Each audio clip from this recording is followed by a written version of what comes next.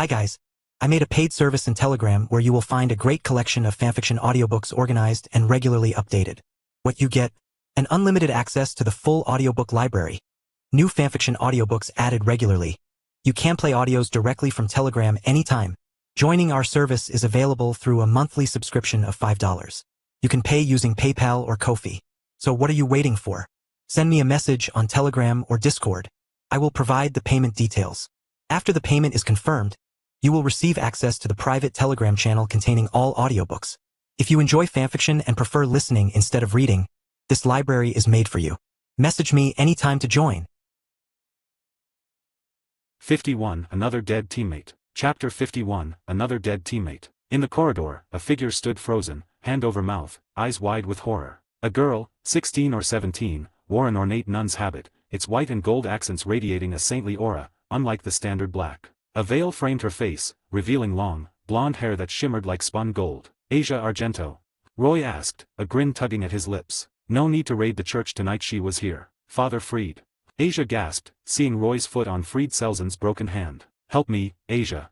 Fried howled, grasping at a lifeline. This devil-tainted human's gonna kill me. Stay put, Roy said, his tone sharp, locking eyes with Asia. She froze mid-step, trembling. After a moment, she whispered, please let Father Fried go. Roy's jaw dropped. You serious? He came to kill me. Kill you? Asia blinked, turning to Fried, stunned. Father Fried, you said this house had a demonic presence, and we were here to exorcise it. Fried had ordered Asia to set a barrier upstairs to trap the demonic presence. The fight's noise drew her out to check. Devil-tainted humans are no better than demonic presence. Fried spat. They're scum, fit only to die. But he's just human, Asia said, voice shaking. He hasn't done anything wrong. Why kill him? Shut up. Fried roared. You're no church saint anymore, you cast-off tool. Without us, you'd be dead. Get over here and block this devil-tainted scum. How's that empty-headed fool brain of yours working? Roy said, lifting his foot from Fried's right hand, only to stomp his left, shattering it. The holy pistol clattered to the floor. Shouldn't you be nice when begging a teammate for help? Roy sneered. Talking like that, you think you'll die slower. Teammate, that empty-minded idiot's just a tool. Fried screamed. Want her? Take her and let me go. Father Fried. Asia whispered, disbelief cracking her voice. Quiet, tool. Fried snapped. You were the church's toy before, now you're someone else's. No difference. Even if she's an empty-minded idiot, she's easy on the eyes and has a sacred gear, Fried said to Roy. Like her, she's yours. Two figures emerged, black wings spread, hovering midair, glaring down at Roy. Fried, I heard that, the female fallen angel said coldly. Asia's our property. What gives you the right to bargain with her? Oh, Lord Fallen Angel, you're here. Fried crowed, ecstatic. I'm touched. Haha, devil-tainted scum, you're done. Fried taunted Roy. We've got Fallen Angel heavyweights. Prepare to die, chopped to bits. Kala Warner, check his hand, the male Fallen Angel, DxD, said, eyeing Roy's sacred gear. Sacred gear. Kala Warner scoffed. Just a gauntlet type, nothing special. You let that beat you, Fried. Pathetic. We should have handled him ourselves, she added. Waste of time. Lord Fallen Angel, this guy's a monster. Fried whined. Monster or not, you're just useless, Kala Warner said, her eyes glinting with sarcasm. Brat, I spared you last time. Now you're scheming against us. Bold. Roy wasn't a stranger to the Fallen Angels. They remembered him as the kid who'd snuck into the church one night. They'd dismissed him as a nobody, not a sacred gear wielder. You planted that monitor in the church, didn't you? DxD asked. Fried's discovery of the device under the altar had rattled them. After racking their brains, Roy the night intruder became their prime suspect, leading to Fried's ambush. Asking what you already know, huh? Roy said, smirking. He glanced at Fried. Thanks for the gifts, though. Roy's foot snapped down, breaking Fried's neck. GRRK. Fried's eyes bulged, blood gurgling from his mouth. He twitched, then stilled, dead. Fried was a lowly servant, but killing him in our faces. DxD growled. You mocking us Fallen Angels? Just two low-class Fallen Angels, Roy sneering. T/L chapters would only be shorter for upcoming 4 chapters, I'm sorry. Rest assured, this won't happen again. 52 Twilight Healing. Chapter 52 Twilight Healing. Just low-class Fallen Angels. Kala Warner screamed in rage. Her eyes bored into Roy. Big talk for someone who only beat Fried. What gives you the nerve to mouth off to us? We're being underestimated, DxD added, his face darkening. A human, lucky enough to get a sacred gear, thinks he can challenge Fallen Angels. Sacred gears were rare, but Fallen Angels, with their long lives, had seen plenty. The Grigori, their organization, studied sacred gears extensively, making them less awe-inspiring to Kala Warner and DxD. To them, a sacred gear just gave mortals a shot at supernatural power potential, not parity. As fallen angels, they were supernatural creatures, wielding innate might. Only a Longinus could make them blink, and Roy's boosted gear, in their eyes, was just a common gauntlet-type sacred gear, not worth a second glance. Exactly, Kalawarner sneered. Freed was just a human we empowered. If you think that makes you hot stuff, you're delusional. Your little sacred gear's a toy compared to our power. Enough yapping, Roy smiled. The more useless someone is, the more thin-skinned they are. I state facts, and you churn out 1,000 excuses to prop yourselves up. You're begging to die, Kalawarner replied in rage. No matter how much I like your face, that mouth's too much. Roy's taunts hit their pride hard, each word a jab at their inferiority complex. One last question before we kill you, DxD said, eyeing Roy like a corpse. Why'd you monitor the church? Roy was a dead man to him, but the monitor's purpose nagged at them. What was Roy after? Could it derail their plans? Roy glanced at Asia, still trembling on the second floor. Fine, I'll let you die knowing. I'm generous like that. Asia. DxD said, catching Roy's look. He laughed. You're bold, coveting our prize. Then die, DxD said. Light power gathered in his hand, forming a radiant light spear, brighter and denser than Freed's sword. He hurled it at Roy with a thrust. The spear tore through the air. Last words done. Roy looked unfazed. Demonic power surged within him, and with a wave, bond of life swallowed the light spear. The attack didn't stop, surging forward like a tidal wave, engulfing DxD. In an instant, the fallen angel was gone. What?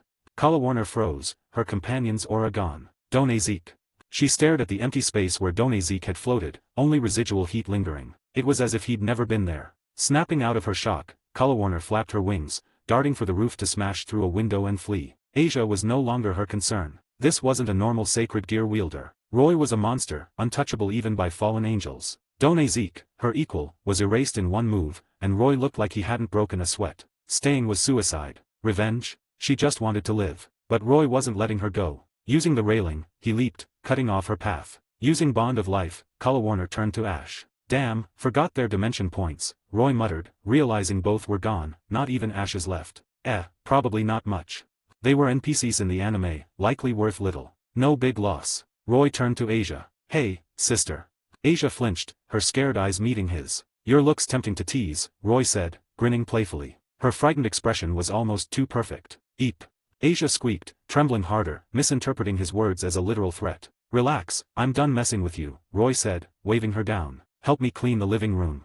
Freed had trashed the place, blood, footprints, and sofa stains. With free labor like Asia, Roy wasn't about to mop himself. Seeing Roy's casual demeanor, Asia cautiously descended. Rags and mops are in the bathroom, Roy said, pointing. Grab them. Asia nodded, obediently fetching the tools and quietly cleaning the living room. Roy pulled 2 drink cans from the fridge, popped one open, and lounged on a clean sofa, sipping. Soon, Asia finished, returning the tools and approaching Roy timidly. I'm done. Anything else?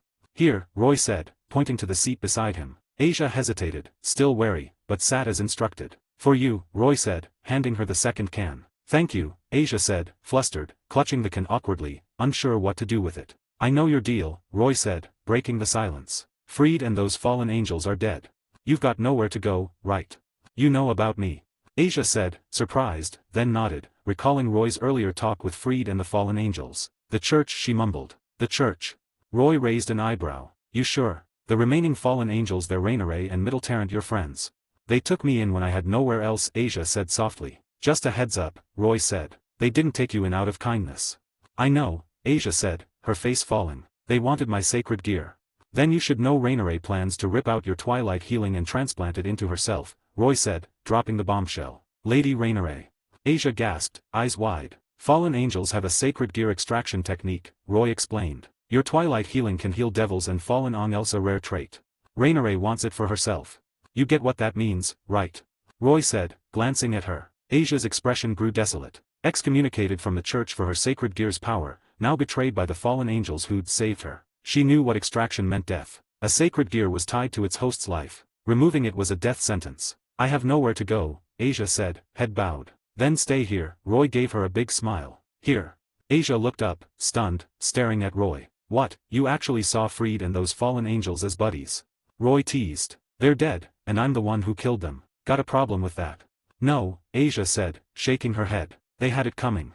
Freed was expelled from the church for his cruelty, and Asia had seen his true colors. The fallen angels, she now knew, only wanted her sacred gear, not her. So, you're in. Roy extended a hand, grinning. Looking forward to working with you. Asia nervously took his hand, shaking it. Please take care of me. Congratulations, host. 350,000 dimension points absorbed. I'm Roy Flott, Roy said. Just call me Roy, no formalities. Got it, Asia said stiffly. I'm Asia Argento. Roy, what can I do for you? Hang out and chill, Roy said simply. Asia tilted her head, confused. That's it. No other tasks. I'm good at cleaning and stuff. Growing up sheltered in the church, Asia took Roy's words literally, her pure nature missing any innuendo. You're more capable than I expected, Roy said, giving her a knowing look. But I don't have heavy chores here. Cleaning crew handles that. For now, just settle in, he added. We'll figure out the rest later. Okay, Asia said, clutching her nun's habit nervously. Let's go to the supermarket. Roy glanced out the window at the setting sun. Grab some daily necessities for you and get dinner. Other stuff can wait. Dusk had settled over Kua town. Gotta deal with those remaining fallen angels another night, Roy muttered. 53, you're too weak. Chapter 53, you're too weak. The night deepened over Kua town suburbs. Freed's team of stray exorcists, brought from Europe, had shattered its usual quiet. Some preparing a ritual, others patrolling the perimeter, guarding against intruders who might disrupt their plans. In the dense woods outside, atop a tall tree, Middle sat bored on a branch. Her eyes scanned the darkness, alert for suspicious movement. No one's out here. Middle grumbled, finding only insects and birds. After another sweep confirmed the quiet, she hopped down and strolled into the church. Middle, I told you to stay on guard outside. Why were you in here? Rainare snapped, spotting her leisurely entrance. Amid the bustling exorcists, Rainare was the only fallen angel present. Guarding's boring, Lady Rainare, Middle said. I've been out there forever, no enemies in sight. With those stray exorcists watching, me slacking won't hurt. If you saw an enemy, we'd have bigger problems, Rainare said, exasperated. She wanted no disruptions, especially now. What's the big deal? Middle shrugged. Enemies would at least kill the boredom. I'm sick of tree views. True, but I need focus these next few days, Rainare said, her confidence unshaken. No interruptions during the ritual. As fallen angels, their arrogance dismissed most threats. Ordinary foes were beneath them. Speaking of, where's Freed and that nun? Middle asked, frowning. They're late. I sent Done Zeke and Collarwarner to keep an eye on them, Rainare said, shaking her head. Should be fine. Asia Argento was the key to her plan, and Rainare couldn't afford mistakes. To avoid spooking Asia before the ritual, she'd let her move freely with Freed, under Done Zeke and Collarwarner's watch. It's been ages. What if something went wrong? They're just dealing with a high school brat, Rainare said dismissively. You and Collarwarner checked him out, right? He's a nobody. Freed can handle a human easily. Maybe Freed's old habits kicked in, picking fights with devil contractors, Rainare added. But I've got a bad feeling, Middle said. The brat who planted that monitor in the church, could someone be backing him? With Done Zeke and Collarwarner there, they'd handle any mastermind, Rainare replied, though Middle's nagging stirred doubt. Fine, we'll wait a bit longer. If they're not back soon, we'll check. You know where that brat lives? Rainare asked. Of course, Middle nodded. 2 hours later, the moon glowed bright, but no sign of Freed, Asia, Done Zeke, or Collarwarner appeared. Let's go, Middle, Rainare said, her calm fraying. Something's off.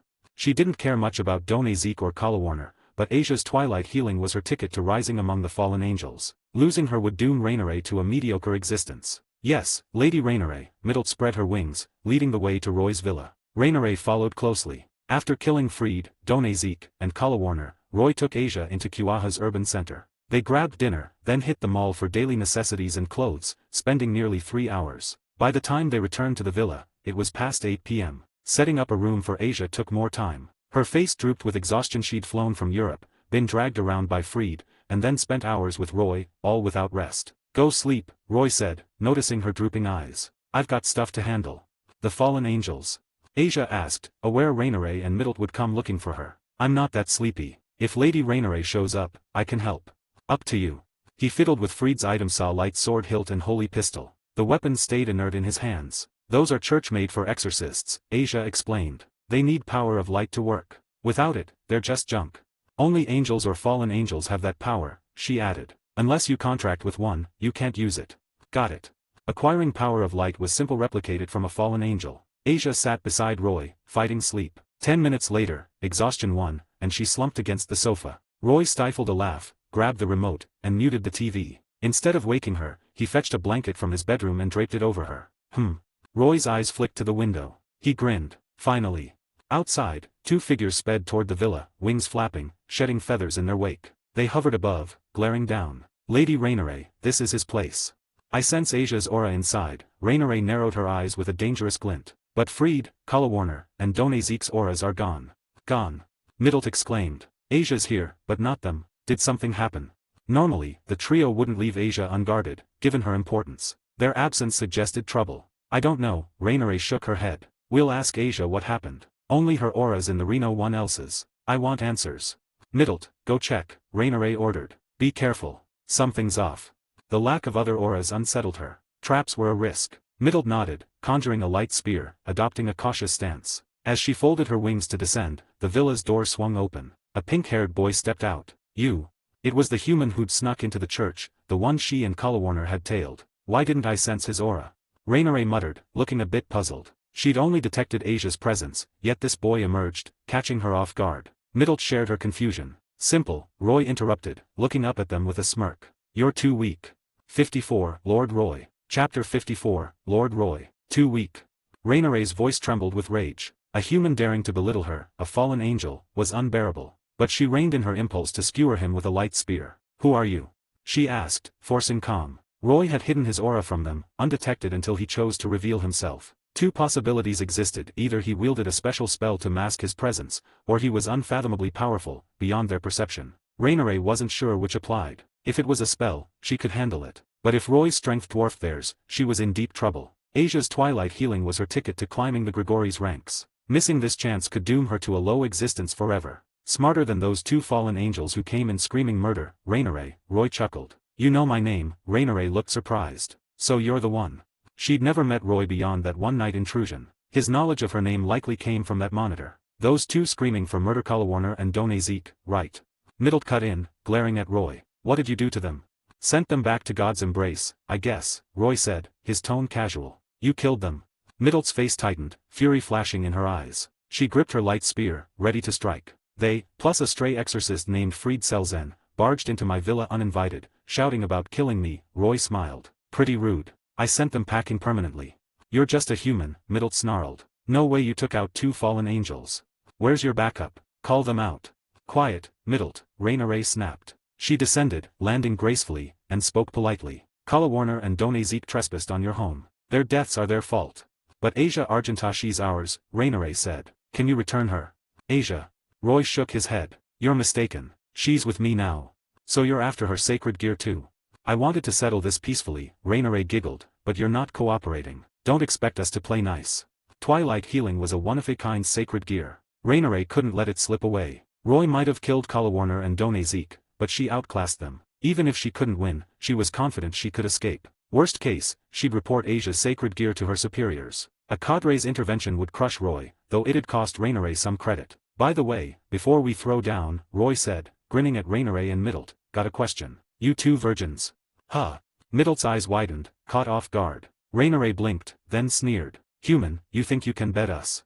This guy's got that kind of idea. Middle gave out a disgusted look. A human lusting after us. Think hard before answering, Roy said. It's a life or death question. His right hand shimmered, the boosted gear materializing. Sacred gear. Rainare's gaze locked onto it, her expression turning serious. No wonder you took out Kalawarner and DxD. Just a human with a sacred gear, Middle scoffed. I'll make you regret crossing us. Same old script, Roy raised his hand. Soon, a deep voice echoed. Boost. Rainare laughed. I was worried it had some fancy trick, but it's just a power booster. Her initial caution faded. Roy's sacred gear seemed like a run-of-the-mill gauntlet type, nothing to fear. Last chance to rephrase. Human, your Rainare started, but the gauntlet's voice cut her off. Boost, boost, boost, boost. The deep voice rang out 4 more times. Impossible. Rainare's face paled, her voice shaking. How's it chaining that many unless it's... Her words trailed off, eyes locking onto Roy's mocking smile. Dread hit her like a wave, her face draining of color. Figured it out, huh? Roy said, chuckling. Figured what? Middle asked, confused. Less versed in sacred gear, she didn't grasp the gravity, but Rainare's fear unnerved her. Lady Rainare, what's wrong? Sekryuati Rainare whispered, trembling. Her wings shed feathers, her lips quivering. The boosted gear wasn't ordinary, it was a Longinus, housing the Red Dragon Emperor. Roy stepped closer, stopping beside Rainare. Her legs buckled, fear rooting her in place as he approached. Lady Rainare. Middle raised her light spear, ready to intervene, but Rainare's shout stopped her. Don't, Middle. Rainare yelled, sweat beading on her brow, her back soaked. Stand down. That idiot nearly got them killed. screaming with all her might save them from annihilation. What's happening? Middle said, a bit baffled. Was this human that terrifying? Even with a sacred gear, this panic seemed excessive. Shut up. Rainare barked. Get down here, kneel, and show respect to this lord. She dropped to her knees with a thud, urging Middle.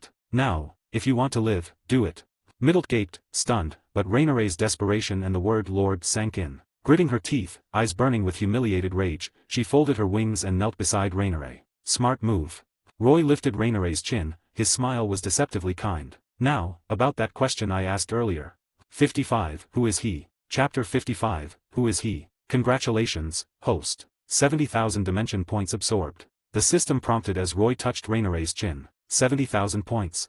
Roy thought. Worthy of an antagonist who nearly killed Issei and Asia in the anime. Rainare's points outstripped Riser's and nearly matched Kibas. Rainare's heart pounded, terror gripping her despite the warmth of Roy's hand. His words echoed, chilling her to the core. I'm untouched, she stammered, forcing a flattering smile. No one of the opposite sex has ever touched me. Good. Roy turned to Middle, the petite gothic fallen angel. And you? Same. Middle snapped, her tone laced with resentment. She didn't understand why Rainare feared this human so much. Even if Roy was a sacred gear wielder, surely two fallen angels could fight or flee. Kneeling and answering his humiliating question felt like a betrayal of their pride. Middle's confusion burned. Why grovel to a human? The shame of a fallen angel pandering to Roy made her skin crawl. Looks like you both got lucky. Roy turned, exposing his back, and walked toward the villa. Middle's eyes flared a perfect chance for a sneak attack. Her hand twitched toward her light spear, but Rainare's desperate glare and a firm grip on her wrist stopped her. Struggling briefly, Middle relented, watching Roy enter the villa, her comeback plan fizzing out. She opened her mouth, but Rainare's sharp look silenced her. Frustration boiled inside her. Rainare shook her head, still kneeling, not daring to rise even as Roy disappeared inside. Middle's ignorance could have doomed them. Inside, Roy approached Asia, asleep. He poked her cheek gently. Asia. Stirring, Asia mumbled. Roy, her eyes fluttered open, heavy with sleep. Keep sleeping, Roy teased at her drowsy state. I'll carry you to your room. Asia's eyelids drooped, closing as she drifted off. Roy scooped her up in a princess carry, heading to the second floor to tuck her into her room. Outside, Middle whispered, Lady Rainare, we're just kneeling here. You nearly got us killed. Rainare hissed, glancing nervously at the villa's door. Seeing no movement, she continued, you wanted to attack that lord. Let's escape now, Middle interrupted in between. Run if you want, but leave me out of it. Rainare snapped. Her face mixed fear with a flicker of excitement and ambition, baffling Middle. Roy could kill them or toy with them. Why the anticipation? Lady Rainare, who is he? Middle asked, looking a bit wary. Rainare gave her a look of disdain, as if Middle were a hopeless idiot. No one's as clueless as you. The Grigori catalogued most known sacred gears. Name a gauntlet-type sacred gear, besides a Longinus, that can do multiple power boosts, Rainare said. Longinus. Middle's eyes widened, realization dawning. You mean his sacred gear is? Rainare nodded. The boosted gear, one of the 13 Longinus. The Sekiryu one of the 2 heavenly dragons. Middle gasped, bowing her head, nearly prostrating. Her earlier defiance now terrified her. They danced on the edge of death. The Sekiryu's legacy loomed large. The first-generation Red Dragon Emperor, Drade, required the combined might of the 3 factions to even fight. Even Azazel, the Grigori's governor, treated Sekiryu wielders with respect. Low-class fallen angels like Rainare and Middle were ants before such might. Middle shivered, recalling her near attack. Had Rainare not stopped her, they'd be killed. What now, Lady Rainare? Middle asked, her voice still trembling. Kneel and wait for his orders, Rainare replied with a sly. Middle pressed herself lower, whispering compliance. Unlike Middle's raw fear, Rainare's expression held ambition. Serving the Sekiryu could skyrocket her status among the fallen angels. Her beauty was above even among fallen angels. Roy's interest in it gave her hope not just for survival, but for power. The Grigori valued Longinus wielders, with figures like the Hakuryu, Albion's host, as Azazel's confidants. Despite the Sekiryu-Hakuryu rivalry, Azazel's sacred gear obsession would ensure Roy's value. Aligning with him could secure Rainare's future. Come in, you two, Roy called out from the villa. Rainare rose shakily, Middle stumbling, legs weak from fear. They steadied themselves and entered respectfully. What followed unfolded naturally. The next morning, Roy stepped out of his room, dressed, and spotted Asia bustling in the living room. She'd prepared breakfast and was cleaning. Asia. Roy, I'm so sorry for falling asleep last night, Asia said, her face flushed with guilt. No worries, Roy said. Anything happened while you were out? Come out, you two, Roy called toward the bedroom. Rainare and Middle emerged, clad in clothes conjured by their magic. Lady Rainare. Middle. Asia gasped, tensing as if facing enemies. They're not foes anymore, Roy said, grinning. Relax, Asia. Not foes. Asia blinked, confused. Asia Argento, Rainere said, bowing slightly. Middleton, I now serve Lord Roy. You needn't fear us. I no longer covet your sacred gear. I apologize for my past intentions. Oh. Asia, ever forgiving, softened. Rainere's plan hadn't harmed her, and her kind heart held no grudges. She accepted the apology easily. Serve Roy? Asia asked, tilting her head. Indeed, Rainere said, a hint of pride in her voice. We're Lord Roy's now. Serve him well alongside us. You too, Roy cut in, addressing Rainere and Middlet. When I'm not here, Asia's in charge. Yes, Lord Roy, they replied in unison, bowing, not daring to object. 56 Rias, is this reality? Chapter 56, Rias, is this reality? Aye. Asia stuttered. Rainere and Middlet had once been her temporary overseers, yet now they'd defer to her. The role reversal left Asia reeling. Roy gave her a confident grin. You were a church saint. You've got the chops for it. Since it's Lord Roy's arrangement, Middlet and I have no objections. Rainere bowed slightly. The household answers to you now, Asia, Middlet added in. I understand, Asia nodded stiffly. With both fallen angels agreeing, she wouldn't protest. Please guide me moving forward. Likewise, Rainere and Middlet replied in unison. I didn't know others were here, so I only made breakfast for two, Asia said, hurrying to the washing machine with clothes. I'll whip up more soon. No need, Rainere said, shaking her head. Middlet and I can grab something outside. You and Lord Roy eat first. Rainere knew her and Middlet's status paled beside Asia's in Roy's eyes. Pleasing Roy long-term required more than physical allure. Catering to Asia was a smarter play. Roy sat down to breakfast, simple bread, cake, and a morning tea. Ever thought about school? School? Asia blinked, caught off guard. Yeah. I'm a sophomore at QA Academy. I'm there most days, and sometimes I'm out for extracurriculars. Can't stay home with you all the time. You're school age too, he continued. Stuck at home, you'd get bored. School's got kids your age, friends to make. You wouldn't feel so alone. Can I? Her eyes lit up. She'd grown up cloistered in the church, tutored privately but never attending a real school. As a saint, mingling with ordinary kids was forbidden. Yet she'd always yearned for that normal life. No reason you can't, Roy said, chuckling. Might take some paperwork, though. I'll check with QA Academy about enrolling you.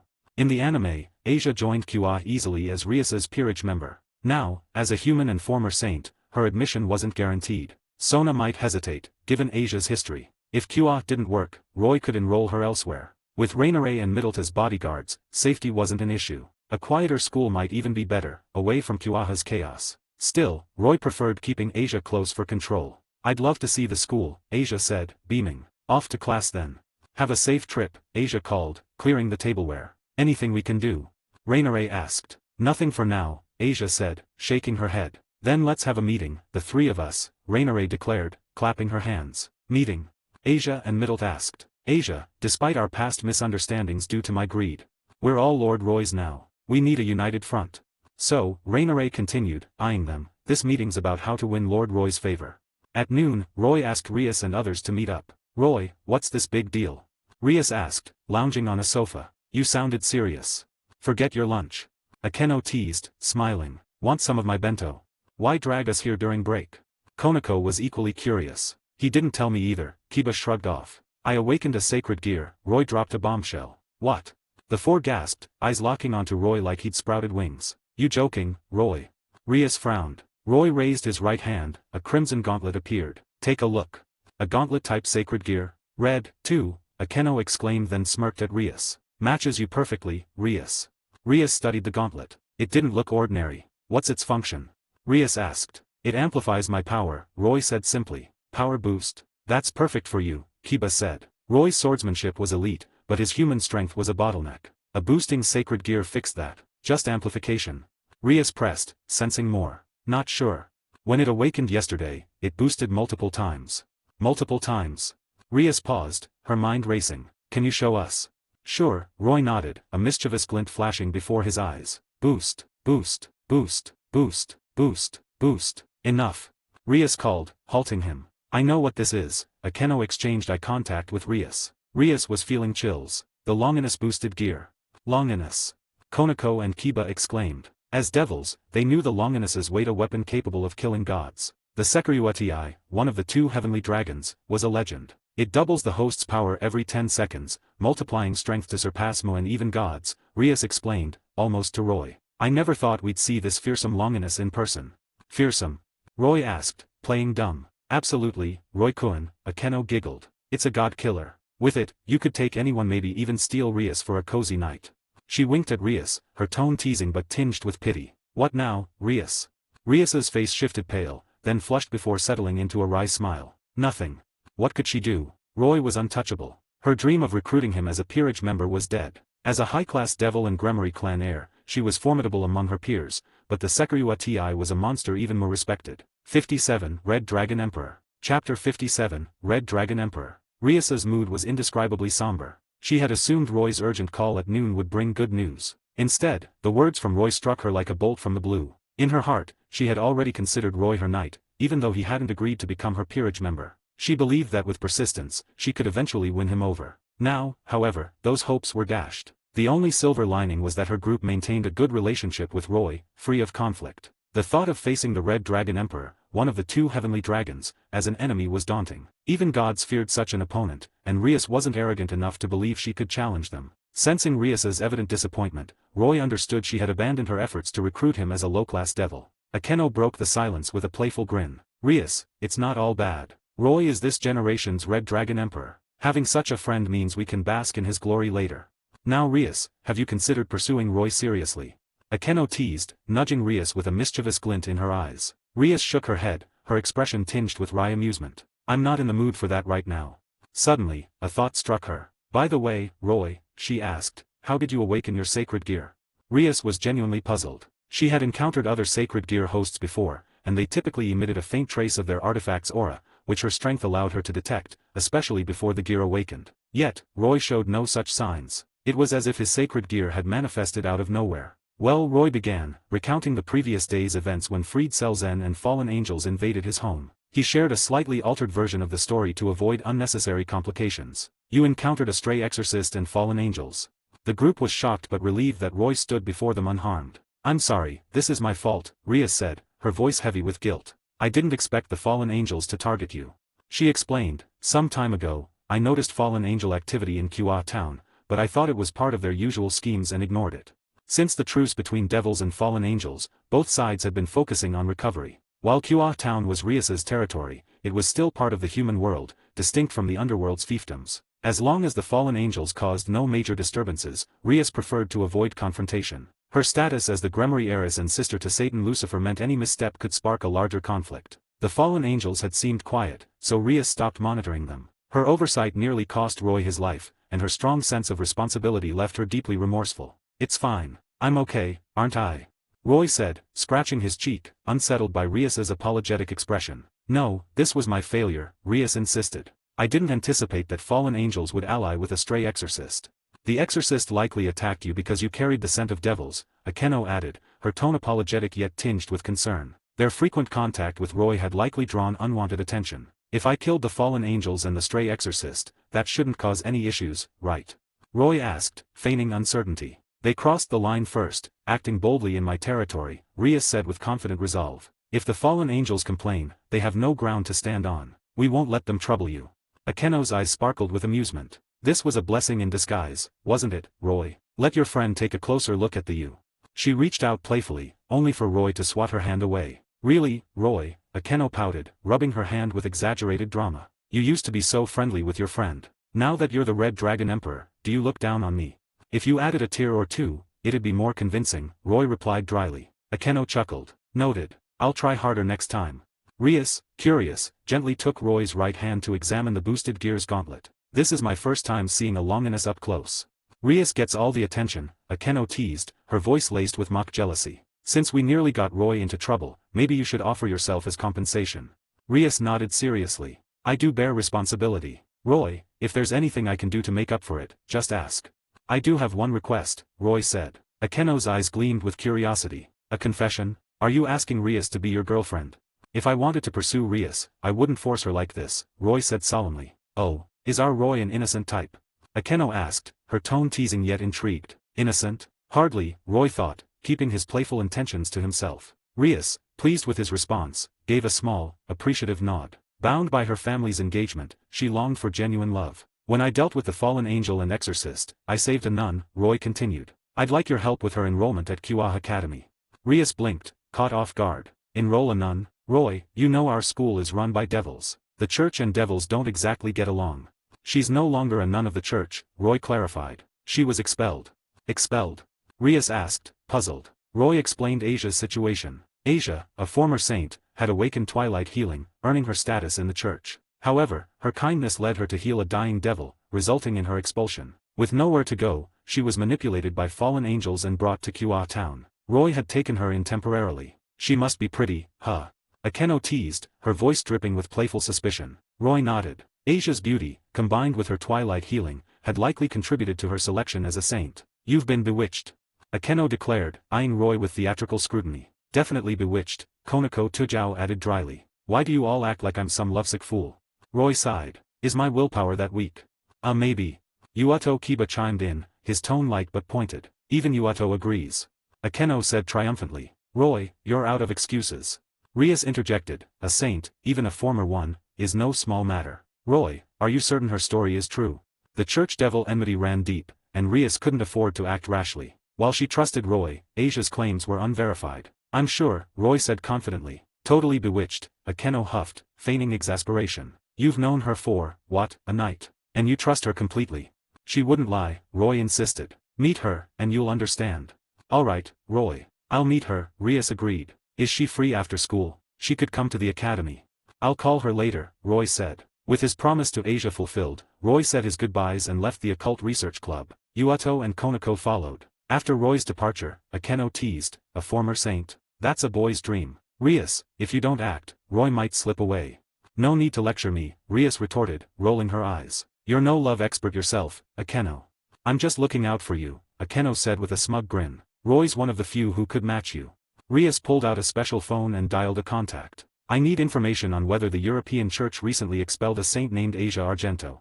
As a Grimoire heiress, Rias had connections in the human world, including Europe. Unlike devils, who hid their identities, church saints were public figures, making them easier to investigate. Keeping your rival close, huh? Akeno remarked, her tone playful yet pointed. You're the one who encouraged this, Rias shot back, her lips curving into a sly smile. Akeno raised an eyebrow. Your moods improved awfully fast. As Rias's childhood friend, Akeno knew her well. It didn't take long for Akeno to realize why Rias's mood had lifted. Twilight healing, wielded by a former saint with nowhere to go, Rias mused, her voice carrying a hint of intrigue. Sounds like a perfect candidate. 58, Roy, if you can convince her. Chapter 58, Roy, if you can convince her. Rias reviewed the information about Asia, born in Europe, abandoned by her parents at birth, and left at the door of a church. The church, which doubled as an orphanage, naturally took in the abandoned infant. Raised by nurturing nuns, Asia developed a deep, pious faith in the biblical God, shaped by her surroundings from a young age. Perhaps her devotion caught divine attention, for a miracle manifested when she was 8. A mysterious power emerged within her, capable of fully healing injuries and restoring the wounded to perfect health. This ability, twilight healing, was discovered by church officials by chance, forever altering Asia's life. She was brought to the Catholic Church's headquarters and elevated by its members as a holy maiden with miraculous healing powers. The church employed Asia to mend the ailments of visiting believers, claiming her sacred gear was a blessing from God. Asia herself believed this wholeheartedly. How else could an ordinary girl possess such extraordinary power if not by divine favor? Driven by her faith and kind heart, Asia embraced her role without hesitation, becoming a saint revered by countless believers. But her world crumbled when she healed a devil. A church member witnessed the act, and Asia, once exalted, was branded a witch for her ability to heal devils. The Catholic Church swiftly excommunicated her. Such a tragic story, Rias murmured, her voice tinged with sympathy as she read the report. The details of Asia's life were no secret in Europe, and Rias's contacts had gathered the information effortlessly. Asia's kindness had led to her downfall, transforming her from a saint to an outcast. Most heartbreaking was the church's betrayal. Those who had once cherished her healing gift now regarded her with disgust and fear. Rias understood the church's position. The enmity between the church, devoted to the biblical God, and the devils of the underworld was irreconcilable. Without intervention from high-ranking church officials, Asia's witch label was permanent. A sacred gear that can heal devils, Rias noted, her interest piqued. Such a power was exceptionally rare. Sacred gears, created by the biblical God, were typically hosted by humans, not other races. Devils and fallen angels, as God's adversaries, were generally excluded from their benefits, especially healing. Yet Asia's twilight healing defied this norm, making it a remarkable anomaly. Rias's thoughts shifted to the devil Asia had healed. The report mentioned him only briefly, with no details about his appearance or origins. Could he be a high-class devil?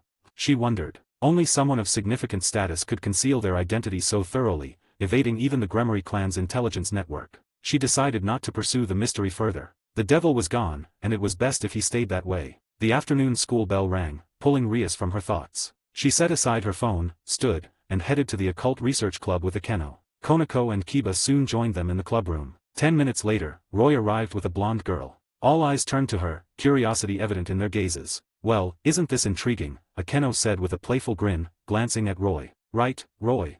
Asia's striking beauty, paired with her delicate, vulnerable aura, was sure to captivate many. She was destined to become an idol among Kyoa Academy's students. "I know Asia's charming, but Akeno, don't get any wild ideas. She's a perfectly normal girl," Roy replied, his tone light but firm. "Oh, and I'm a normal girl too, Roy," Akeno retorted, flashing a mock-dangerous smile, as if daring him to suggest otherwise. "Asia, introduce yourself," Roy said, stepping aside to give her the spotlight. "Hello, I'm Asia Argento," she said, bowing deeply at a 90-degree angle. Her slender frame trembled slightly, her hands clutching her clothes nervously as she spoke in a flustered voice. "I'm Rias Gremory, president of this club," Rias said, her smile warm and composed. "Asia, Roy has told you about us, hasn't he?" "Yes, he has," Asia replied, straightening up with a nod. "And you don't find us unsettling?" Rias asked. As a former saint of the church, Asia had been cast out for aiding a devil. Yet Rias sensed no hostility or fear in her. I believe there are good devils too. Not all of them are evil," Asia explained earnestly. "That doesn't sound like empty flattery," Akeno remarked, her curiosity piqued. "Her eyes are sincere." "She's not lying," Konako said, her expression impassive but observant. Yuato nodded in silent agreement. Asia's eyes were strikingly pure, like crystal-clear water free of any blemish. Such untainted clarity made deceit seem impossible. Rias understood why Roy had insisted Asia couldn't lie. "She is quite unique," she said, her tone warm. "Roy asked me to handle your enrollment, Asia. I have no objections, but I need to confirm one thing. You truly have no ties to the church anymore, correct?" "None," Asia said, her smile bittersweet. "I've been excommunicated." "Did you turn to the fallen angels out of resentment toward the church?" Rias asked. She knew part of Asia's story, her desperation after being cast out. But such unfair treatment could breed bitterness in anyone. Rias imagined she would feel some resentment in Asia's place. To her surprise, Asia shook her head. "No, I'm grateful to the church. They raised me when I was abandoned and gave me a home. Even though they expelled me, I don't resent them." "Almost too kind," Rias said, though her tone held no judgment. "But I find myself liking you, Asia." Roy grinned. Asia's gentle nature was disarming. Only someone as deranged as Fried Selzen could fail to be charmed by her. "Asia, your enrollment paperwork will be ready soon. You'll need to fill out a few forms," Rias said. Asia blinked, then bowed gratefully. "Thank you so much." "Asia, would you consider joining my peerage?" Rias asked, glancing at Roy. Since he had brought Asia, his opinion mattered. "If you can convince her, I have no objections," Roy said with a nod. "Excellent." Rias handed Asia an application form for the Occult Research Club. "Please fill this out. It'll be part of your enrollment process." Asia took the form, looking puzzled. "How do I fill this?" "I'll guide you," Rias said, leading her to a sofa. She handed Asia a pen and explained each section of the club membership form. Once Asia completed it, Rias tucked the form away. "Welcome, Asia. You're now a member of the Occult Research Club." Asia looked confused. "Huh.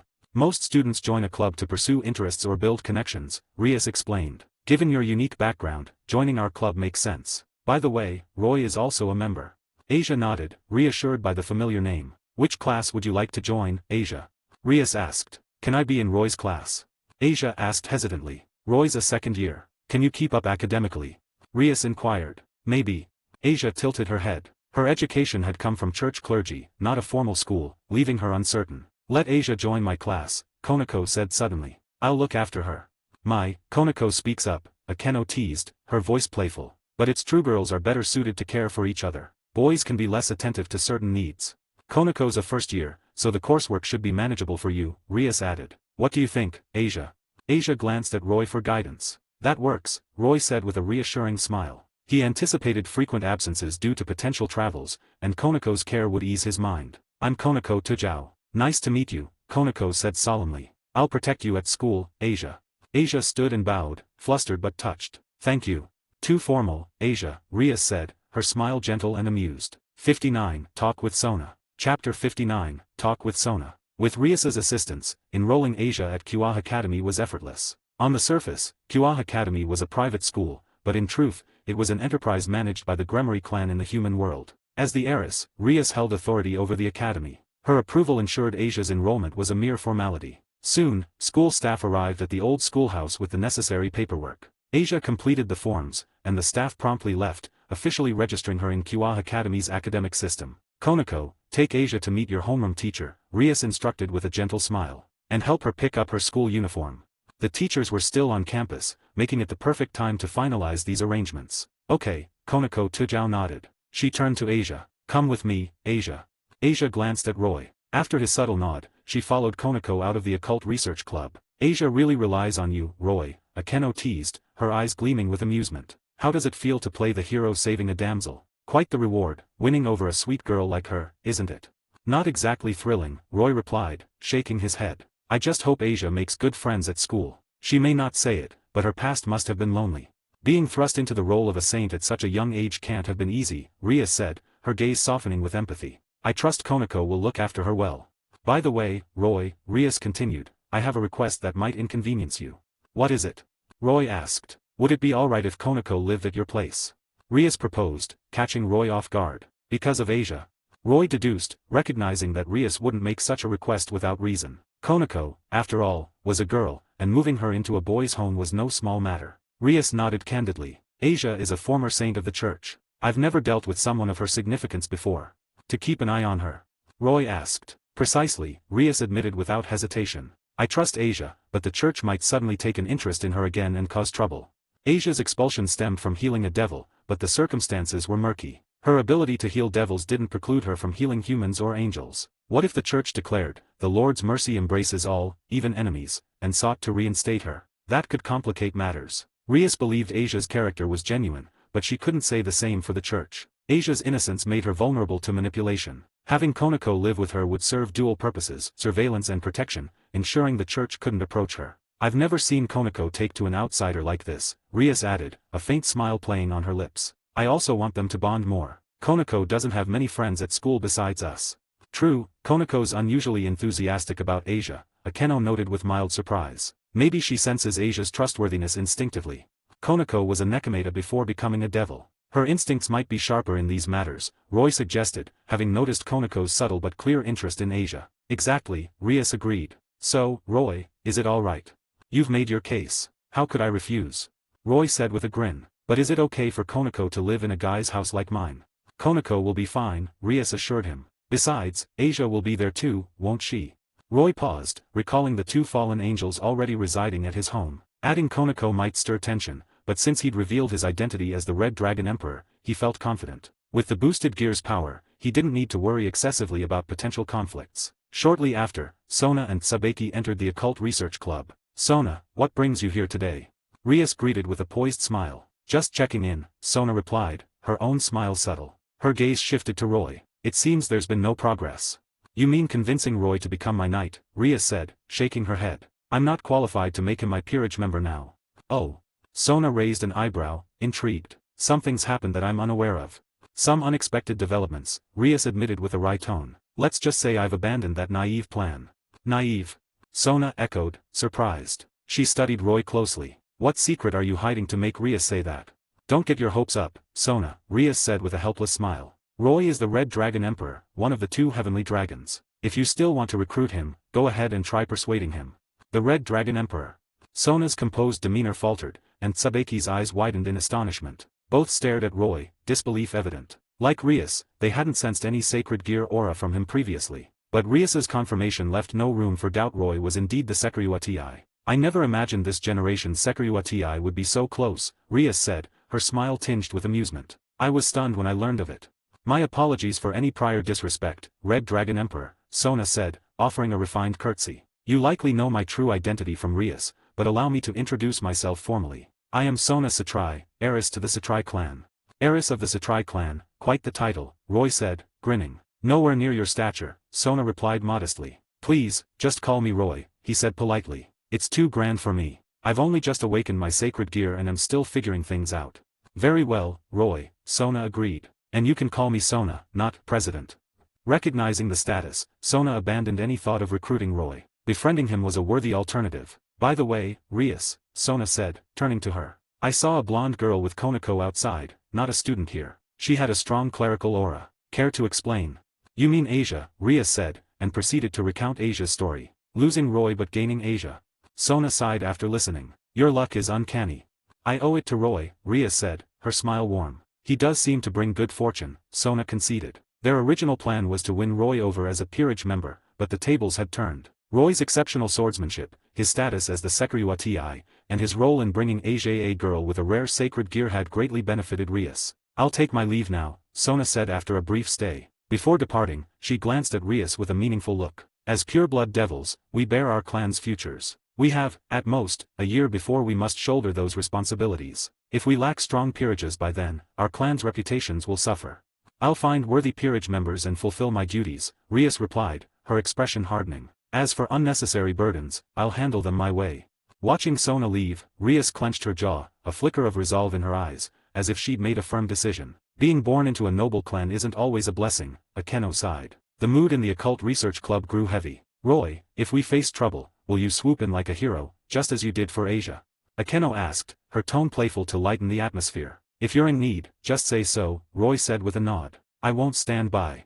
Akeno let out a delighted cheer, wrapping her arms around Roy's with a gleeful laugh. I knew I was right about you.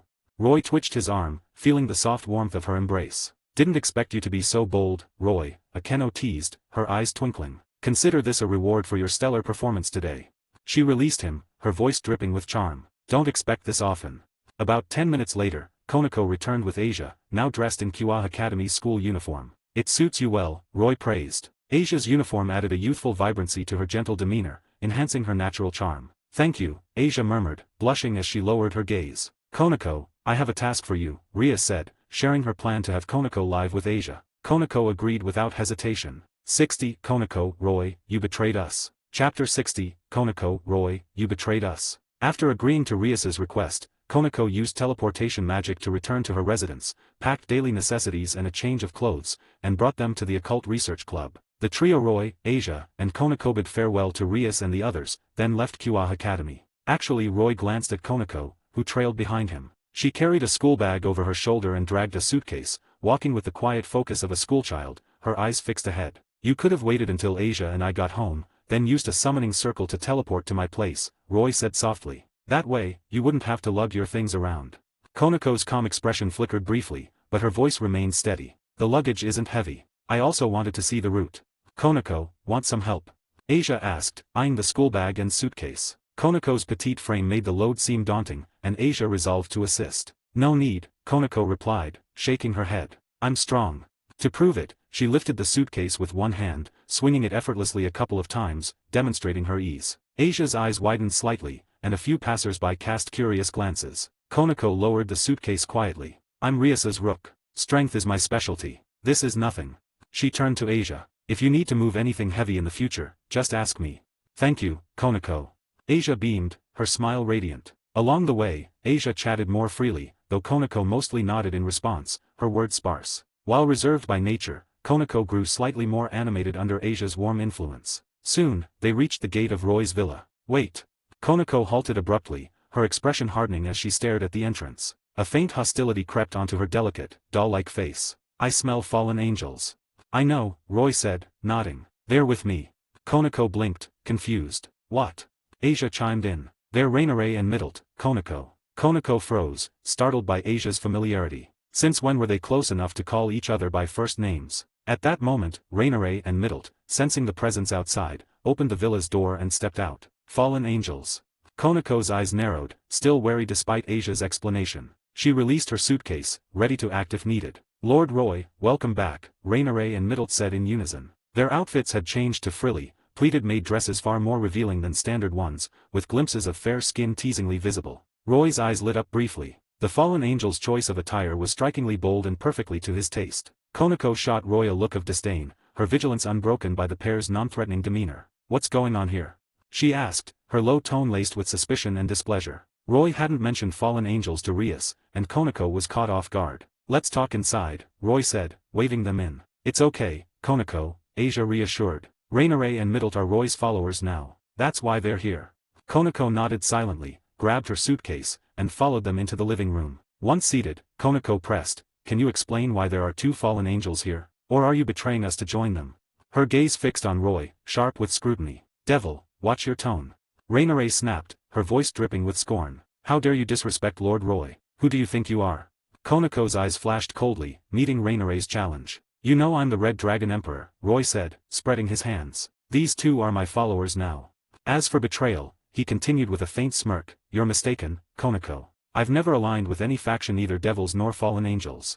He smiled lightly. If anything, I'm on humanity's side, carving my own path. So, betrayal? Doesn't apply. Konako's stoic face twitched, Roy's words clearly stirring her. Right now, I'm just closer to you all because we've spent more time together, Roy added. But that doesn't mean I'm on the devil's side. I've never planned to become one. That said, we're friends, and I won't deny that. If you need help, I'll give it my all. If you're wronged, I'll fight for justice on your behalf. But don't talk about betrayal. Konako fell silent, processing his words. Got that, devil. Rainare said smugly. Don't assume Lord Roy belongs to any side. He's not someone you can sway so easily. Enough, Rainare, Roy interjected, halting her. I'm at fault here too. I didn't fully explain my situation to Rias at noon, which led to this misunderstanding with Konako. I understand. I'm sorry, Konako said after a pause. She stood and bowed to Roy, her apology sincere. No harm done. It's a simple mix-up, Roy said, shaking his head with a smile. I messed up too. Sorry. He turned to Rainare and Middlet. Prepare a room for Konako. She'll be living here from now on. The two nodded without protest and headed upstairs to set up the room. Roy, those fallen angels are trouble, Konako warned, her tone grave. If word gets out that you've tamed two of them, the fallen angels won't let it slide. High-class ones might come looking for you. Fallen angels were few in number, with a perilously low birth rate. Compared to devils, their position was precarious. Roy might struggle against their retaliation. Some might overlook Roy's actions due to his status, but there was no guarantee they'd stay passive. Thanks for the heads up, Konako, Roy said with a grin. Devil, don't try to drive a wedge between us, Rainare shot back, pausing on her way upstairs. Middlet and I chose to follow Roy willingly. She puffed up with pride. Even if my superiors find out, I have ways to justify it. You don't need to worry. Middlet and I are Lord Roy's followers now. We won't bring him unnecessary trouble, she added with a huff, then sashayed upstairs. Can I punch her?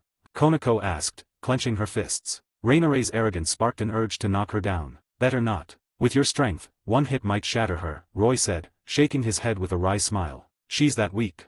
Konako nodded, her mood lifting instantly. 61 Underworld Matters. Chapter 61 Underworld Matters. Under Roy's guidance, Konako, Asia, Rainare, and Middlet coexisted peacefully, a rare sight given their affiliations. Representing devils, a former church saint, and fallen angels, they hailed from factions of biblical mythology with millennia of enmity. Devils, angels, and fallen angels had waged war for so long that their main forces were depleted, forcing a truce not from victory but from exhaustion. High-ranking members of these factions might maintain civility, but mid-class and low-class members often clashed on sight. Living together was unthinkable. Yet, this unusual harmony unfolded in Roy's home. All right, Devil, your room's ready, Rainare announced, emerging from a second-floor room with Middlet. Her tone carried a sharp edge. If not for Roy's orders, they'd never have prepared a room for a devil. Thanks, Konako replied, her expression blank. My name's Konako Tujao. Rainare paused, eyeing Konako for a few seconds. I'm Rainare, call me that. I'm Middlet, Middlet added, following Rainare's lead. I'll take my things upstairs, Konako said, hefting her schoolbag and suitcase. Before ascending, she glanced at Roy. I'll report the fallen angels to President. Roy nodded. It wasn't a secret, and Rias would learn of it eventually. Upstairs, guided by Rainare, Konako settled her belongings and called Rias to report the situation. Understood, Konako, Rias said calmly, a faint smile in her voice. Since Roy wants you to get along, follow his lead. The fallen angels shouldn't pose a major issue. Still, keep an eye on them, she added. Roy's only recently awakened his sacred gear and is new to our world. He might miss things we need to watch for. Got it, Konako replied evenly, then ended the call. Rias, fallen angels at Roy's place? Akeno asked. Two of them, likely companions of the fallen angels Roy killed, Rias replied. Probably sought revenge but, learning he's the Red Dragon Emperor, chose to follow him instead. Talk about opportunists, Akeno said, a mocking curve to her lips. Roy's something else, though. Letting go of their grudge so easily doesn't speak well of their character, yet he took them in. He's new to our world of devils and fallen angels, Rias said with a dismissive smile. Curiosity about them is natural. Per Konako, they're likely mid-class or low-class. Even if they've got ulterior motives, they can't cause much trouble. Fallen angels are cunning, Rias, Akeno teased. Sure you can be so lax. It's Roy's business. I don't want to meddle too much, Rias replied, shaking her head. Should have moved on Roy sooner, Akeno said playfully. If you were his girlfriend, you'd have a say in his affairs. If those fallen angels sway him, that'd be a problem. Roy, as the Red Dragon Emperor, would be prized by any faction. Akeno doubted Rainare and Middle were merely followers. They likely aimed to pull Roy to the fallen angel's side. Roy's not easily swayed. Rias looked confident, her faith in his resolve unshaken by her own failed attempts to recruit him. Konako's in a tough spot, though, Akeno sighed. Should I help her out? No need, Rias said. I'm heading to the Underworld tomorrow for a few days. I'll need you to manage things here. About the Fenix matter. Rias nodded. I've followed my clan's arrangements before, but they made a decision without my consent. I'm done accepting that. Sona's recent prodding had solidified Rias's resolve to assert her will. Hope it goes well, Akeno said. I hope so, Rias replied, a determined glint in her eyes. At Roy's villa, Konako's first night passed without incident. Over the weekend, Roy, Asia, Konako, Rainare, and Middle spent a day shopping on the commercial street. Asia's belongings, left at the church, had been retrieved by Rainare and Middle, and the stray exorcists led by Fried had been dealt with. Asia, having lived in the church, owned mostly nun's attire. The night Roy took her in, he'd bought her only 2 sets of casual clothes. Thus, much of the day was spent trying on and purchasing new outfits. They also toured Kua Academy to familiarize Asia with the campus. In 2 days, Asia and Konako grew close. With Asia's warmth and Roy's mediation, Konako's tension with Rainare and Middle eased. While not friendly, their interactions lost their initial hostility, resembling normal conversation on the surface. Asia was thrilled, making friends and preparing for school. Her excitement about Kua Academy kept her awake Sunday night, causing her to oversleep and skip breakfast. Konako, Asia's in your hands, Roy said as they reached the school building, parting ways. Anyone who tries to bully her will answer to my fists, Konako said, brandishing a clenched hand with quiet menace. Roy smiled, nodded, and headed to his class. Stepping into his second-year classroom, Roy drew envious and jealous stares, mostly from boys. Their glares suggested he'd stolen their dream girl. What's your deal with Konako Tajao? Why'd you arrive with her? One demanded. Who's that cute blonde? She was with you.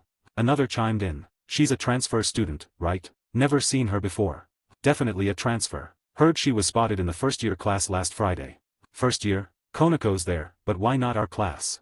The room buzzed with excited questions from boys and girls alike. They're clubmates, Roy explained with a casual smile. The blonde is Asia Argento, a transfer student and new member of the Occult Research Club. His answer quelled the chatter temporarily. Showing off again, dear. Kiryu teased as he sat. But I bet your relationship with those two isn't so simple. We live together, Roy admitted. Kiryu's eyes flicked downward mischievously. What, Murayama, Katace, and I haven't worn you out, so you're already drained elsewhere. Her suggestive tone was immediate. Plenty of ammo left, Roy shot back, rolling his eyes. Oh. Kiryu turned to Katace and Murayama. Hear that, girls? Dear's still in play. If we work hard to tire him out, he won't have energy to flirt with other classes. Shut up. Katace and Murayama retorted, flustered. Roy grinned and prepared for class. That afternoon, the group gathered at the Occult Research Club. Asia, how was your first day? Akeno asked with a warm smile. Really good. Everyone in class was so kind and welcoming, Asia said, her face glowing with joy. Attending a normal school was a fresh experience, surrounded by classmates unlike the nuns and priests of her past. Though she didn't grasp all their topics, she found their chatter fascinating. They seemed to get along well, Akeno observed, smiling. Some boys with bad intentions approached Asia, but I drove them off, Konako added. Thanks, Konako, Roy said, appreciating her protective instincts. Where's Rias? She's not back yet.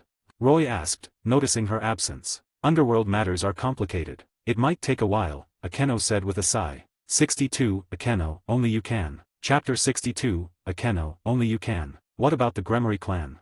Roy asked, pondering the situation based on what he knew of the story. The issue troubling Rias was likely her marriage contract with Riser. Exactly, Akeno confirmed with a nod. It's a personal matter for Rias. She has to handle it herself in the Underworld. Akeno knew the details of Rias's trip but refrained from sharing. It was a private affair involving the Gremory and Fenix clans, not something to discuss lightly. Seems like quite a hassle. 2 or 3 days, and it's still unresolved, Roy said with a smile. Don't worry, Rias will manage, Akeno replied lightly. She understood how challenging it would be for Rias to resolve the engagement with the Fenix clan. In her estimation, Rias might return empty-handed. If there's anything I can help with, just let me know, Roy offered, nodding. My status as the Red Dragon Emperor should carry some weight, right? Absolutely. If Rias can't sort it out, we'll definitely call on you, Akeno teased, her tone playful. But don't stir up trouble. After all, Rias's clan matters aren't so simple to fix. And if you step in, she might cling to you for life, she added with a mischievous glint. Cling for life. Roy's lips twitched in a helpless smile. That's a bit dramatic, isn't it? Helping Rias isn't that daunting. Are you trying to scare me off, Akeno? He asked, raising an eyebrow. Who, me? Akeno said with mock innocence. I'm just laying out the consequences of helping Rias, Roy. No scare tactics here. Besides, there'd be rewards, she continued, her voice teasing. Like me tagging along with Rias to pester you forever. I'm her queen, after all. I go where she goes. How's that? Feel like you're getting a deal now? Akeno's playful smile widened. I get the feeling that believing you would make my life way more complicated, Roy muttered, shaking his head. Ouch, Roy, that stings, Akeno said, feigning hurt as she blinked at him pitifully. Here I am, always thinking of you. What's the plan now? Roy asked, steering the conversation away from her theatrics. Without Rias, it feels like we're just coasting, Akeno admitted, her tone turning lazy. Nothing urgent. Everyone's free to do what they want. Asia, let's play, Konako said, pulling out a game console and setting out snacks, inviting Asia to join her. Asia, still enchanted by everything at school, especially the occult research club, found even Konako's games endlessly engaging. Roy, want to spar with swords? Yuato asked. Sure thing, Roy replied with a nod. Don't thrash me like last time, Yuato said with a dry laugh. I want to learn from you and shore up my weaknesses. As Rias's knight, Yuato felt her urgency and aimed to strengthen himself. Sparring with Roy, whose battle instincts were razor-sharp, was the fastest way to improve. I'll go easy, Roy assured with a wry smile. I'll prep some tea and snacks, Akeno said, heading to the clubroom's side area, equipped with a small kitchen and bathroom. Come by when you're done. Roy and Yuato moved to an empty classroom they'd used for sparring before, focusing on refining each other's swordsmanship. As dusk fell, the group left the occult research club. Roy, Asia, and Konako returned to the villa. Rainare and Middlet, the fallen angels who once knew nothing of cooking, had diligently studied maid skills since joining Roy, including culinary arts. For fallen angels, mastering human tasks like cooking was simple with effort. Thus, a hot dinner awaited the trio upon their return. Thank you, Konako said after eating, clasping her hands and bowing slightly. I'll wash the dishes. Living at Roy's expense made her feel she should contribute. No need. You're a guest, Rainare said coolly. Leave the chores to us.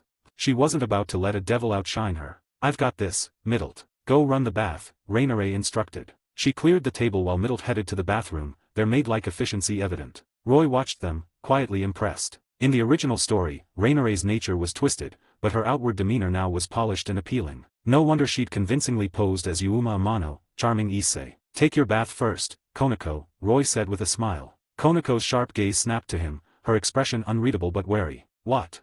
Roy asked, puzzled by her stare. Something off about me. Konako's eyes narrowed, as if trying to pierce through him. I lock the bathroom door when I shower, she said flatly. That's what you're worried about.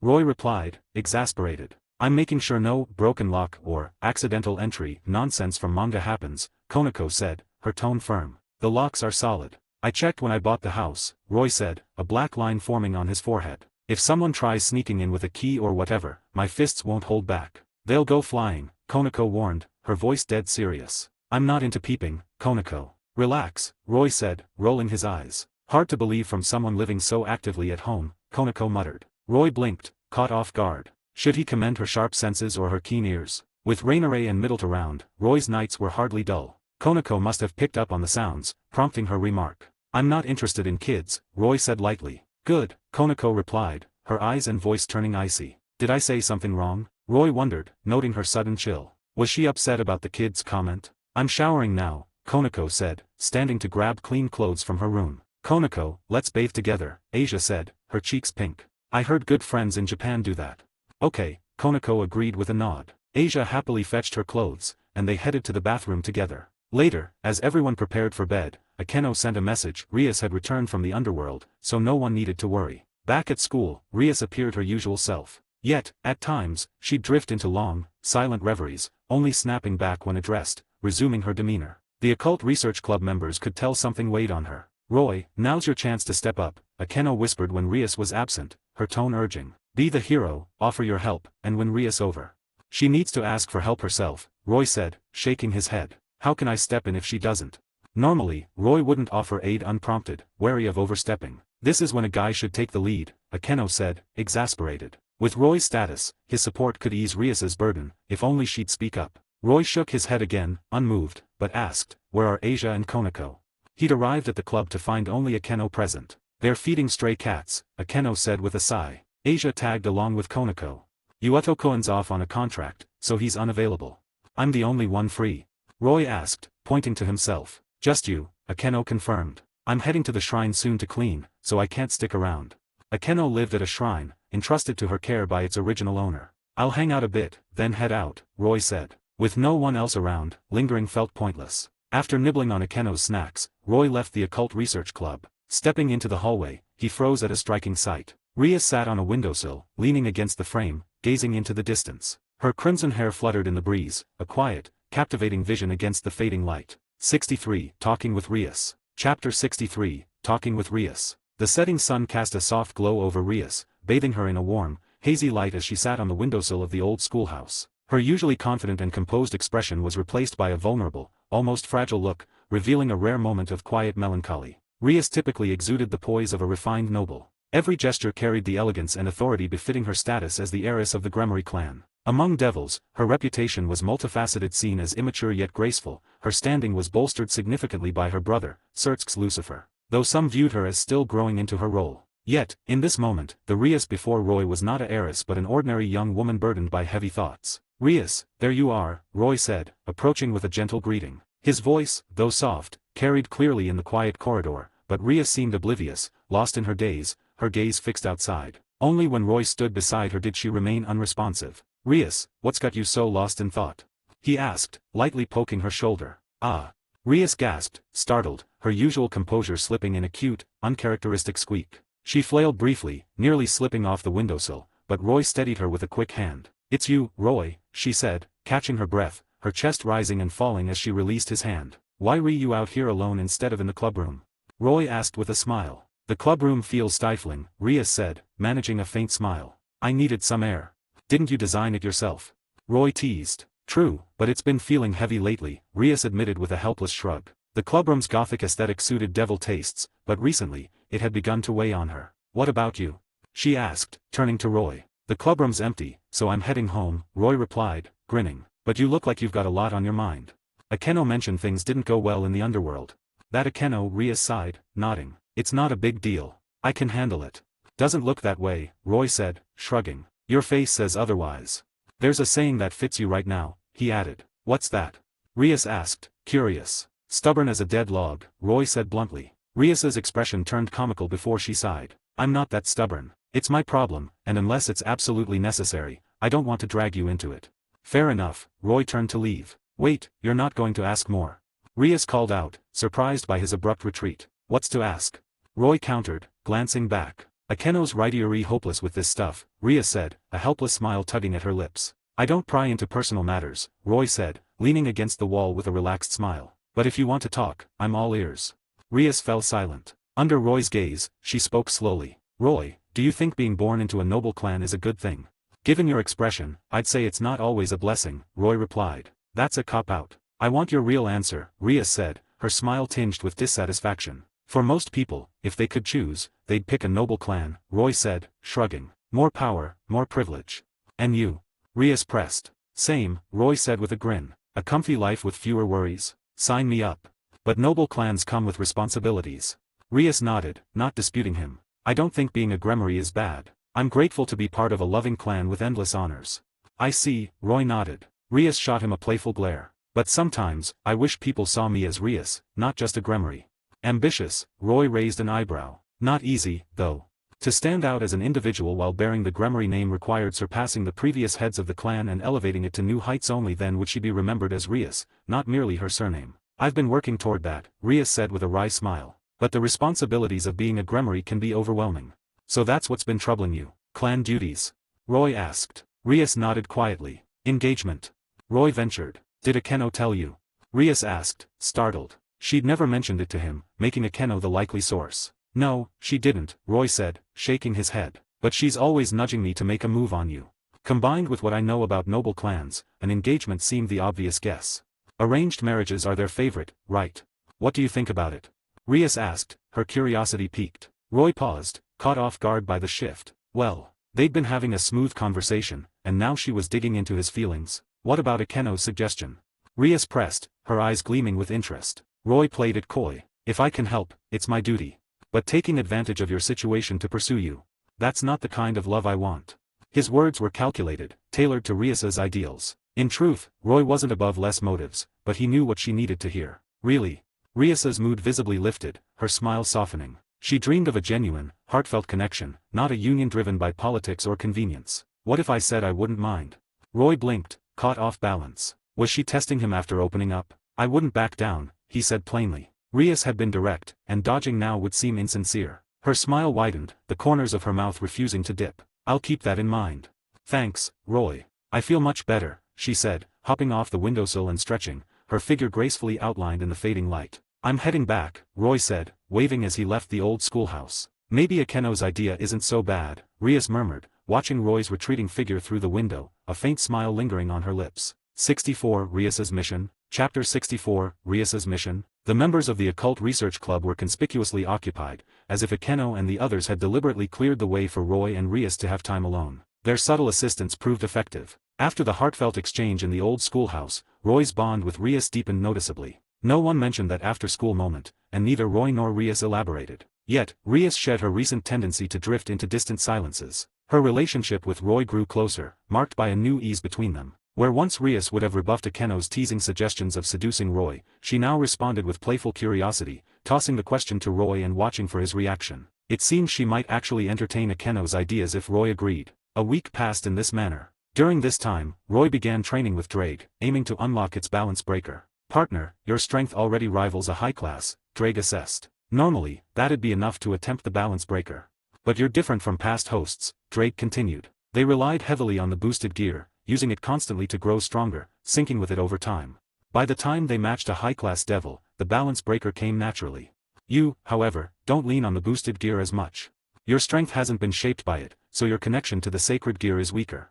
Drake's telepathic bond with Roy revealed this clearly. Unlike previous hosts, Roy's reliance on the boosted gear was minimal, a fact Drake found both humbling and reassuring. As a Longinus, Drake lamented its limited role in Roy's growth, as he rarely tapped its power. Yet, Roy's grounded mindset was a relief. Past hosts, drunk on the boosted gear's strength, often grew reckless, their egos leading to early deaths either in battle or through self-destructive hubris. In Drake's view, Roy's restraint could lead him to surpass all prior Sekiruati. Roy didn't dispute Drake's assessment. Sacred gears grew through frequent use, so Roy dedicated nights to training with the boosted gear, pushing to reach the balance breaker. Boost, boost, boost. With each boost, Roy's body neared its limit. His current strength could rival fallen angel cadres. Still can't trigger the balance breaker. Roy muttered, sensing the immense power coursing through him. You've hit a plateau, Drake explained. The sacred gear's in a delicate state. It needs a catalyst to unlock the balance breaker. A catalyst. Issei unlocked his balance breaker through an intense obsession. Roy, however, lacked such a singular fixation. A vague desire to grow stronger wasn't enough. Partner, training's reached its limit here, Drake said. How did past hosts unlock it? Roy asked. Most triggered it in battle, facing a formidable enemy, Drake replied. The surge of fighting or survival instinct pushed them over the edge. Solid approach, Roy said, nodding. Adrenaline and desperation could ignite what training couldn't. There's another method, Drake added. You can force the balance breaker, but it risks partial dragonification of your body. Once you experience it, your strength and familiarity with the sacred gear would make it easier to activate again. A last resort, Roy said, not dismissing it. Issei's first balance breaker followed a similar path, dragonifying his arm and requiring ongoing treatment. Roy figured he could try it if no natural trigger emerged, though the aftermath would be a hassle. Any hosts unlock it through sheer power? Roy asked. None, Drake said. You could try, but you'd need at least ultimate class strength. Ultimate class? Reaching ultimate class might be feasible. Let's hope, Roy said, likening the catalyst to a sudden insight. Deactivating the boosted gear, the surge of power faded, replaced by fatigue. Back at the villa, Roy showered and prepared for bed. His nightly training had paused his usual evenings with Rainier and Middlet. A glowing magic circle, bearing the Gremory clan's sigil, flared on his bedroom floor. Rias, bit late for a casual visit, Roy turned as the light revealed her. Roy, Rias said, her eyes brimming with urgency. She rushed into his arms, tackling him onto the bed. What's this about? Roy asked, surprised by her boldness. Their relationship had warmed, but this was a little too much. Do you like me? Rias asked, straddling him, her gaze intense. Yeah, Roy replied simply. At this point, sidestepping would be pointless. Then take me, Rias began undoing her clothes. I'm guessing the engagement with your clan couldn't be resolved, so you're rebelling this way. Roy asked. If I didn't like you, I wouldn't stop to this. Rias locked on his eyes, her feelings laid bare. Rias, I get that the engagement's got you desperate, but this feels impulsive. You might regret it later. Roy was relieved he'd kept things tame with Rainier and Middlet lately. Otherwise, Rias's surprise visit could have been awkward. 65, let me have it, Roy. R18, Chapter 65, let me have it, Roy. I'm clear-headed, Roy. I know exactly what I'm doing. Rias insisted, her voice intensifying after his cautious words. I've thought this through. This is the only way to break free from my clan's engagement. Her crimson hair cascaded over Roy's body, each strand brushing against him. Feeling her warmth and weight, Roy made a token effort to resist, more for show than conviction. Rias swiftly shed her clothes, revealing her flawless figure without hesitation. Am I really not enough to move you, even like this? She asked, a shy edge to her voice as she sensed his half-hearted pushback. I'm worn out today, Roy sighed. His nightly training with the boosted gear, pushing for the balance breaker, had drained him physically. I know this seems impulsive, and it took a lot for me to decide, her face paling at his words. But you don't need to make excuses to brush me off. Tired? Roy, host of a Longinus and a skilled swordsman, far surpassed ordinary humans in stamina. Training alone couldn't exhaust him. A battle might, but there'd been none. If I had another choice, I wouldn't resort to this, Rias began, her voice faltering. Hold that thought, Roy cut in. We'll talk later. Later? I'm bearing everything, and I still can't reach you. Rias froze, her confidence crumbling. Her strength seemed to drain, and if she weren't atop Roy, she might have slumped to the floor. Pale, she started to rise. In an instant, Roy flipped their positions, pinning her beneath him. Rias hadn't anticipated that his talk later was an action, not a dismissal. The moment redefined her understanding of restraint. Rias lay pinned beneath Roy, her crimson hair splayed wildly across the pillow, her naked body trembling under his weight. Her vulnerability laid bare as he held her wrists gently but firmly. Roy's cock pressed hard against her thigh, his arousal clear, but his gaze was steady, piercing her defenses. The dimly lit bedroom crackled with tension. Roy, I'm a liar, Rias choked out, tears streaming down her cheeks. I tell everyone I'm training to be strong, but I'm lazy. I waste hours on anime, manga, stupid otaku crap. I talk big, but I'm not working hard. I'm scared I'll never be the heiress they expect. Her voice broke, her chest heaving with shame. Roy's lips quirked into a warm, teasing grin. You, a liar? Rias, you are still a badass devil.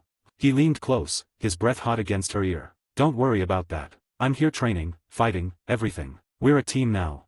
His words were a lifeline, but her tears fell harder, her body tense with the weight of her confession and the unknown of what came next. Rias pulled him down, kissing him desperately, all tongue and teeth, her hands clawing at his shoulders. Roy matched her intensity, groaning as his cock twitched against her. He spread her legs wide, exposing her virgin pussy, pink and glistening with arousal but untouched. Fuck, you're soaked, he growled. Do it, Rias said, voice shaky but defiant, her tears still falling. I want to be better, Roy. For you. For me. Her heart pounded, fear and need mixing as she braced for her first time. You will be, Roy said, lining up his cock with her entrance. I've got you, Rias. He pushed in slowly, the tip stretching her tight pussy, and Rias gasped, her nails digging into his back. The pressure was intense, a sharp sting as her hymen resisted, and she whimpered, her body tensing. Roy paused, kissing her softly. Breathe, Rias. I'll go slow.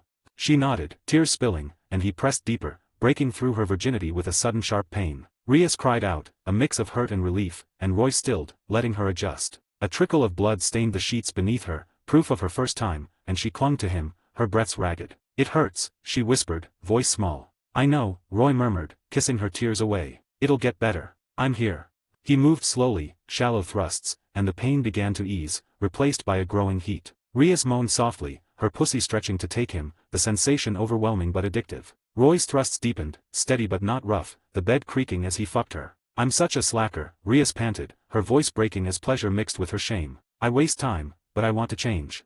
You're changing now, Roy grunted, his hands gripping her hips, angling to hit a spot that made her gasp. Her pussy clenched around him, slick with arousal and a hint of blood, and Roy's thumb found her clit, rubbing fast. Rias's moans grew louder, her body trembling as the pain faded into pleasure. She came suddenly, her pussy spasming, a sharp cry escaping as her first orgasm rocked her. Roy slowed, letting her ride it out, his cock still buried deep. He pulled out gently, his cock slick with her juices, and flipped her onto her stomach. More, he said, voice rough. He tugged her hips up, positioning them for 69. Rias's face hovered over his cock, her pussy above his mouth. She hesitated, still reeling from her first time, but Roy's tongue flicked her clit, and she moaned, the sensation reigniting her need. Roy, she started, but his mouth sucked her pussy, cutting her off. She gasped, then leaned down, licking the tip of his cock, tasting herself in the faint metallic hint of her blood. His tongue worked her clit relentlessly, and she squirmed, her moans muffled as she took him deeper, sucking sloppily. Her hands gripped his thighs, her pussy grinding against his face as he devoured her. I waste so much time, Rias mumbled, pulling off his cock to stroke it with her hand, her fist pumping fast. I'm not enough. Roy's tongue paused, and he smacked her ass lightly. You're plenty. Keep sucking, Rias. His voice was firm but warm, and she dove back in, her lips wrapping around his cock, bobbing her head while her hand jerked the base. She alternated, sucking hard then stroking, spit and pre-cum mixing as she worked him, her pussy throbbing from his tongue's assault. Her second orgasm hit hard, her pussy clenching as she screamed around his cock, her body shaking. Roy groaned, his hips bucking, but he held off, pulling her off him. "Not done," he said, sitting up and guiding her to kneel between his legs, his cock in hand. "Suck me, Rias." She looked up, her pussy still tender but aching for more. "I want to be better," she whispered, gripping his cock, stroking it slowly, her hands slick from their mess. "You will," Roy said, playfully slapping her cheek with his cock, the light smack making her gasp. "Stop stressing, just focus on this." He tapped her lips with the tip, smirking. "Open." Rias hesitates but obeyed, her lips parting as she took him in, sucking hard, her tongue swirling the head. She stroked him with one hand, the other digging into his thigh, her rhythm messy but eager. Roy groaned, fingers in her hair, guiding her gently. "Fuck, that's good," he rasped. She gagged as he hit her throat but kept going, spit dripping down her chin, her hand jerking him when she pulled back to breathe. "I'm scared I'll fail," she gasped, stroking him fast, her voice raw. "I talk big, but I don't deliver." Roy's grin softened, and he slapped her cheek with his cock again, teasing. "You won't fail. I'm here, Rias. We'll train, fight, fuck whatever it takes." His words steadied her, and she sucked with renewed focus, her hand pumping in sync. Roy's groans grew louder, his hips twitching as she worked him, her mouth and fist relentless. "Rias, I'm close," he warned, voice strained. She didn't stop, sucking harder, her hand stroking faster. He came with a grunt, hot cum spilling into her mouth, some dripping down her chin as she swallowed what she could. She pulled off, panting, wiping her face. Roy pulled her up. "I love you," she whispered, the words raw and unguarded. "Love you too." He flipped her onto her back, spreading her legs. "One more," he growled, thrusting his cock into her tender pussy. Rias moaned, her walls gripping him, sore but craving him. He fucked her hard, each thrust a promise, their bodies slick and desperate. "You're doing better now, Rias," Roy grunted, pounding her, his thumb on her clit. She came again, screaming his name, her pussy pulsing. Roy followed, spilling inside her, his groans mixing with hers as they collapsed. The next morning, Rainare, performing her maid duties, entered Roy's bedroom to wake him. She froze at the sight before her. "You're the fallen angel following Roy," Rias said, rising swiftly from the bed. With a flick of demonic power, she erased any traces of the night, gathered her scattered clothes, and dressed impeccably in front of Rainare. A devil. Rainare's eyes narrowed warily, locking onto Rias before glancing at Roy, still asleep. The scene spoke for itself. "I'm Rias Gremory," Rias introduced, her smile poised and generous, she was back to her confident self. Rainare's mind reeled. She'd known Kua Town was the territory of the Gremory clan's next head, but seeing Rias in person was a first. "I'm Rainare, Lord Roy's follower. I came to wake him," Rainare said, her face impassive. "Give him a bit longer," Rias said, her smile elegant. "I'll wake him later." Last night had stretched until 2 or 3 in the morning, leaving them both exhausted, collapsing without even showering. "Yes," Rainare replied automatically, retreating silently. Outside, she bristled with annoyance and embarrassment. A fallen angel, cowed by a devil's presence. Was this the aura of the Gremory heiress? No, that woman's acting like she owns the place. Rainare fumed, realizing Rias's composed demeanor screamed mistress of the house. Half an hour later, Rias woke Roy. At the breakfast table, Konako's stoic face betrayed a flicker of confusion upon seeing Rias. "President, why are you here?" Rias hesitated. How could she explain last night? "Rias and I are dating. She'll be moving in," Roy said with a casual smile. Konako's sharp gaze pierced Roy, as if trying to dissect him. Asia's eyes darted between Roy and Rias, wide with surprise. "That's right. Roy and I are together," Rias confirmed, exhaling in relief, her smile warm. "Understood," Konako said, her expression blank. Her death-ray stare lingered on Roy before she turned to her breakfast, biting into it with unusual force, as if venting. "Is Konako upset?"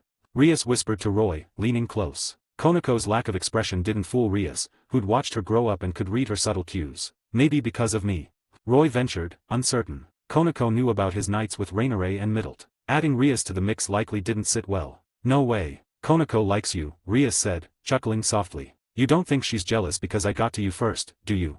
Konako eased her aggressive chewing, eating more calmly. After breakfast, the group headed to school, sparking another wave of fervent gossip. First, the idolized first years, Konako and Asia, and now Rias, the school's adored beauty, were all linked to Roy. Since the sem began, Roy had been a constant topic, especially regarding his ties to the school's most coveted girls. In the boys' eyes, he'd eclipsed Yuato Kiba as the prime target of envy and resentment. Back in class, Roy fielded a barrage of questions from classmates with practiced ease. After school, he and Yuato headed to the occult research club, encountering Asia, Konako, and a few of their classmates gathered around something. "It's the cats Konako and I fed before." Didn't expect to find them at school, Asia explained with a bright smile, playing with the strays. Among the 4 or 5 cats, a snow-white kitten stood out, pristine unlike the others. It darted to Konako's feet, meowing urgently upon spotting Roy. That's Konako's familiar. Startled by its cries, Konako glanced at Roy, sized him up, then quickly turned to soothe the kitten. We're heading to the club. Can you look after the cats? Konako asked her classmates. No problem, Konako, they assured. We'll find adopters. Satisfied, Konako tugged Asia along, joining Roy and Yueto toward the old schoolhouse. As they neared, Roy's expression shifted, his gaze snapping to the clubroom. Yueto's face grew solemn, mirroring Roy's focus. What's wrong? Asia asked, sensing the tension. Someone powerful is in there, Roy replied, his eyes narrowing. Didn't expect to sense that aura here, Yueto added, his expression grave. President and Akeno-senpai are already there, Konako said, anxiety creeping into her voice as she prepared to rush ahead. It's fine. If someone that strong meant trouble, the school wouldn't be this calm, Roy said, placing a hand on Konako's shoulder. An enemy? Asia asked, her hands clasped. A green glow flickered, summoning her twilight healing rings, her face resolute. I can heal or fight if needed. No need to panic, Roy said with a reassuring smile. Probably not an enemy. Let's check it out. At the clubroom door, Roy didn't knock, pushing it open and stepping inside. Instantly, all eyes turned to the entrance. Roy scanned the room. Rias sat on the sofa, her expression stern. Akeno stood behind her, her usual smile strained and forced. A third figure dominated the space, a tall young woman in a maid outfit, her silver hair braided and draped forward, exuding a chilling aura. She stood on a magic circle in the room's center, poised like a dutiful maid. Her overwhelming presence filled the air, radiating raw power. Despite her attire, she faced Rias unflinchingly, as if they'd been debating moments ago. The room brimmed with tense pressure, heavy and oppressive. Asia, startled by the atmosphere, instinctively clutched Roy's clothes. Roy recognized the silver-haired maid, Graphia Lucifuge, Rias' sister-in-law and the Underworld's strongest queen, with power rivaling Satan class. Her formidable aura was no surprise. 66. Riser arrives. Chapter 66. Riser arrives. Come in, Rias said, her stern demeanor softening slightly as she forced a smile for Roy and the others. Graphia's gaze settled on Roy and Asia, then shifted to Rias. Humans? 2 of them. She said, her expression unreadable. Rias, involving humans in this matter, are you serious? I know my own affairs, Graphia. I don't need your guidance, Rias snapped, her eyes sharpening as she met Graphia's stare. You misunderstand, Graphia said, bowing slightly, her tone neither servile nor arrogant. Some matters shouldn't be discussed with outsiders. Using these humans to stall is futile. I'm not stalling, Rias retorted, her voice edged with irritation. Then ask them to leave. Our discussion isn't finished, Graphia said calmly. No, they're my people and have a right to know, Rias said, flatly rejecting the suggestion. Or do you have an issue with my choice of friends? Rias's gaze held firm. As the next head of the Gremory clan, your social circle is beyond my critique, Graphia said, lowering her head to avoid Rias's stare. If you choose to include these humans, I won't object further.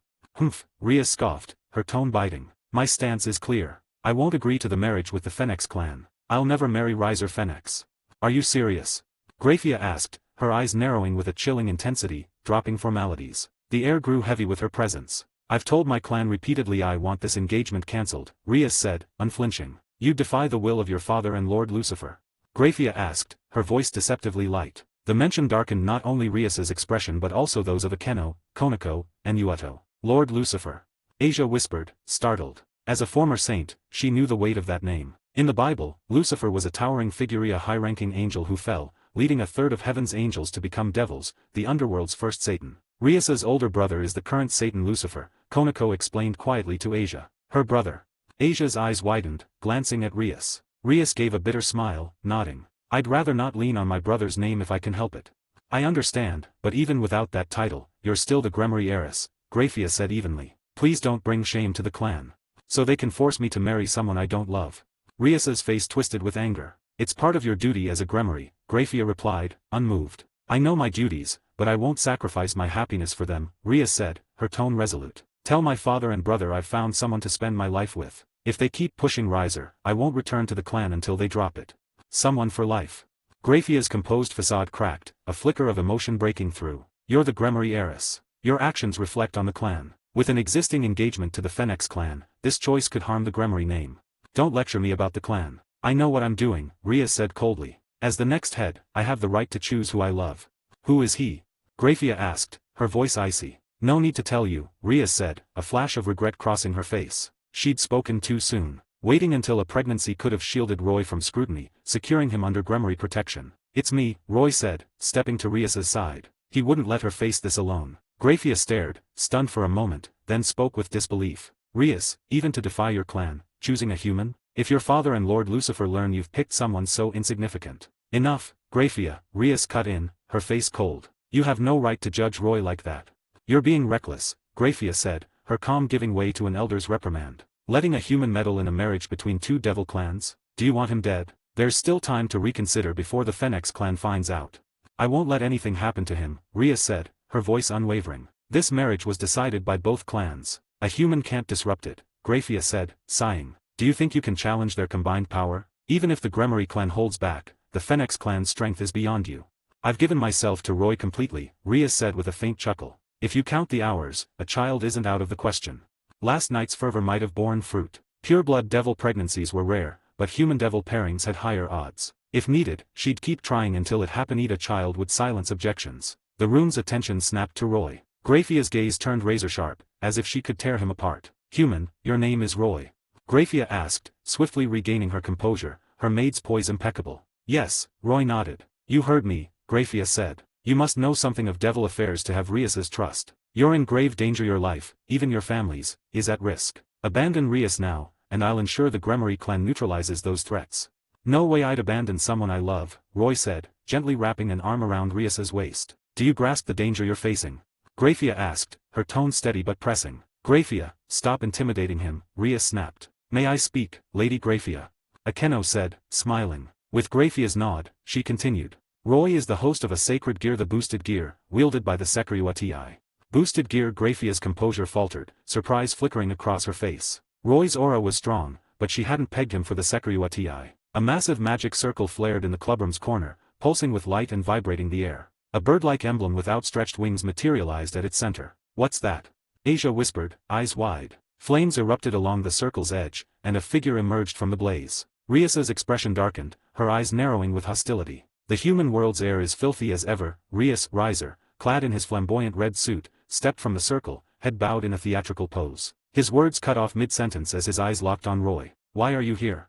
he barked, his voice a mix of shock and indignation. 67, buddy, why are you here? Chapter 67, buddy, why are you here? Rias's expression darkened further upon seeing Riser, her displeasure palpable to everyone in the room. His grating, overly familiar tone only deepened her scowl. "Riser, we're not close enough for you to ask me like that," Rias said, her voice dripping with unconcealed disgust. Her gaze was icy, oblivious to the fact that Riser's eyes weren't on her but fixed on Roy beside her. On natural oversight, given how closely she and Roy stood, their intimacy clear. "This is my territory," Rias continued sharply. "Where else would I be? Don't barge in spouting nonsense."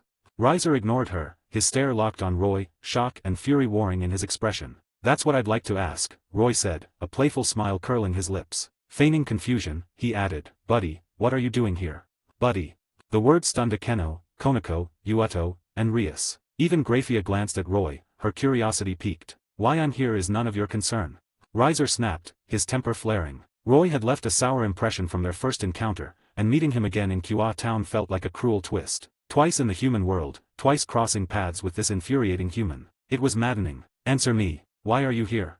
Riser demanded, his voice thick with irritation. "Your head's always been a bit slow, but now your eyes are failing too."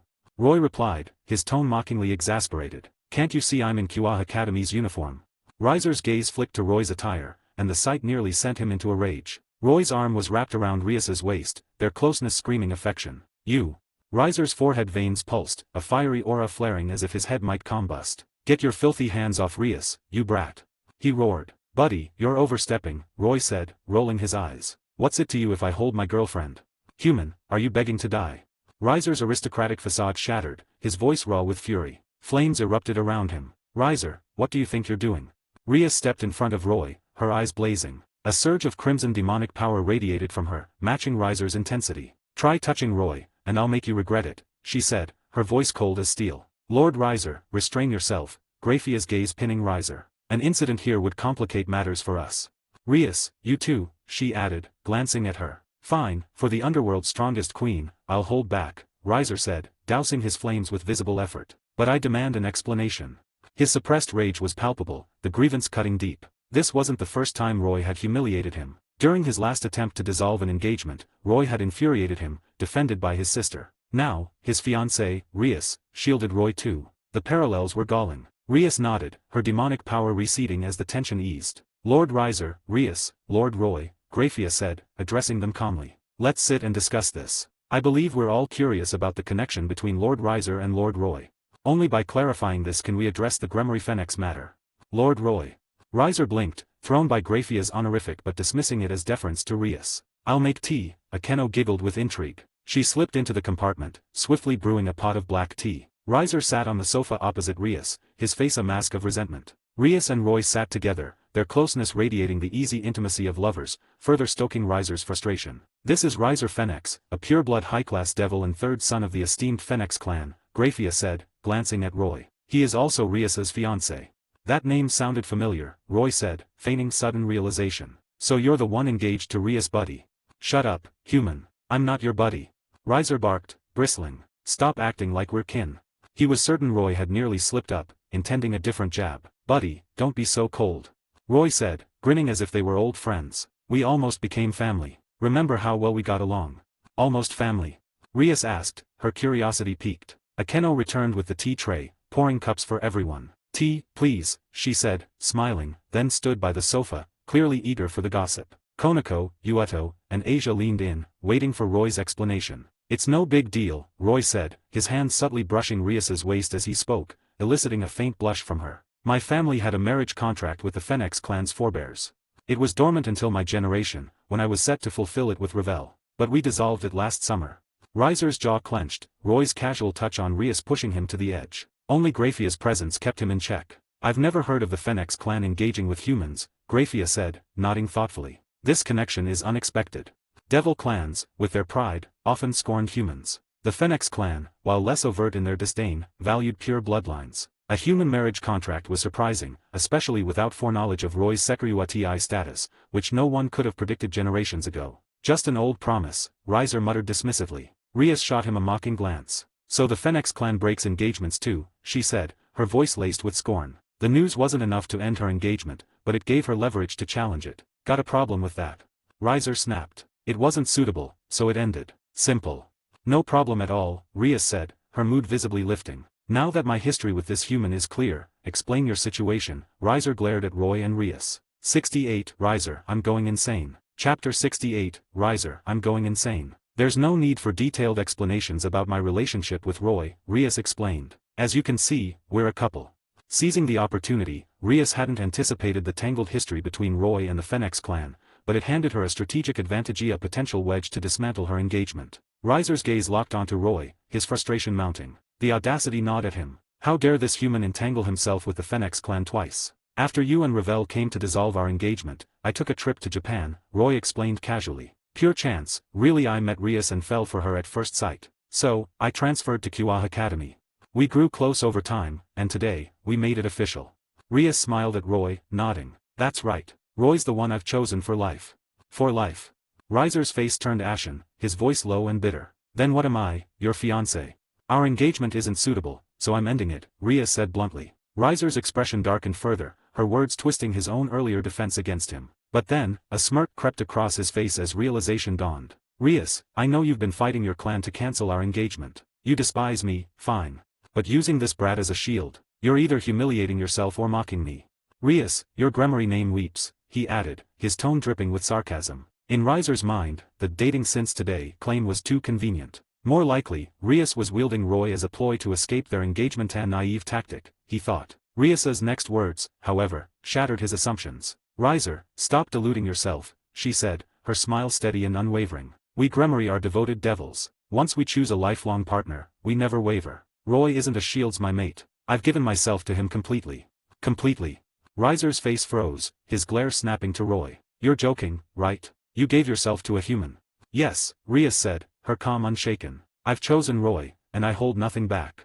Murderous intent flared in Riser's eyes, flames surging around him. As Rias's fiancé, he'd never so much as held her hand. Yet this brat whom he scorned had claimed her entirely. Even if the engagement was in name only, the betrayal stung. Rias, do you understand what you're saying?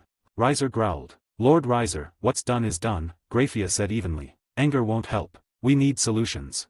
Solutions? Riser wanted to lash out, to erase the human who'd stolen his fiancée. But Graphia's presence and the subtle pressure silenced him. Even without summoning her demonic power, her authority was suffocating. Riser felt cornered, bullied by everyone. Had he ever been this humiliated? Taking a deep breath, he suppressed his rage. Rias, our engagement is a union of the Gremory and Phoenix clans, not personal. But you're blind to the bigger picture.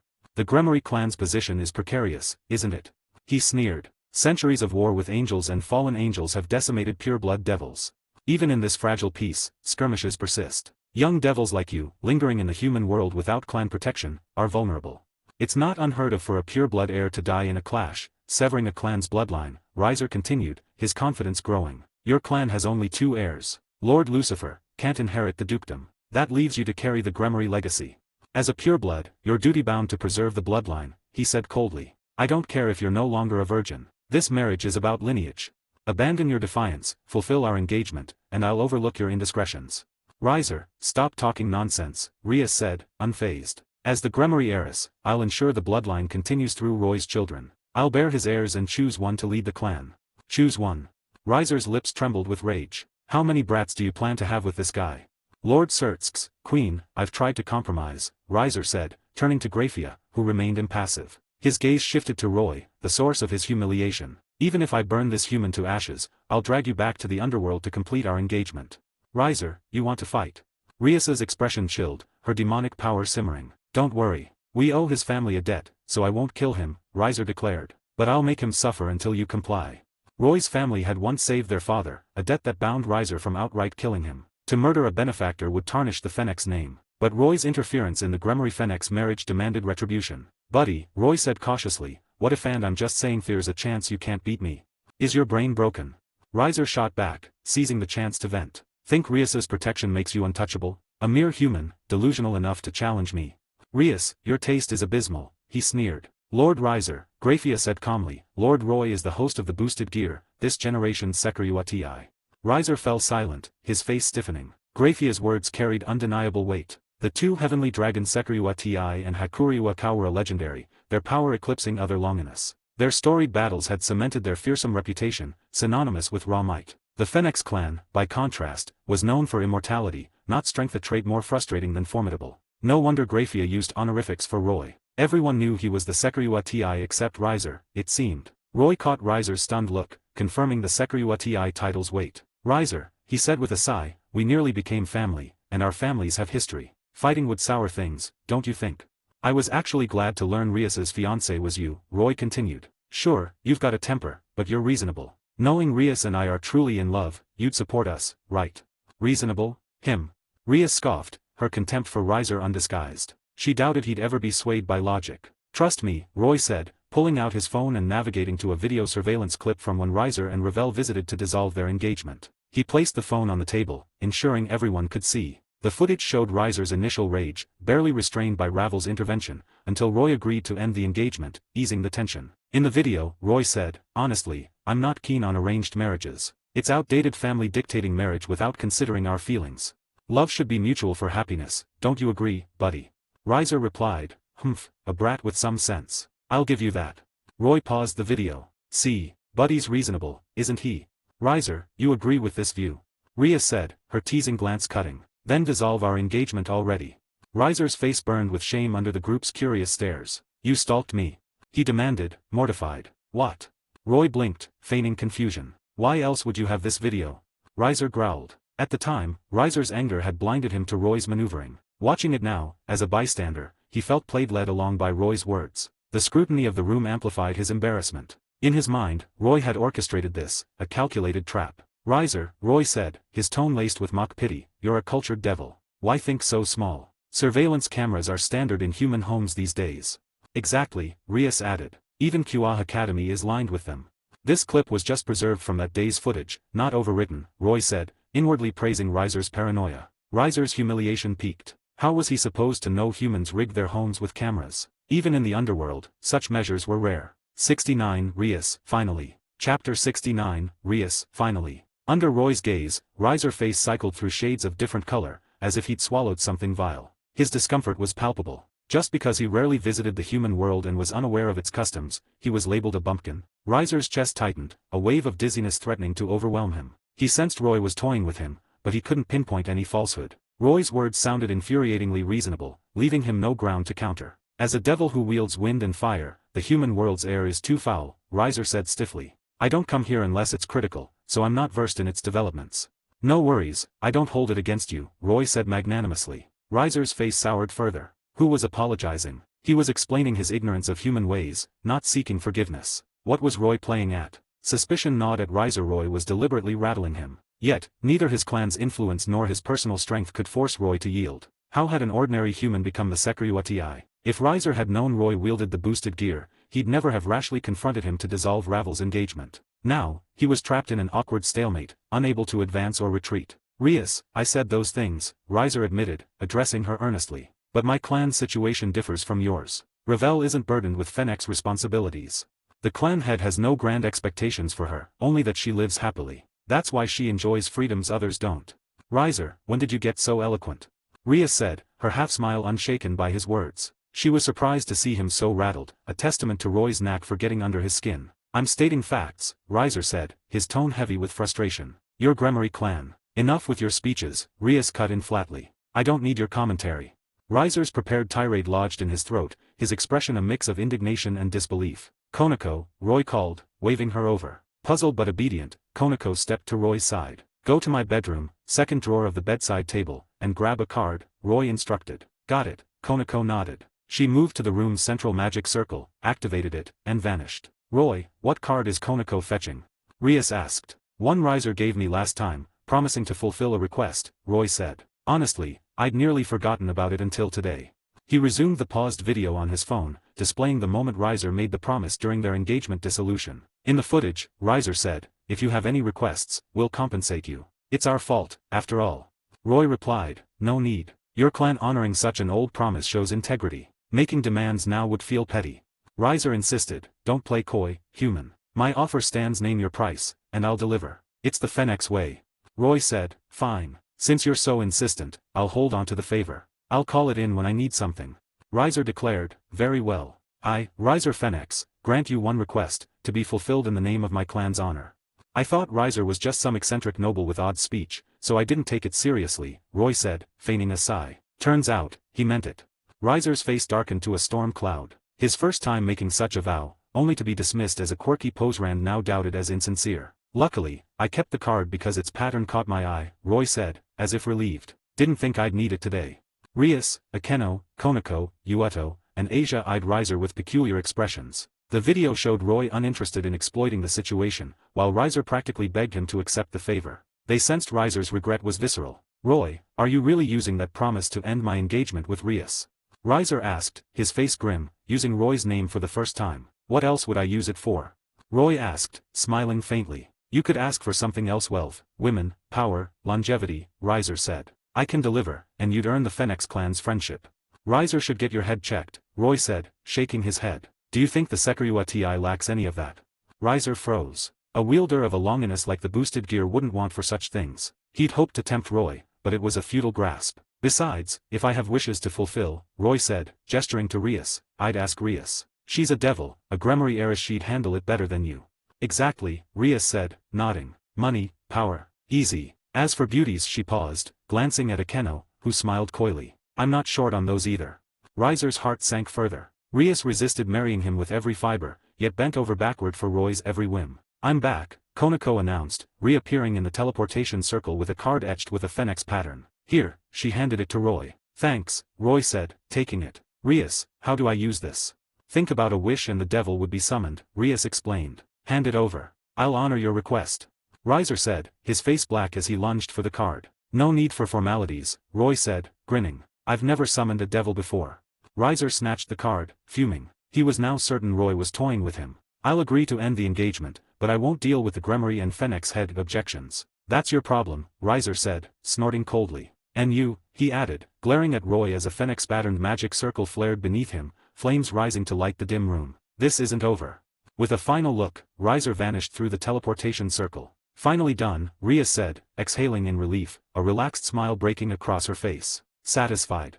Graphia's cool voice cut through the moment. Rias's smile stiffened, a flicker of apprehension crossing her face. Graphia's tone shifted from maid to family, stirring a rare unease in Rias. Graphia, Rias said, offering a sheepish smile. She sat up straight, bracing for a reprimand, like a child awaiting discipline. I hope this is your last whim as the Gremory heiress, Graphia said with a sigh. Seeing Rias so subdued, Graphia softened. It was hard to stay harsh with her in such a contrite state. 70. Ravel's confusion. Chapter 70. Ravel's confusion. Hearing Graphia's words, Rias's face flushed with a trace of shame. The marriage between the Gremory and Fennex clans was no mere union, it carried weighty implications for both families. Dissolving it would ripple through their alliances and influence. Rias knew Graphia's leniency meant she'd shoulder the fallout, likely smoothing things over with the old devils. For now, Rias was in the clear, but her brother, Xerxes, might face some heat. This time, you've chosen your partner, Graphia said, her voice clear and firm. As the Gremory heiress, you must take responsibility and avoid repeats of today's chaos. You can't always rely on others to clean up your messes. I understand, Graphia, Rias said, nodding sheepishly. Please tell my brother I'm sorry. Graphia's icy demeanor softened slightly. I'll report today's events to Lord Xerxes in full, she said, then turned to Roy. Lord Roy, could you provide a copy of that video for my records? No problem, Roy agreed. With the copied video in hand, Graphia stepped onto the room's central magic circle. And vanished, returning to the underworld. It's finally over. Rias exhaled, the tension in the occult research club dissolving. The atmosphere lightened, free of the earlier strain. Graphia's presence, despite her maid attire, carried the weight of a Satan-class devil. Her aura alone had pressed heavily on everyone. I braced for a fight with Riser, but it resolved so easily, Rias said, a touch of lingering apprehension in her voice. Her decision to bind herself to Roy the previous night was calculated yet impulsive. She'd known the troubles it would unleash but hadn't expected such a swift resolution. Congrats, Rias. You're free from that engagement, Akeno said, her smile teasing as she glanced at Roy. Roy's your lucky charm, isn't he? All your problems vanish when he's around. Yeah, thanks to Roy, Rias said, her gaze softening with affection. I never imagined he'd have such a history with the Fennex clan. Call it fate, Roy said, shrugging. But I owe Riser, too. If he and Ravel hadn't come to end that engagement, I wouldn't have met Rias. TCH, already flaunting your romance. Akeno teased, nudging Rias. I told you to make a move sooner. Could have spared yourself all this drama. Shut it, Rias said, rolling her eyes. She wasn't one to act rashly for gain. Her choice to give herself to Roy stemmed from genuine feelings built over time, not some calculated ploy. Otherwise, she'd never have breached noble decorum. The Fennex clan took your fiancé, and you snatched Riser's in return. Quite the retaliation, Akeno said, grinning at Roy. Riser's face must be a sight right now. She reveled in Riser's humiliation more than anything else. Riser took that promise to me seriously, which surprised me, given how much he valued the engagement, Roy said, smiling. He's only chasing the Gremory connection, Rias said, shaking her head. Devils have always honored contracts, even in legends where we twist them to our advantage. The commitment itself is sacred. Riser gave you a summoning card and made that vow publicly, she continued. Breaking it would have trashed the Fennex clan's reputation. Plus, if he reneged, I wouldn't have stood by. He'd have been in deep trouble. Roy nodded, her analysis aligning with his own. Riser's thuggish bravado was clear. He'd agreed to the dissolution as a personal act, washing his hands of the old devils. If they objected, it was Roy and Rias's problem. The Gremory and Fennex clans might clash over this, Akeno said, her smile sly. Let my father and brother deal with it, Rias said with a soft snort. They set up this engagement without my consent. They can clean up the mess. Not my concern anymore, she added, shaking her head with a light smile. What's next? Club activities. First, I'm moving into Roy's place, Rias announced. But let's celebrate with a big meal. Underworld, Fennex clan.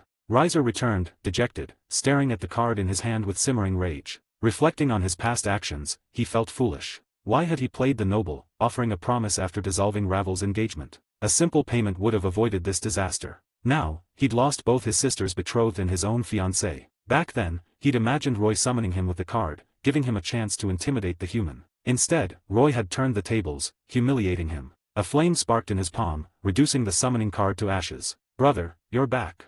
Ravel Fennex approached, smiling. Didn't you say you dragged Lady Rias to the underworld for the engagement ceremony? Where is she? Riser's face twisted. His sister had a knack for hitting sore spots. Something happened. Ravel asked, noting his expression. My engagement to Rias is off, Riser said flatly. Off. Ravel's eyes widened, her voice rising in disbelief. After a pause, she said, You're serious. No need to lie, Riser said, shaking his head. Brother, I know you're not Rias's match, but with your stubborn streak, giving up an engagement this valuable is surprising, Ravel said, analyzing. What happened in the human world?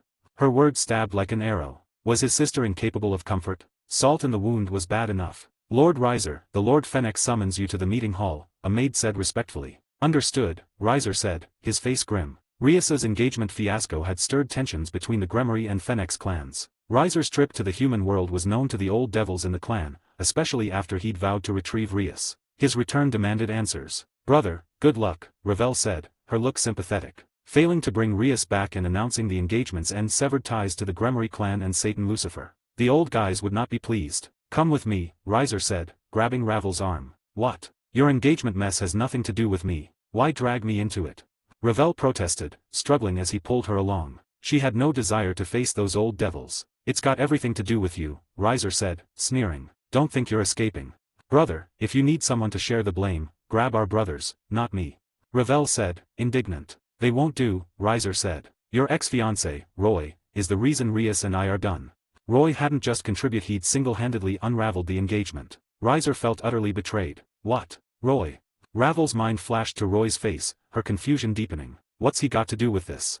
You'll see, Riser said, his sneer darkening as he dragged her to the meeting hall. 71, Sex. Chapter 71, Sex. Underworld, Lilith. The Underworld, sprawled across vast territories with numerous cities. Within Lilith's heart, a magic circle appeared in the palace of Satan Lucifer, and Graphia emerged. Her unique status allowed her to teleport directly to the palace, a privilege few devils enjoyed. Most had to walk on foot, a practice reinforcing the Satan's majesty and security. Graphia navigated the palace with ease, arriving at an office door. She knocked. Come in, a magnetic voice called. Graphia entered the office where a red-haired man in ornate attire, bearing a striking resemblance to Rias, sat at a desk, reviewing documents. Lord Searxx. This was Searxx Lucifer, Rias's brother and the current Satan Lucifer. Graphia, when did you return? Searxx asked, setting aside his papers with a warm smile. Just now, after handling matters in the human world, Graphia replied, her expression calm. How's Rias holding up? Still fighting the engagement? Searxx asked, a hint of regret in his voice. When the Fenix clan proposed the marriage, he and Lord Gremory had agreed without consulting her, swayed by the benefits to the Gremory clan and Riser Fenix's reputation as a capable young devil. They hadn't anticipated Rias's fierce resistance, which led her to linger in the human world, nearly estranging her from the clan. If they'd known, they'd have scrutinized the proposal more carefully. Riser has agreed to dissolve the engagement, Graphia said calmly. Agreed.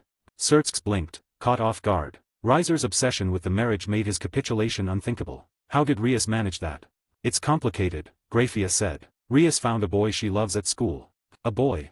Searxx's surprise deepened. Not a ruse. The news felt too sudden, suspiciously timed. Rias's discerning nature made it unlikely she'd fall for just anyone. She's serious, Graphia said. From her demeanor, she's committed to him. Her eyes show genuine affection. What's his name, background, race, family, devil, or another faction? Not an angel or fallen angel, surely.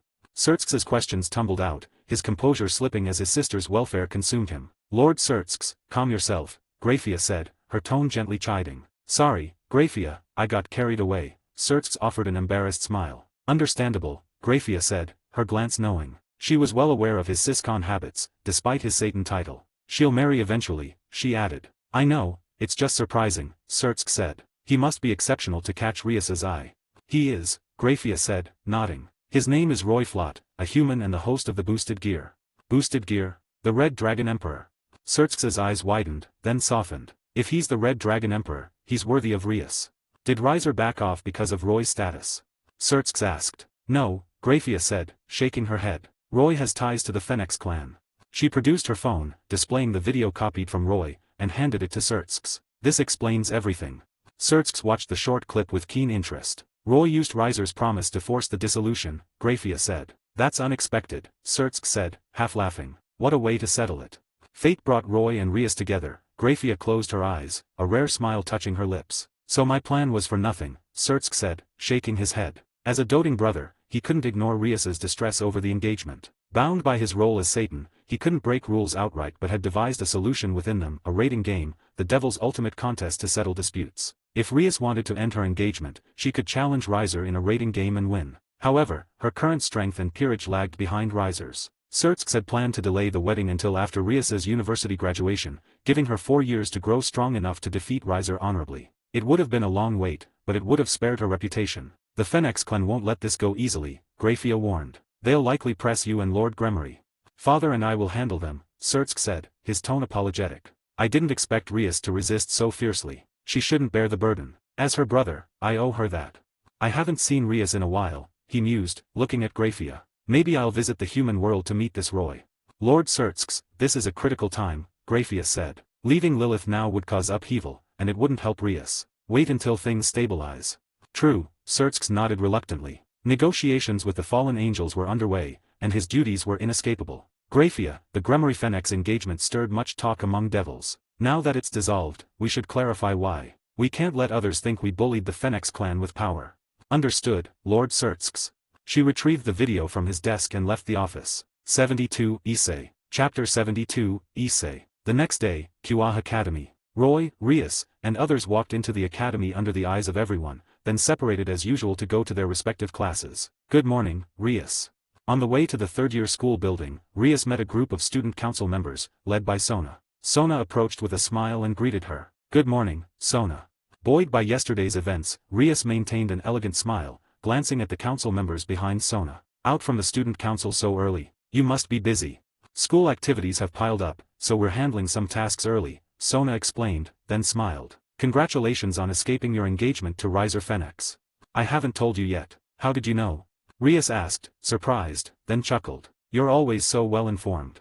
Not quite, Sona replied, shaking her head. It's news nearly every devil in the underworld knows. What's going on? Rias asked, confused. You haven't heard? Sona said, finding Rias's ignorance odd. Last night, the Gremory clan announced the dissolution of your engagement to Riser Fennex, along with your new fiancé current Red Dragon Emperor. The underworld's buzzing. Sona eyed Rias curiously, amused that she seemed unaware of her own life's major news. What were you doing last night to miss something this big?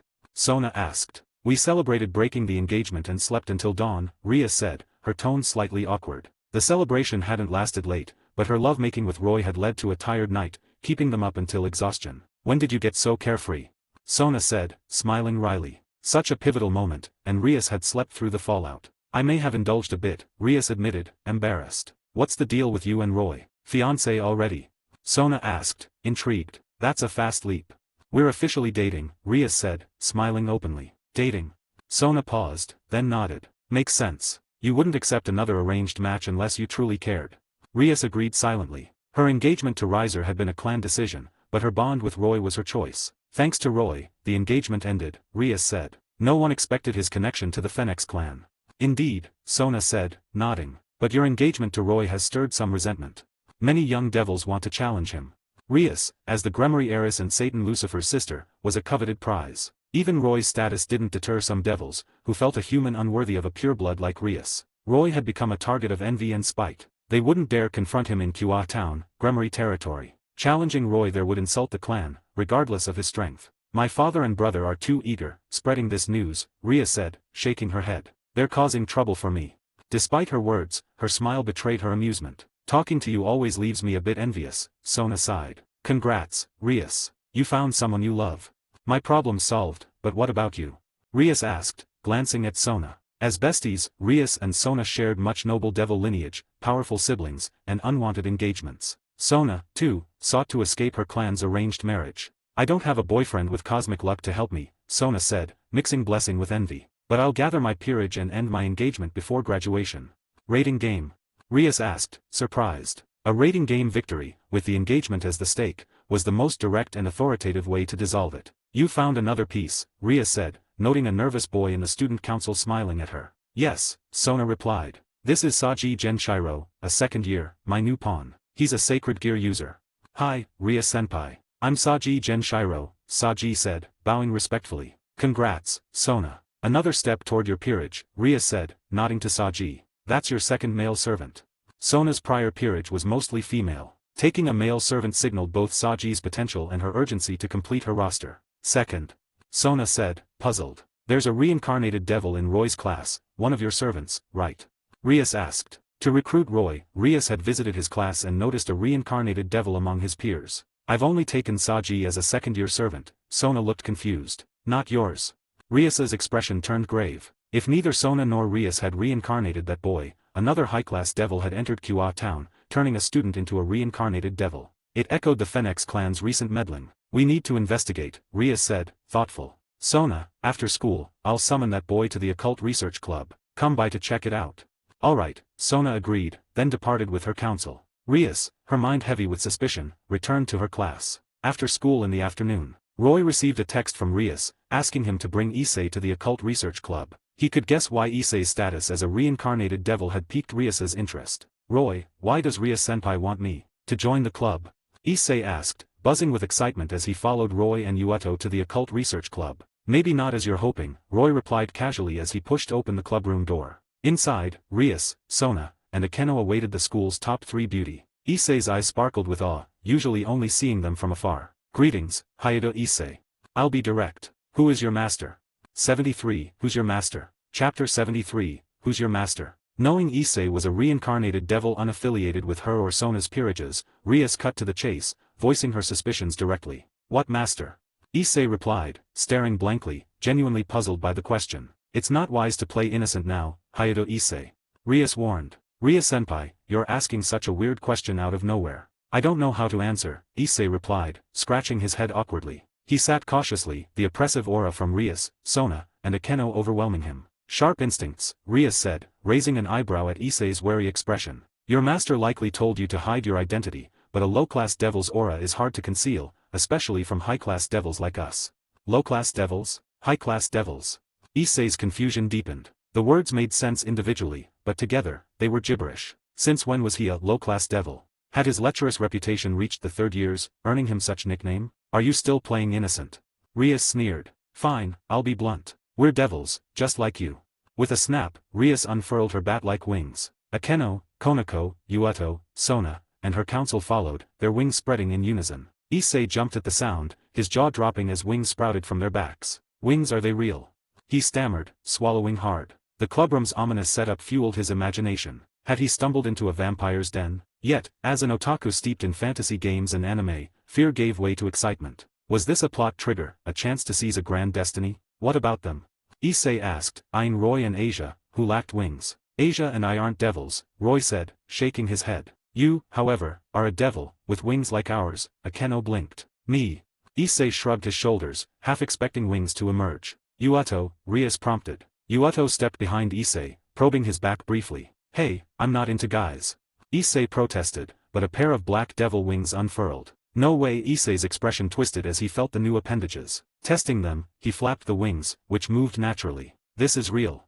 "See, you're a devil like us," Rias said coolly. "No need to play innocent. Answer my question honestly." "What's happening?" Issei said, dazed. "I don't know how I became a devil. I was human before. Are my parents devils?" Rias frowned, a bit puzzled. Issei's persistent denial seemed genuine. Was he clueless or an exceptional actor? "Rias, he might not know," Sona said. Rias glanced at Sona, who nodded and turned to Issei, explaining devils, evil pieces, and reincarnated devils. She displayed an unused evil piece to illustrate. "So, someone used an evil piece to make me a devil," Issei said, frustration mixing with realization. "Exactly," Sona said. "Your master, as Rias mentioned, is the one who gave you that piece. Any memory of who it was?" "I've got no clue. I don't even know when it happened," Issei said, helpless. Rias pressed further, but Issei's answers remained vague. "You haven't suppressed your demonic power, have you?" Sona asked, noting his confusion. "An ordinary devil like you probably doesn't know how." "Rias, he might have been abandoned," Sona suggested. "Possible," Rias agreed, nodding. Issei's unrestrained demonic power was weak, barely above a human's power, despite the evil piece's enhancement. His ignorance of devil society suggested a high-class devil had discarded him, deeming him unfit for investment. Rias speculated Issei's poor potential led his master to abandon him, unwilling to waste resources. While rare, such cases occurred, as evil pieces were limited, and training a weak one was costlier than cutting losses. Abandoned. Issei's face fell, grasping that his unknown master had deemed him worthless and left him to fend for himself. "Rias, Kua Academy is your territory. What's your plan?" Sona asked. "Honestly, I'd rather not have an unknown reincarnated devil here," Rias said, eyeing Issei calmly. Abandonment was one possibility, espionage was another. An unstable element like Issei posed a risk. "So, you'll eliminate him?" Sona asked lightly. "Eliminate? You mean kill me?" Issei blurted, stunned. "I didn't do anything. Why me? Some random high-class devil forced this on me.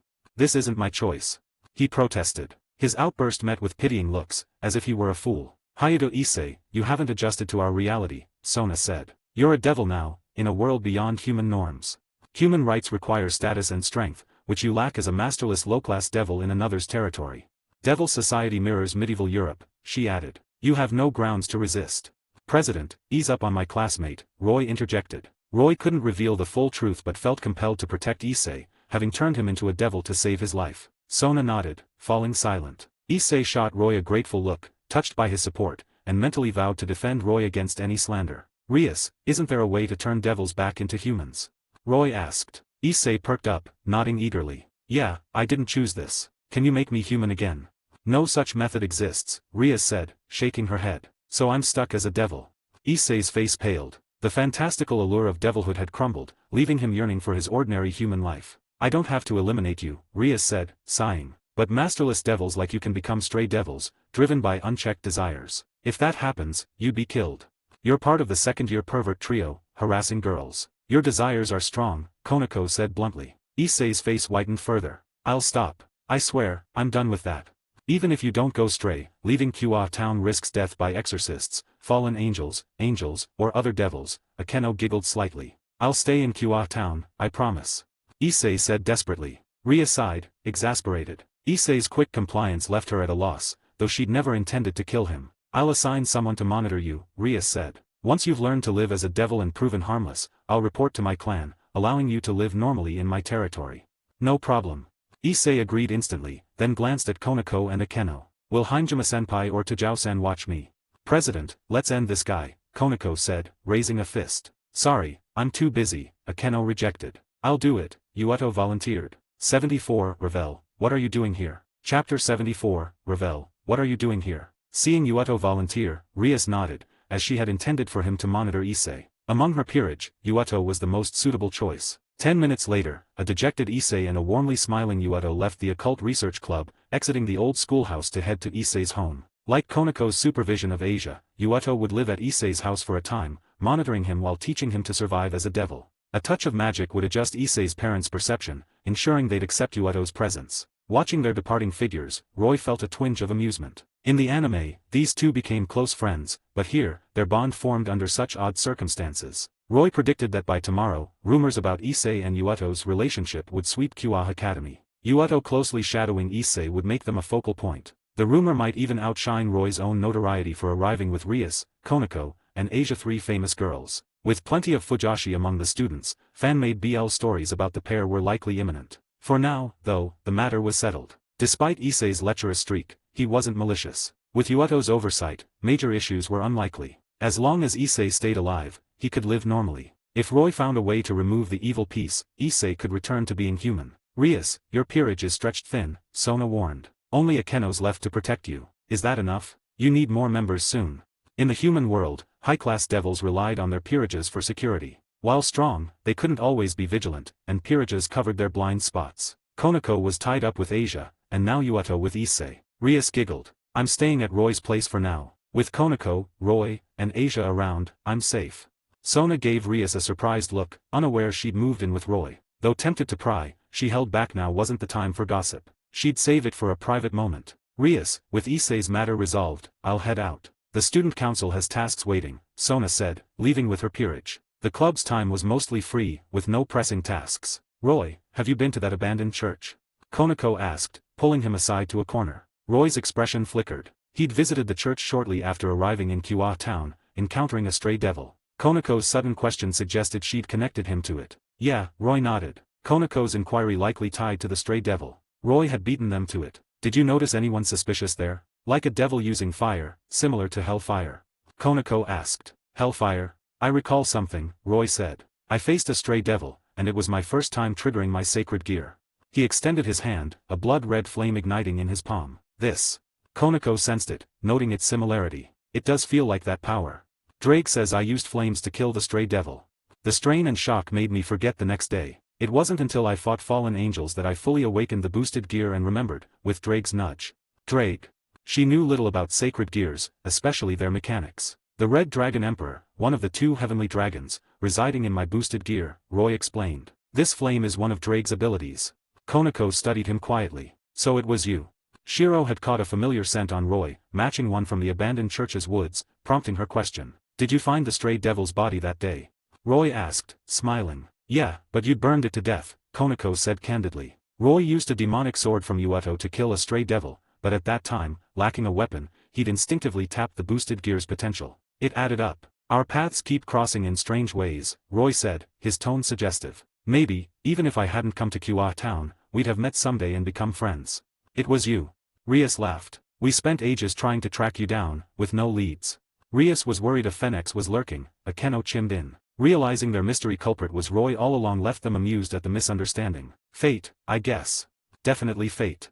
The next week passed quietly for Roy. School and club activities proceeded as usual, with no major incidents. Yuato and Issei, however, became the talk of the school. Their constant togetherness arriving, leaving, and sticking close outside class sparked rumors of an improper relationship. Yuato seemed oblivious, cheerfully training Issei, who, shaken by the clubroom confrontation, quit his lecherous trio and focused on studying. Rias returned to the underworld to tie up loose ends from her engagement's dissolution. Akeno, ever the instigator, found living alone dull and moved into Roy's villa, charming her way in. She quickly tamed Rainare and Middlet. Konako eased off after confirming Asia's harmlessness. With Rias and Akeno moving in, she resumed her usual rhythm, handling devil contracts and often working late. One day, returning to the villa after school, Roy's group spotted a girl at the door. Dressed in a noble gown, her long blonde hair styled in twin drill-like ponytails, she was petite, cute, and curvaceous for her apparent age. Ravel, what are you doing here?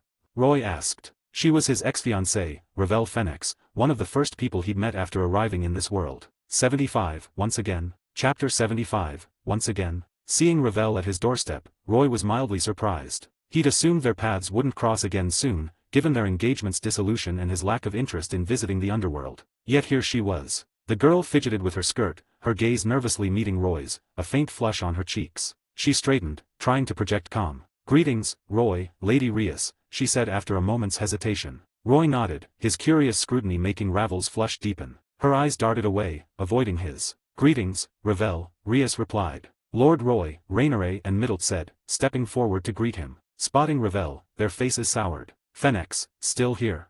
Having learned of Roy's history with the Phoenix clan, the fallen angels held little resentment, especially Roy's ex-fiancée. Normally, they'd invite guests inside, but Ravel's lineage kept her barred at the door. Ravel's face reddened further, her expression a mix of embarrassment and unease at Rainare's jab. Enough, Roy sighed. She's a guest. It's rude to leave her outside. Ravel and I have no quarrel, so drop the hostility.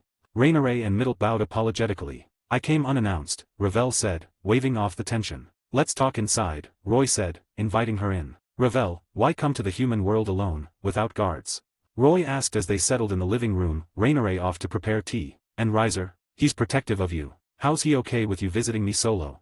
Ravel relied on connections rather than personal strength. Noble Devil typically traveled with guards outside their territory. No danger here, so no guards, Ravel said, forcing a smile. As for brother, he doesn't dare show his face. Doesn't dare? Roy asked, puzzled. Riser's arrogance seemed unshakable. What could keep him in hiding? It's about you and Lady Rias, Ravel replied, her tone tinged with resentment as she glanced at them. What happened?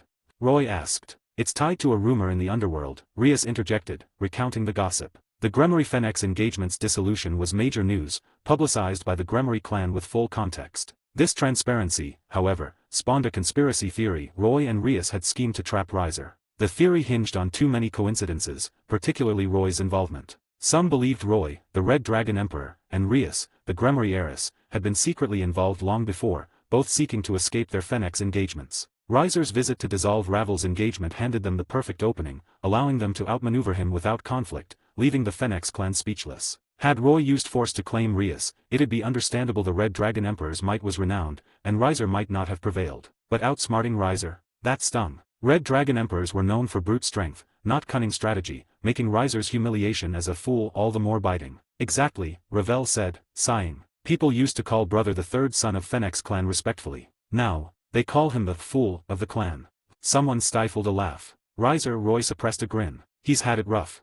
Because of this, he's locked himself in his room, refusing to come out, Ravel said. He was supposed to join me to visit you, but he wouldn't budge, so I came alone. Roy hadn't anticipated his actions would scar Riser more deeply than Issei's feats in the Anjame. It might take Riser ages to escape Roy's shadow. Sorry to Riser for me, Roy said. I didn't expect this. It's fine, Ravel said, shaking her head. Brother's just too fragile. Roy glanced at her, amused. If Riser heard his beloved sister's bluntness, he'd be crushed anew. Ravel, you didn't come just to chat, right? Roy said, steering the conversation. Because of Lady Rias and brother's dissolved engagement, father was furious when he learned brother and I sought to end yours, Ravel explained. He scolded us harshly and insisted we apologize to you. Over a week ago, after Riser's failed attempt to reclaim Rias at Kua Academy, he and Ravel faced their clan's old devils. Ravel, the family's darling, was spared severe punishment, but Riser bore the brunt. Your father's too kind. Our engagement ended, no fault on either side. If anything, I failed his expectations. I didn't realize he valued that old promise so much. His words were polite, but inwardly, he doubted Ravel's father's ignorance. A noble engagement was significant. The clan head likely knew of Ravel's actions but tacitly allowed Riser and Ravel. This is father's apology, Ravel said, presenting an ornate gift box. She opened it, revealing 10 crystal vials. 76. Phoenix Tears. Chapter 76, Phoenix Tears. 10 exquisite crystal vials were quietly presented, each containing a single drop of liquid. Under the vial's sheen, the liquid sparkled like gemstones. Phoenix Tears. Rias recognized the vials. That's a generous gift. The Phoenix clan produced Phoenix Tears, their secret treasury and elixir said to instantly heal any injury. Not mere tears, the creation process was intricate. A Phoenix member had to stand in a ritually prepared magic circle, filling a consecrated cup with tears. These tears required emotional neutrality. Tears shed for oneself or others carried too much sentiment to become the universal healing elixir. Nearly every devil coveted such a medicine, but Phoenix Tears were scarce. Rias, aware Roy might not know their significance, explained their power. Too precious, Roy said politely. In the anime, Issei survived a near-fatal attack from Fenrir thanks to Phoenix Tears. They healed most injuries instantly, barring certain curses or spells, acting like a resurrection coin. Even with Roy's hellfire granting partial immortality, the tears remained valuable. Ravel's 10 vials underscored her sincerity. They're rare to outsiders, but we have a stockpile, Ravel giggled. Roy, father insists you accept these. Please don't refuse. Take them, Roy, Rias urged. As the Red Dragon Emperor, you'll face countless battles like your predecessors. Phoenix Tears are a trump card. Lady Rias is right, Ravel nodded. You'll face powerful foes, including your fated rival. Thank you, Roy said, accepting the vials. Please thank your father. If I visit the Underworld, I'll pay my respects. Ravel hesitated, fidgeting with her skirt, her lips parting as if to speak but faltering in embarrassment. Just say it, Roy added, his smile buoyed by the gift. Well, do you have any spare rooms? Could I stay here? Ravel blurted, her face flaming as she rushed the words under everyone's gaze. You want to live with me? Not that I want to. Ravel said, her blush deepening, her eyes darting nervously, casting doubt on her denial. I have vacant rooms, but is it appropriate for you to stay here? Roy said, shaking his head. Won't the Phoenix clan object to you living in a boy's house in the human world? It's father's idea, not mine. Ravel replied, her voice dropping low. Your father. Roy's face grew stranger. Lord Phoenix isn't trying to reinstate your engagement, is he? Rias asked, her expression complex. What's going on? Roy said, caught off guard. I heard the Phoenix clan made a statement, Rias sighed. Ravel's father publicly claimed ignorance of Riser and Ravel's actions in dissolving Roy's engagement, stating he was at a suburban villa, detached from clan affairs. Only after the Gremory fallout did he return to the Phoenix clan and learn of the broken promise. He declared that, had the clan known, they'd never have allowed such dishonor. Riser and Ravel's unilateral decision was invalid, rendering Roy and Ravel's engagement still active. And your engagement with Riser? Roy asked. Fully dissolved, Rias raised an eyebrow, before giggling slightly. Everyone in the Underworld knows you're my fiancé now. But after I graduate, I'll face Riser in a rating game. Win or lose, it'll settle things. A rating game to save face for both clans, giving the public closure. That's it, Ravel said, stealing glances at Roy to gauge his reaction. Father said we never truly got to know each other. Ending the engagement so hastily was rash. He wants me to live here, to see if we're truly incompatible before deciding. Seeing Roy's silence, Ravel forced a smile to mask her embarrassment, grumbling. Father's overdoing it. You're clearly happy with Lady Rias. Why should I intrude? I'm fine with it, but Roy's consent is needed, Rias chimed in, her smile looked unbothered. If the Phoenix clan genuinely offered Ravel as Roy's fiancé, Rias wouldn't object. It could secure Roy a steady supply of Phoenix Tears, invaluable for what he might face in the future. No issue here, Roy nodded. One more person adds liveliness. Having accepted 10 vials of Phoenix Tears, refusing felt ungracious. He suspected Lord Phoenix's generosity was calculated to ensure this outcome. Old devils like him were adept at such games. Roy instructed Rainare and Middle to prepare a room. Have you brought clothes and essentials, or should we shop for them? Roy asked. Can I return to the Underworld to pack? I'll be quick, Ravel said. Roy nodded. Ravel bid everyone a polite farewell, stepped onto a teleportation circle, and vanished from the villa. Oh, 2 fiancés under one roof. Quite the blessing, Roy, Akeno teased, grinning mischievously. Pity I didn't get the drama I hoped for. Rias, your fight's too tame. Someone's stealing your fiancé, and you're unbothered. Rias rolled her eyes. What, should I act like a jealous child? If I make a move, that's fine, right? Akeno said, smirking. Try it, and I'll break your legs, Rias shot back. That's unfair, Akeno said, pouting. But now I'm even more curious about Roy. I'll leave my door open tonight. Konako cast Roy a scornful look, mouthing silently, pervert. Roy sighed. 77, A Short Trip. Chapter 77, A Short Trip. It didn't take long for Ravel to return via teleportation, bringing 3 large suitcases and 3 maids. Please follow me, Rainere said, guiding Ravel and her entourage to a prepared room. With girls frequently staying at Roy's villa, Rainere and Middlet were accustomed to new arrivals. They harbored no resentment. The more remarkable women Roy attracted, the more it validated their loyalty to him. Soon, the maids unpacked Ravel's belongings, arranging them neatly in her room. Lord Roy, Lady Rias, and others, said the lead maid, her ornate attire marking her status, addressing Roy and Rias respectfully. This is my lady's first time living away from home. She may be unfamiliar with many things. Please be patient with her. I'm not a child. I can manage. Ravel puffed her cheeks. The rules here are surely fewer than at Fenix. I'll be fine. The maid smiled, her composure refined. I'm merely fulfilling Lady Fenix's requests. Mother worries too much, Ravel grumbled. This maid, who had served Ravel's mother and watched Ravel grow, was like an elder to her. Lord Roy, I have a matter to discuss, the maid continued, turning to Roy. Please, speak, Roy replied. Lady Ravel is your fiancée in name, the maid said. Regardless of your eventual outcome, while she resides in the human world, I ask that you assume some fiancé responsibilities, protecting her from undesirable suitors. What kind of suitors? Roy asked, his expression curious. Lady Ravel is charming, the maid explained. Without guards here, she may attract unsavory individuals seeking to exploit her. I understand. Rest assured, Roy said, his tone carrying a hint of amusement. He silently wished the boys of Kua Town luck they'd been branded as pests. Lady Ravel is in your care, the maid said, bowing slightly. After giving Ravel a few instructions, she and the other maids stepped onto a Fenix teleportation circle and returned to the Underworld. I'm Ravel Fenix, Ravel nervously introduced herself to the group. I'll be living here. Please look after me. Ravel, you're in your first year of high school in the Underworld, right? Rias suddenly asked. Yes, Ravel nodded. Many Underworld facilities mirrored the human world, with noble devils attending schools for education. At her age, Ravel was a first year. We attend school here. Want to try a human world school? Rias offered. A human school, is that okay? Ravel asked, her unease mixed with anticipation. Of course, Rias giggled. I'll arrange for you to join Konako and Asia's first-year class. They can guide you through the school and human world. Thank you, Lady Rias, Ravel said gratefully. I'm Konako Tujao. Nice to meet you, Konako said. Hello, Miss Ravel. I'm Asia Argento, Asia added. Just call me Ravel, Ravel replied warmly. Konako, I'm counting on you again, Rias said. No worries, President, Konako said, clenching her fists with determination. I'll look after Ravel like I did Asia. No bullies or shady boys will get near her.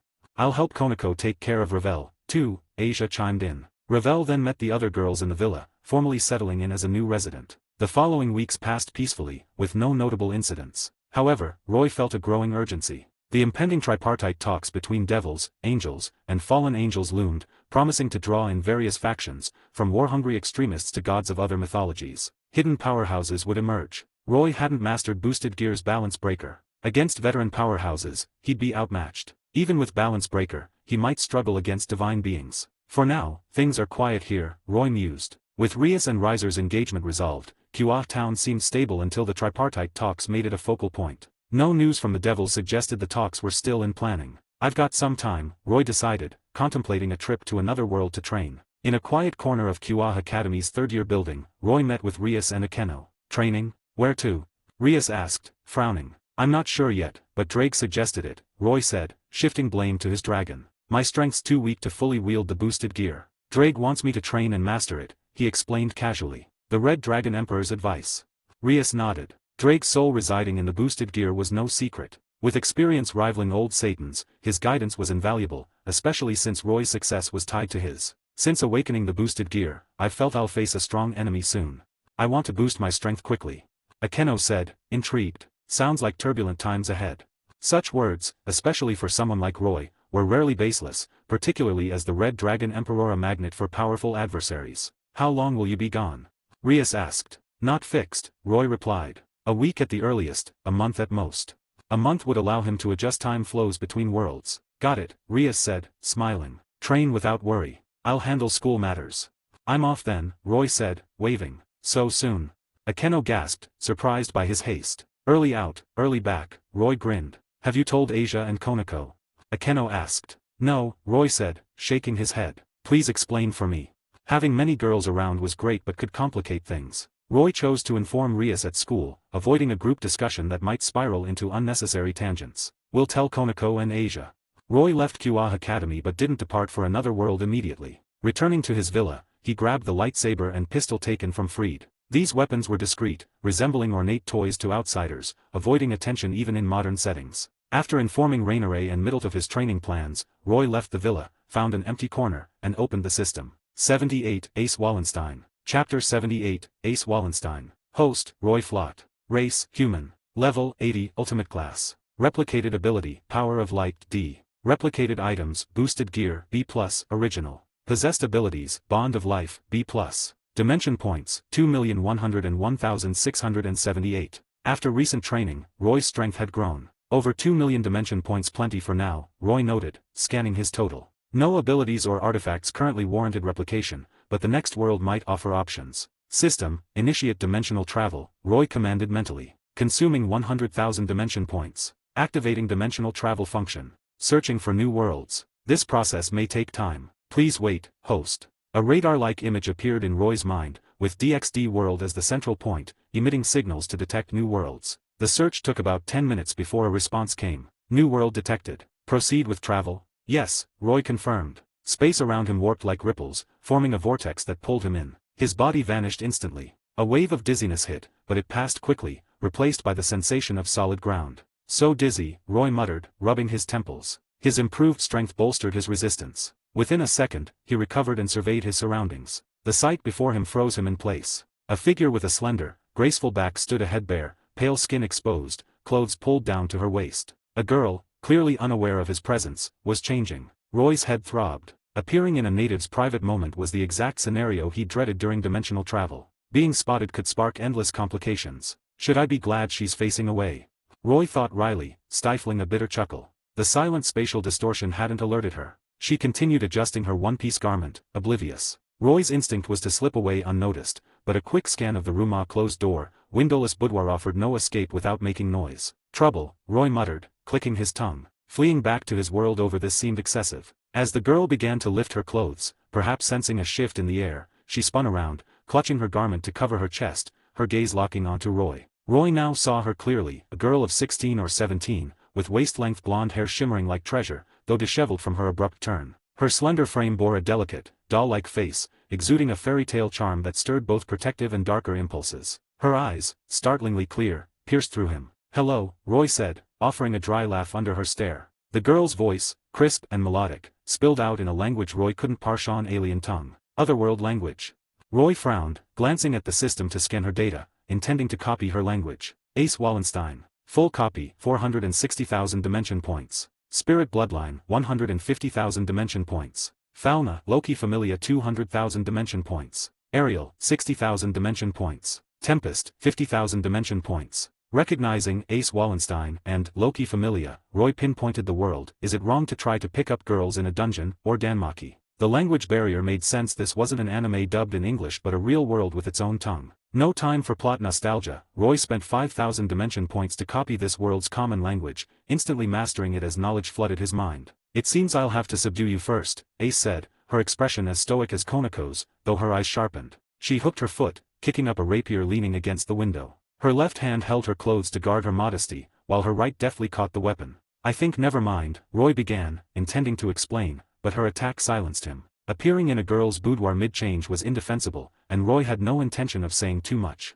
A confrontation was inevitable. Ace crouched, rapier in hand, and lunged like an arrow, the blade aiming for Roy's neck. Her lack of intent suggested she meant to capture him, not kill. Roy smiled, sidestepping the strike with ease. Ace reacted swiftly, her rapier whipping toward his side like a vine. The weapon could slash as well as thrust, promising pain if it connected. Roy anticipated the move. Stepping forward, he closed the distance, pinching two fingers together. With a flick, he struck the blade, deflecting it with a sharp metallic clang. Ace froze briefly, stunned. She hadn't used her full strength, but deflecting her rapier so effortlessly was beyond even Finn. 79 Ace's Defeat. Chapter 79 Ace's Defeat. The astonishment lasted only a moment. As a seasoned adventurer, Ace knew that losing focus in battle could spell disaster, even death. She quickly regained her composure, stepping back with a sudden push of her feet. In her initial attack, Ace hadn't used her full strength, leaving room to maneuver. She easily shifted tactics, retreating to widen the gap between her and Roy. Roy's eyes flicked to her stance.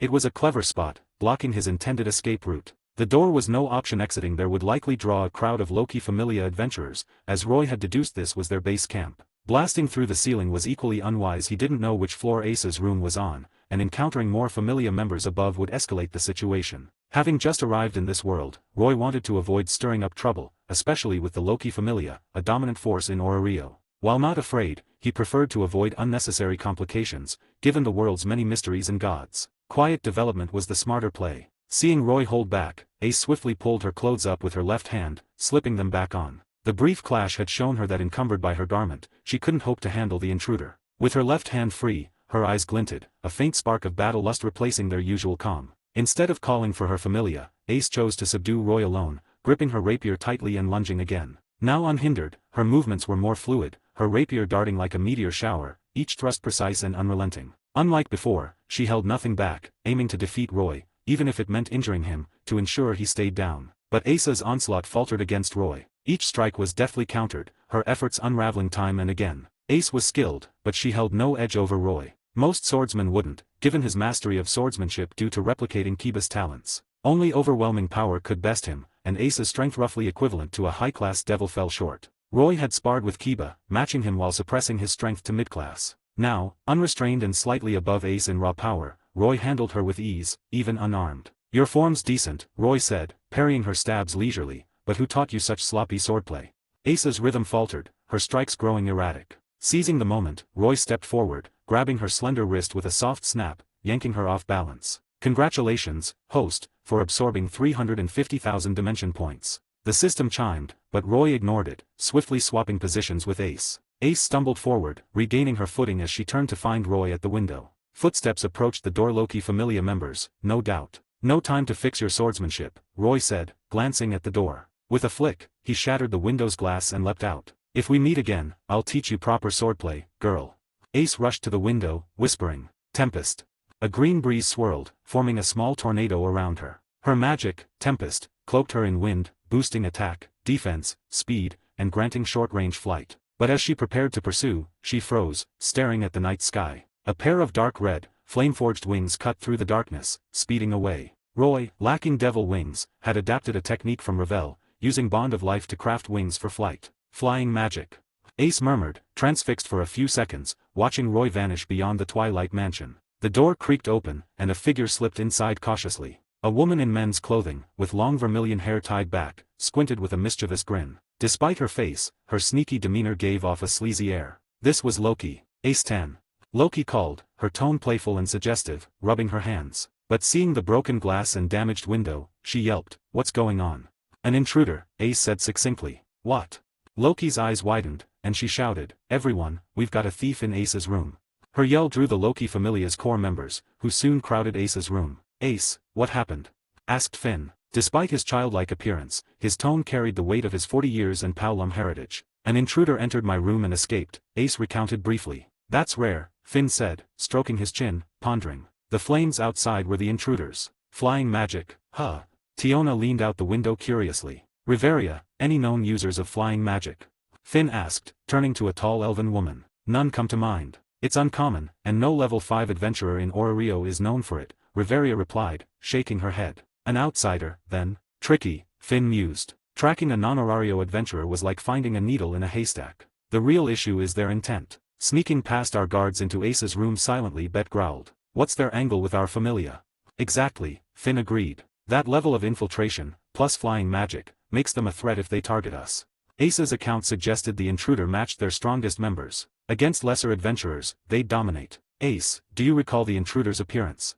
Finn asked. Ace paused, her eyes flickering, then shook her head. Riveria glanced at her but said nothing. "This complicates things," Finn sighed. "Bet, sniff around. Could you recognize their scent if you meet them again?" Tiona suggested. "I'm not a damn dog."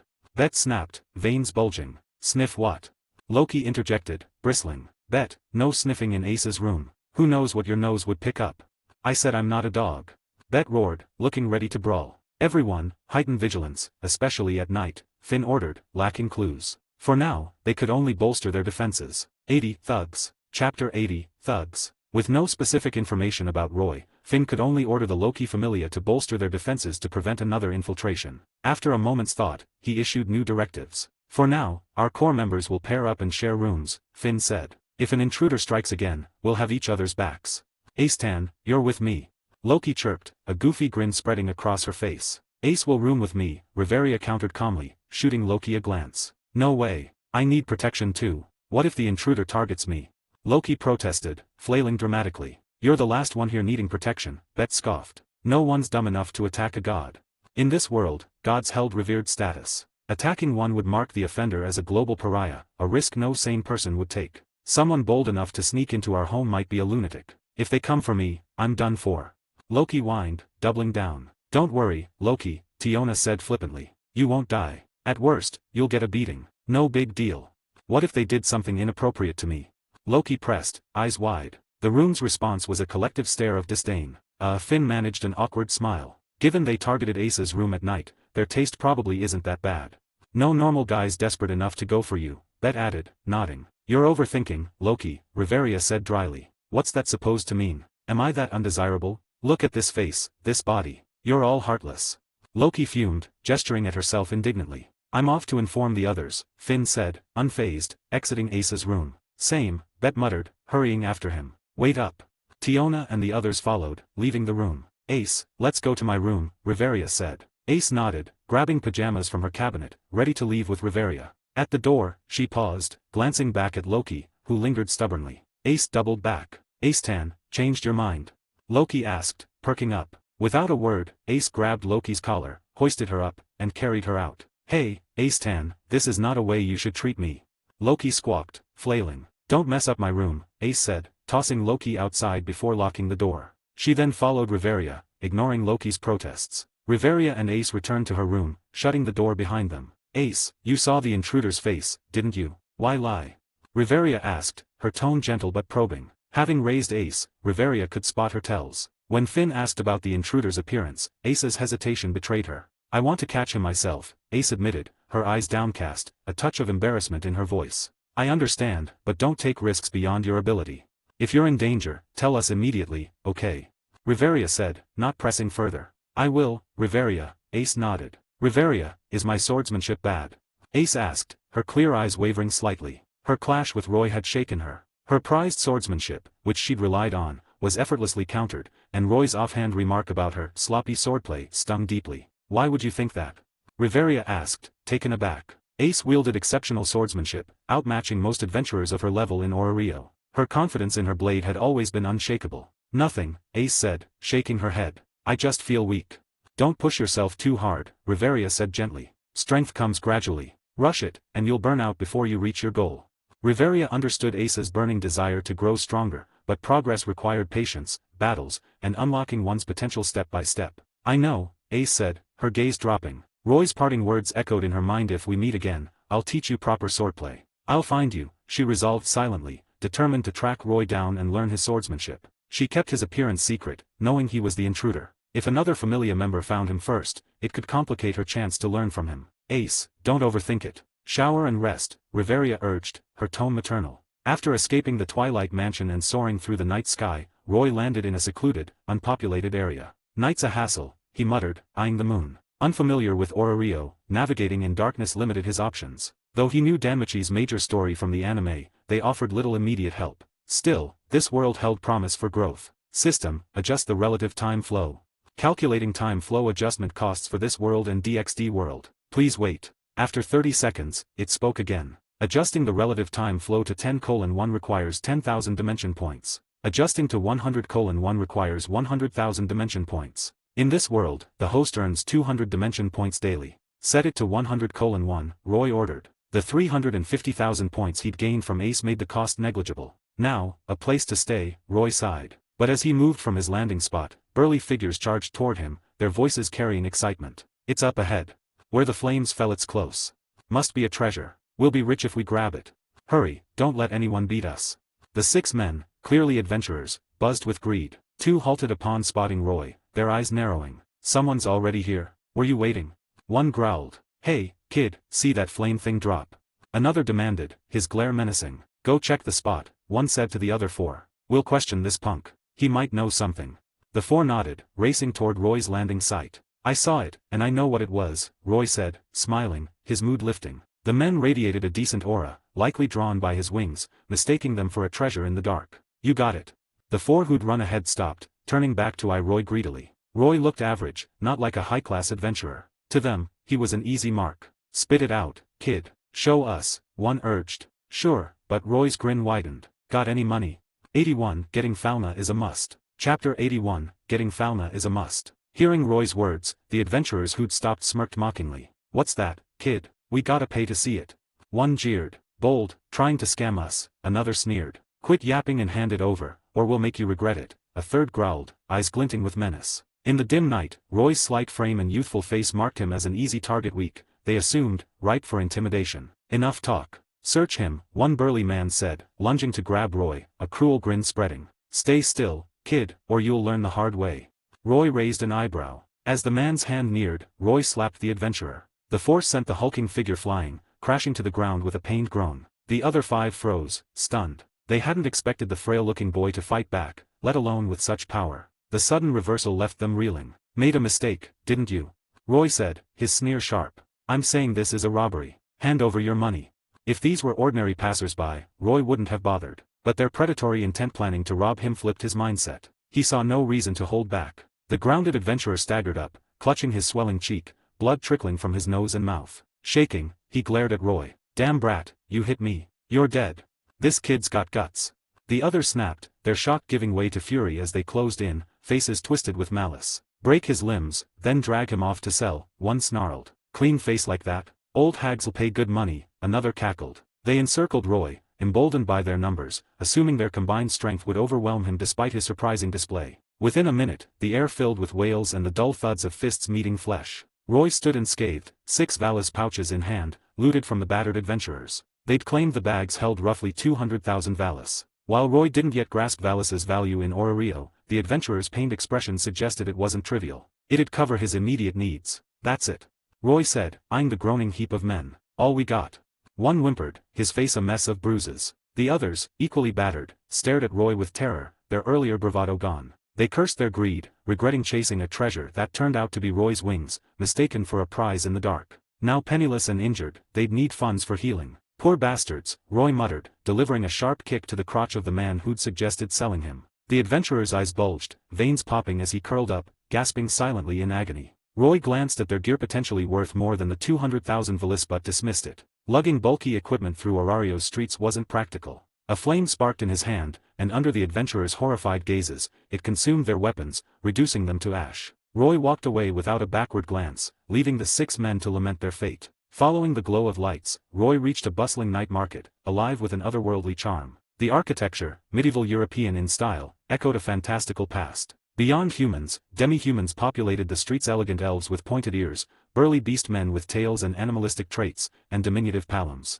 Roy politely asked a passerby for directions to the guild, the adventurers' guild that managed Orario's adventurers and maintained order. But as it was night, the guild was closed, so he shifted focus. Need a place to stay, Roy decided, the collected valise sparing him a night on the streets. After a meal, he found a modest inn and settled in. Lying on the bed, Roy planned his next steps. In the Danmachi, the most valuable asset was Falma, a divine blessing bestowed by gods. 1,000 years ago, bored deities descended from the heavens, granting mortals this power to unlock their potential, transforming them into superhuman adventurers. It was, in essence, a gamified system brought to life by the gods. Roy chuckled, imagining how a friend might react to this tangible RPG world, but his thoughts turned serious. Falma functioned like a character stat panel, but Roy wasn't fixated on its basic abilities, which he could replicate through his system. Instead, he coveted the unique skills it unlocked, like Asa's aerial abilities tied to an individual's experiences and growth through combat. Getting Falma is a must, Roy resolved, as it was the key to developing such skills.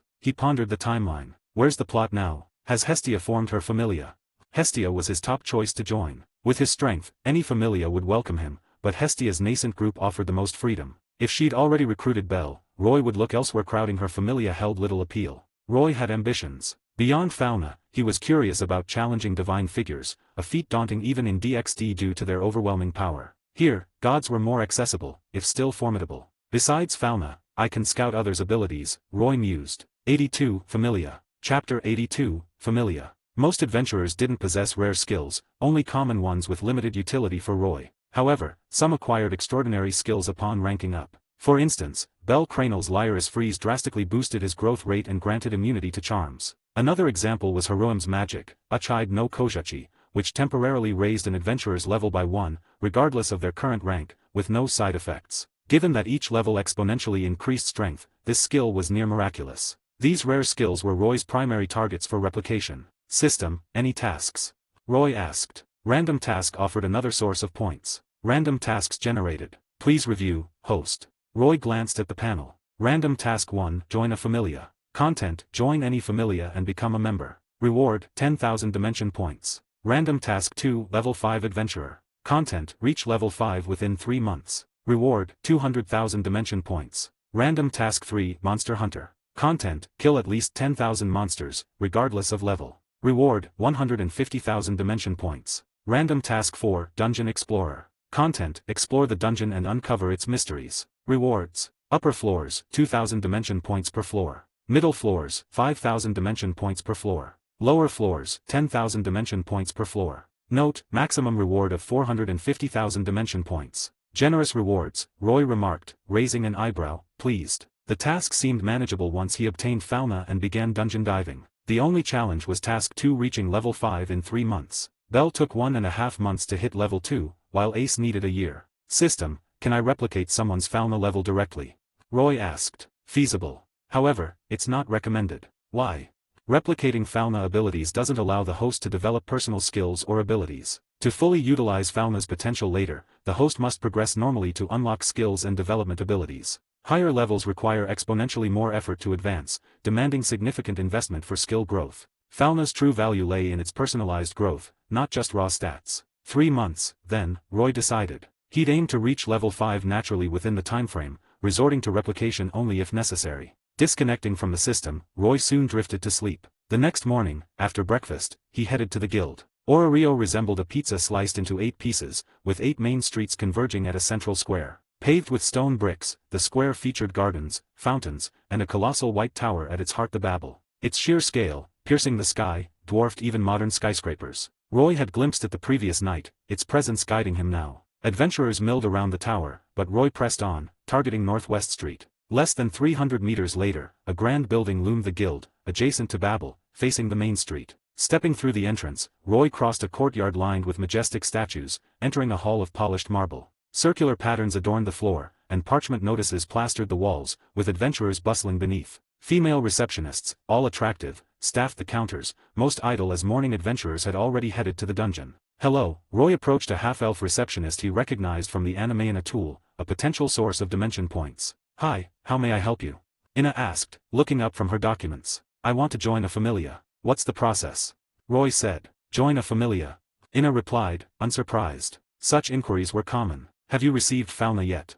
She categorized questioners into 2 groups, ordinary people without Falma and adventurers who'd left their familia. Not yet, Roy answered. An ordinary human, then. Ina sighed inwardly. Humans lack the innate advantages of other races in Rio, like elves' magical aptitude or demi-humans' physical prowess, making them less desirable to most familias. Please fill this out, Ina said, handing Roy a form for personal information. Unlike modern systems requiring IDs, Orario's medieval setup allowed anonymity. Roy used his real name but fabricated the rest. After collecting the form, Ina asked, what type of familia are you interested in? Merchant, crafting, agricultural, or exploration?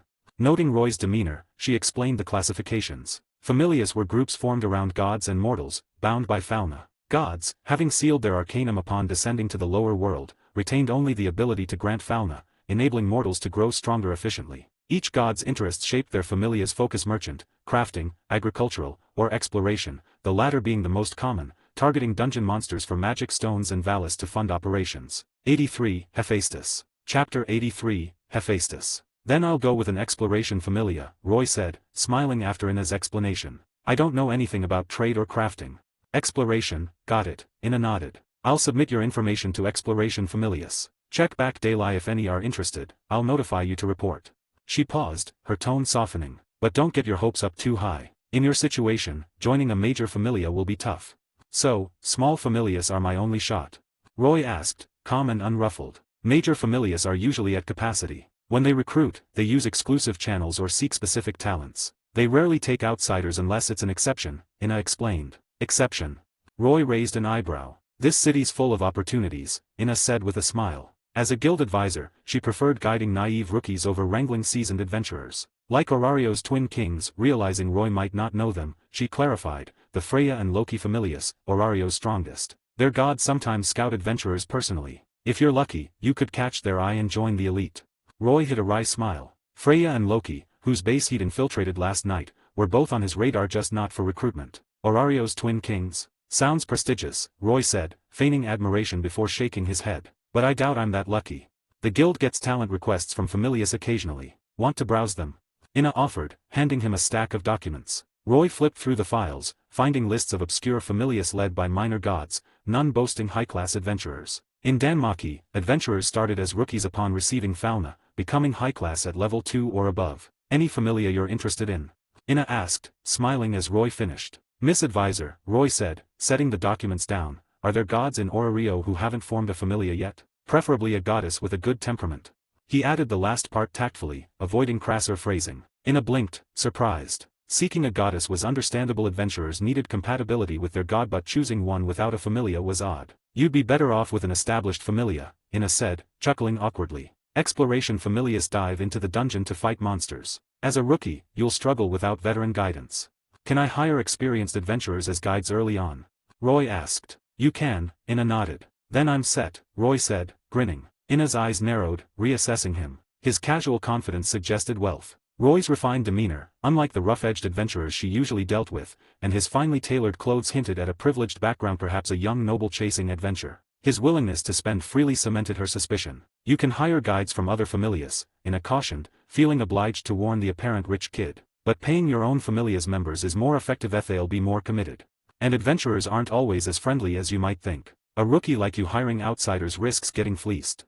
I'll ask you to recommend a reputable adventurer when the time comes, Roy said, smiling. Ina sighed. Advising rookies was part of her job. Why insist on a god without a familia? She asked. I value freedom, Roy explained. Established familias come with their leaders' rules, and I don't like being ordered around. As a new familia's first member, I'd likely get some perks. Plus, you said I'd only qualify for obscure small familias anyway. Their strength isn't much better than a new one's, so why not start fresh with a god who hasn't formed a familia? Building one from scratch feels more rewarding, don't you think? Ambitious, Ina said, her kind smile mirroring Roy's enthusiasm. I'll look into it. She stepped away from the counter, entering the guild's records room, and pulled a registry of gods in Aurario, detailing their basic information. Most gods form familias soon after descending, she said, implying Roy's request was niche. After flipping through the registry, Ina looked up. You're in luck. There's a goddess matching your criteria, a well-regarded deity from heaven who's been in Aurario a while but hasn't formed a familia. You could try meeting her. She slid the registry toward Roy. A page displayed a bust photo of a goddess with twin ponytails, Hestia. Leaving the guild, Roy headed to Hephaestus's forge. Hestia, recently arrived in Aurario, was staying with Hephaestus. Finding her meant visiting the forge, located nearby on Northwest Street. Soon, Roy reached a sprawling blacksmith shop. A plaque with unfamiliar script, likely divine text, hung above the door. Though Roy couldn't read it, he guessed it bore Hephaestus's name, the familia's patron god. The shop was open, and Roy stepped inside. Browse freely. Pay at the counter for anything you want. Prices are marked, a bored voice called from the checkout. A tall, slender woman, with short red hair and an eye patch over her right eye, sat alone, no clerks in sight. Lady Hephaestus. Roy ventured. That's me, she confirmed, eyeing him. Not here for weapon, are you? As a god with eons of experience, Hephaestus sensed Roy's motive at a glance. 84, who said I can't? Chapter 84, who said I can't? Facing Hephaestus's question, Roy chose honesty. Lies were futile against gods in this world, who could effortlessly see through mortal deception. Having descended from heaven and sealed their divine powers, gods retained passive abilities, like detecting lies, to ensure their safety and enjoyment in the lower world. While Roy wasn't sure if this applied to him, he didn't want to risk it. Besides, Hephaestus, with millennia of experience, would likely see through any ruse. Instead of crude intentions, Roy framed his goal as seeking a meaningful connection with a goddess, a more romantic phrasing. Hephaestus's expression turned bemused. If you want to build a new familia from scratch, Hestia's a good fit, she said. A bare-bones familia, with only a god and no members, suited a rookie adventurer eager to carve their own path. Hestia would offer maximum support, giving Roy significant influence. With steady effort, you could grow it into a strong familia. But if you're after an ambiguous connection with a goddess, she continued, shaking her head, Hestia's not your match. We'll see after I meet her, Roy said politely. The guild said Hestia's the only god in Orario without a familia right now. You're clueless, aren't you? Hephaestus sighed. Hestia's a virgin goddess. That detail wouldn't be in guild records. Perfect. What's the issue? Roy asked, feigning confusion. Hestia's purity was precisely why he'd chosen her. A less chaste goddess might draw unwanted attention from rival familias if Roy showcased his skills too boldly. He kept these thoughts to himself, wary of Hephaestus's reaction. What to say about you? Hephaestus chuckled. At 16 or 17, Roy was at an age brimming with romantic fantasies and pure infatuations. His interest in a virgin goddess like Hestia was unsurprising, even endearing. Goddesses, symbols of beauty, often captivated mortals with their allure alone. Hephaestus didn't mock his ambition, it was a natural impulse. Hestia is one of heaven's famed virgin goddesses, she explained. We've been friends since our days there, and in all that time, I've never seen her take to any man or show interest in intimacy. Staring at Roy, she added, get my drift. So, Lady Hestia doesn't fancy male gods? Roy asked, playing dumb. Virginity symbolizes purity. To maintain it, romantic ties with men are off limits, Hephaestus said, rubbing her forehead. In short, if you're chasing a goddess encounter, pick another deity's familia, she advised. Where's Lady Hestia now? Roy pressed. Seeing his persistence, Hephaestus relented. She could nudge him later when Hestia returned. She's out. She'll be back when she's hungry.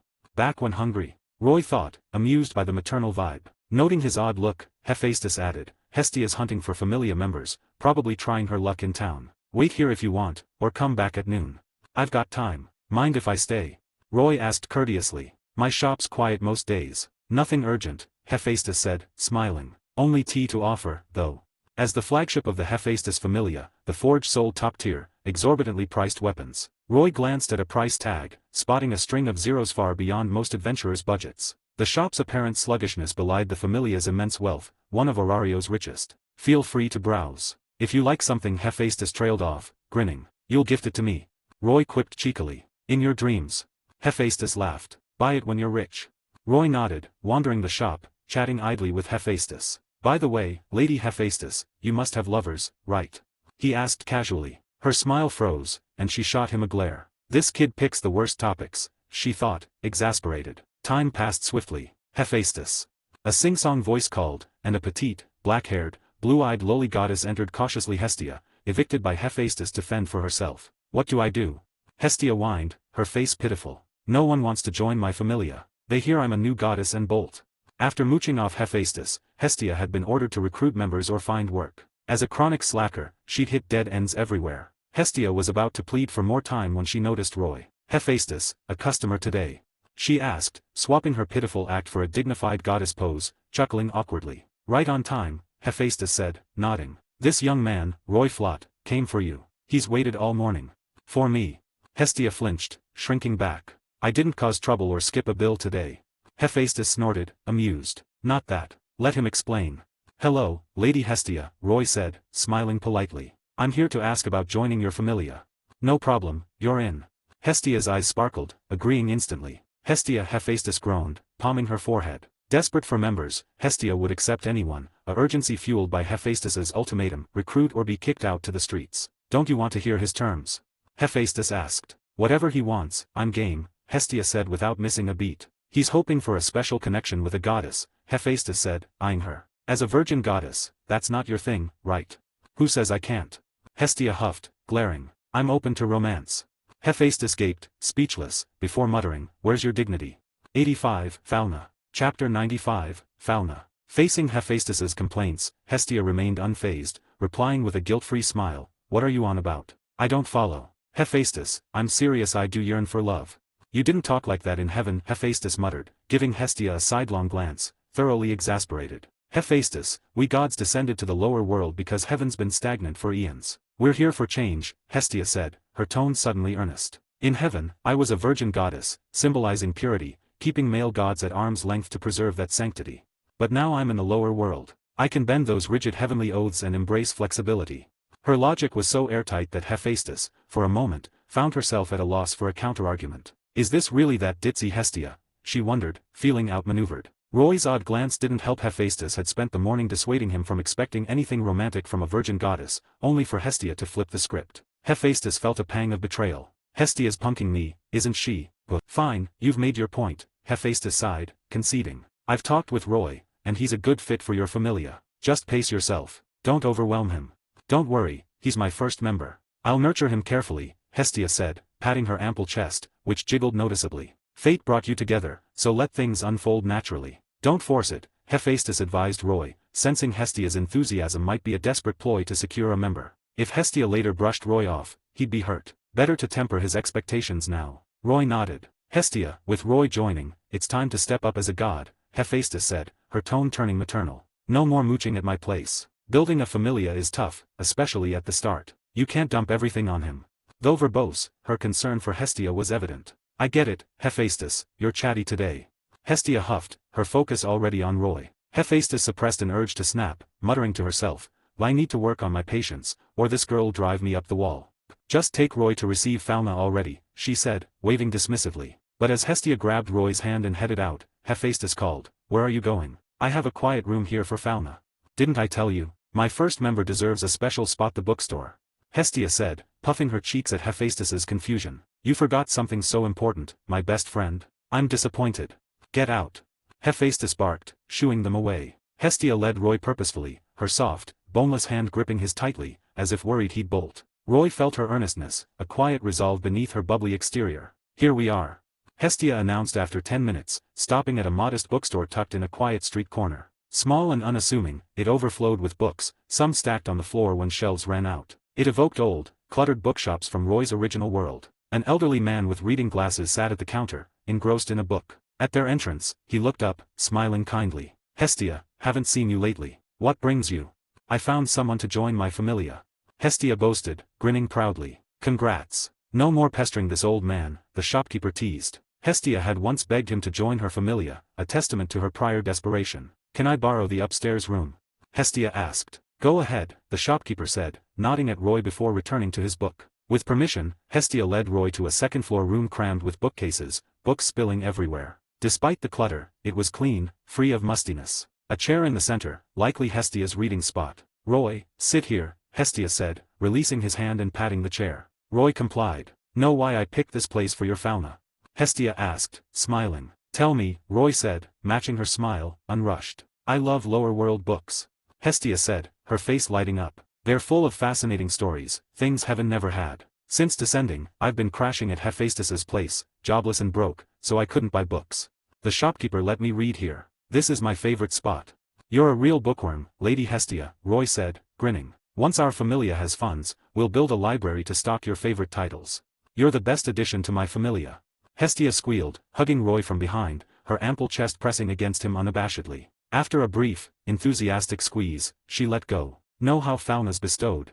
I do, Roy nodded, removing his shirt to bare his back. No need for details, then. Let's start, Hestia said. The Falma process was straightforward. A god's blood, infused into a mortal's body, was inscribed with sacred text to draw out latent power. Hestia pricked her finger with a prepared needle, letting a drop of dark red blood fall onto Roy's back. A soft plop sounded, like a pebble hitting water, rippling across his skin. Roy felt a faint burn, followed by a glowing warmth. A sensation, like something tracing his back, followed Hestia etching the sacred text of her familia's Falma. Soon, the feeling faded. Done. Hestia cheered, her face taut with focus during the process, wary of errors. Seeing the Falma fully formed, she relaxed. Can I see it? Roy asked. 1 SEC, Hestia said, grabbing a blank sheet and transcribing the Falma's details before handing it to Roy. Name, Roy Flott. Level, 1. Strength, I0. Endurance, I0. Dexterity, I0. Agility, I0. Magic, I0. Magic. Skill. No skills. Roy said, shaking his head, mildly disappointed. I hoped for 1 or 2 to awaken. 86, you had high hopes. Chapter 86, you had high hopes. Hearing Roy's disappointed remark about his empty skill slot, Hestia chuckled, her eyes softening with a doting warmth, as if gazing at a naive child. Roy, you had high hopes, didn't you? It wasn't uncommon for adventurers to believe they were destined for greatness, only to be humbled by reality. Hestia smiled gently, explaining, awakening skills right after receiving Falma is rare among adventurers. Most start with just the basic abilities. She gestured to the sheet detailing Roy's status: strength, endurance, dexterity, agility, and magic each starting at I0, indicating 0 progress. Each ability had 10 ranks, from S, highest, to I, lowest. Basic abilities grew through actions, like combat or spell casting, with each rank capped at 99 points. Reaching 100 points would elevate an ability to H, while 900 or more could hit S. The guild's records pegged the upper limit at 999, though growth slowed drastically near that peak. Don't be discouraged, Hestia added, her voice brightening. You're already special. I was shocked you have 3 magic slots. You're bound to become a top adventurer. Magic was a rare gift in the Dänemark world, typically innate to races like elves. Falma bridged that gap, granting other races magical potential, but the number of magic slots varied. Most adventurers unlocked 1 spell, 2 or 3 were exceptional, making them prime recruits for major familias. Roy's 3 slots marked him as a prodigy. With 3 magic slots, your future skills won't be ordinary, Hestia said confidently. I'm sure after some training, you'll awaken something unique. I think so too, Roy said, smiling. If natural growth fell short, he could always replicate others' skills. Replicating divine powers, however, was off the table. Despite earning 450,000 dimension points from Hestia, her sealed arcanum was too costly, far exceeding his nearly 3 million points. In Dänemark, God's sealed divine might was their ultimate asset. Unleashed, it could devastate the world, as seen in the movie, where a monster harnessed a fraction of Artemis's power. A fully unsealed god, Roy estimated, would rank among the top 5 or even top 3 in DxD's power hierarchy, outclassing Satan's or pantheon gods and potentially rivaling the 2 heavenly dragons at their peak. Such immense power explained the steep replication cost. Our familia starts here, Hestia said, her expression softening into a radiant, saintly smile, the epitome of a goddess. Roy felt a flicker of awe at her divine aura. Let's register the familia at the guild, Roy said, pulling his shirt back on. Register. Hestia blinked, her goddess-like poise vanishing, replaced by confusion. The guild oversees Orario's familias. Since the Hestia familia is established, we need to report it, Roy explained. Outside Orario, this might not apply, but within the city, it was standard protocol. Roy saw no reason to flout it. Grandpa, we're off. Hestia called to the bookstore owner, thanking him before following Roy out. Instead of heading straight to the guild, Roy treated Hestia to lunch. After a morning of fruitless familia hunting and the effort of bestowing Falma, Hestia was famished, her stomach growling audibly. Roy couldn't let her face the guild on an empty stomach, especially since it was likely on a lunch break. They arrived at the guild, finding Ina. Roy, you've received Falma? Ina asked, eyeing the petite goddess beside him. Yep. Roy's now a proud member of my Hestia familia. Hestia declared, puffing out her chest. Please register our familia, Roy said. Ina sighed inwardly at the speed of events but handed Hestia a form. Hestia faltered at the familia residence field. Having lived at Hephaestus's place, she had no base. Any issues? Ina asked, noticing Hestia's hesitation. The familia's new, so we haven't secured a residence yet, Roy clarified. You can leave it blank for now and update it later, Ina said, smiling. Relieved, Hestia handed back the form, which Ina filed. Roy, thinking ahead, asked, Miss Ina, know any quick ways to make money in Orario? Exploration adventurers earn valis by killing dungeon monsters for magic stones and materials, then trading them at the exchange, Ina said, pointing to the guild's exchange counter. You can also take commissions. She gestured to a bulletin board plastered with parchment notices. But commissions are tough for rookies. I'd suggest starting on the dungeon's first floor to get your bearings.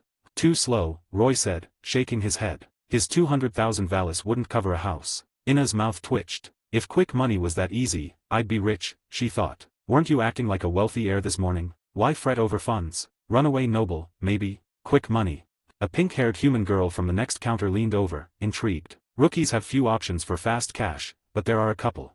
Misha, mind your own counter, Ina scolded. It's dead this afternoon, Misha mumbled. What options?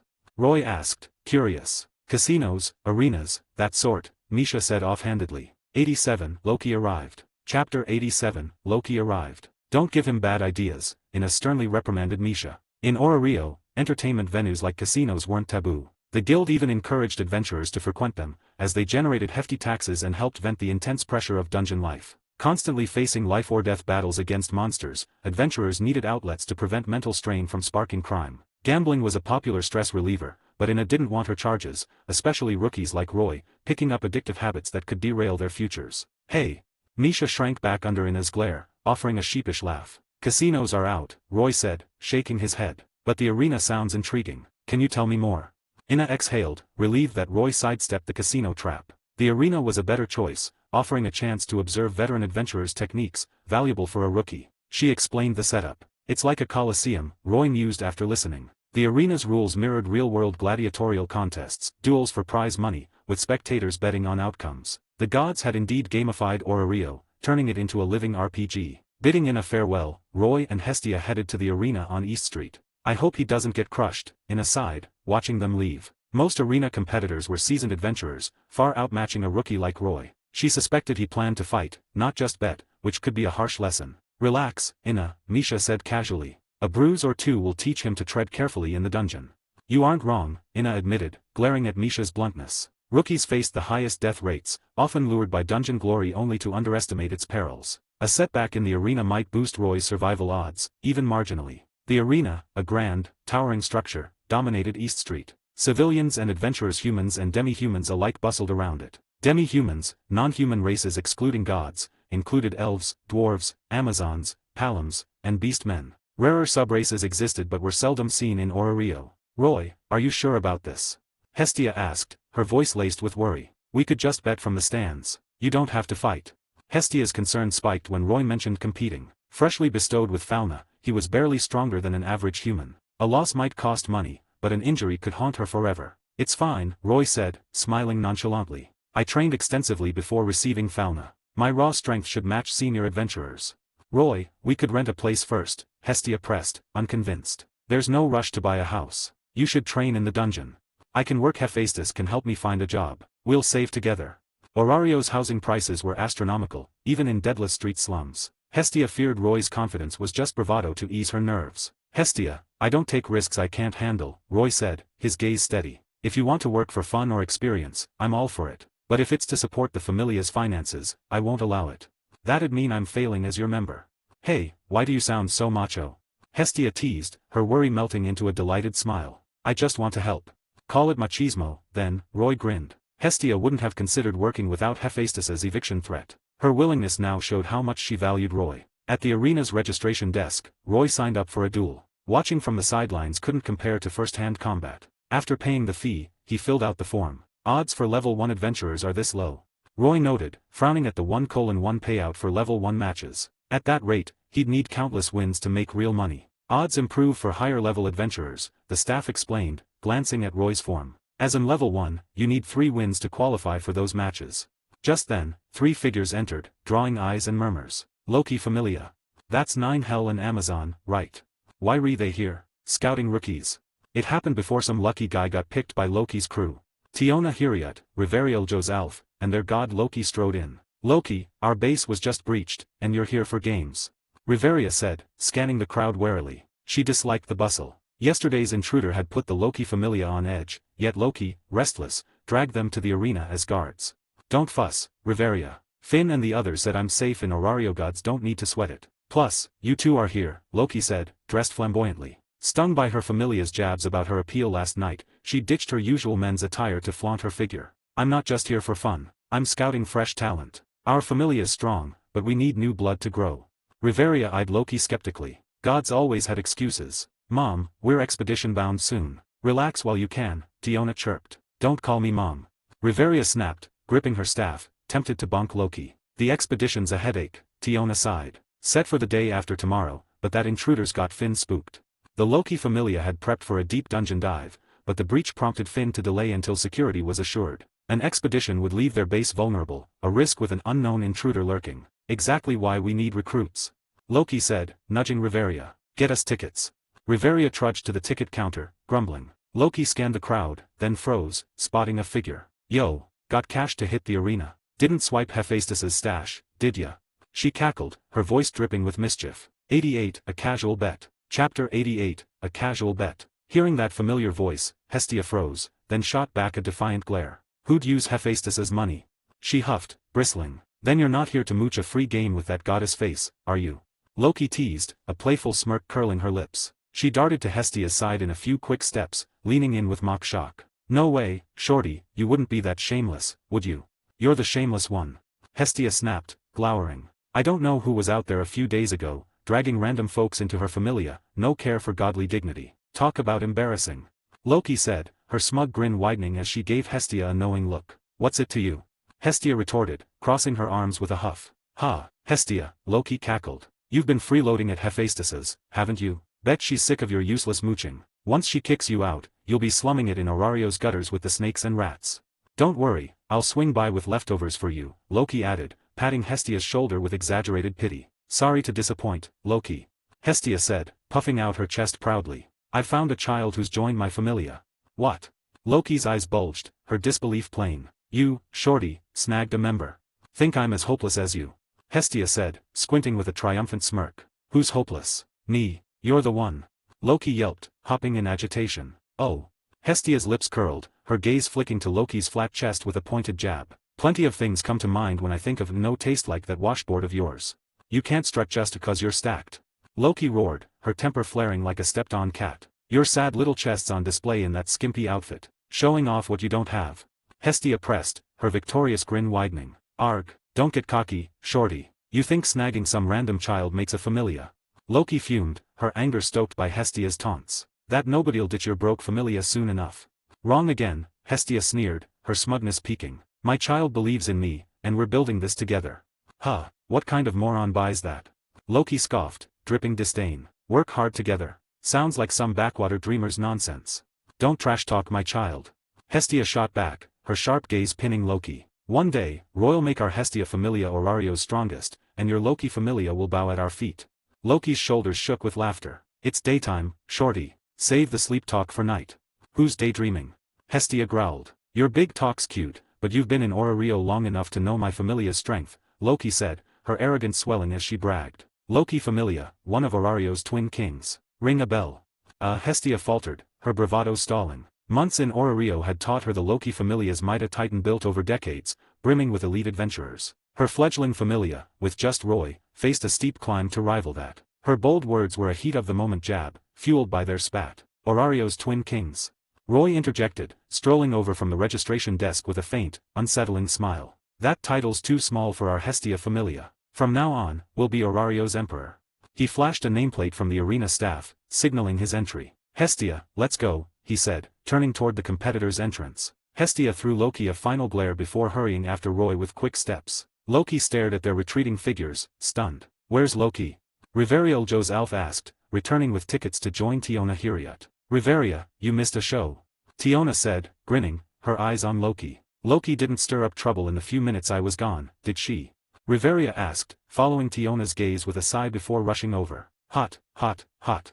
Loki snapped out of her daze, stomping furiously. Roy's parting shot had left her no chance to retort a cheap hit and run. Aurario's emperor? As arrogant as that shorty. What happened? Riveria asked, seeing Loki's tantrum. Got smoked in a trash talk battle, Tiona said, shrugging. I'm not letting this slide. Loki fumed, chasing Roy and Hestia into the competitor's area, ignoring the staff's protests. Loki, stop.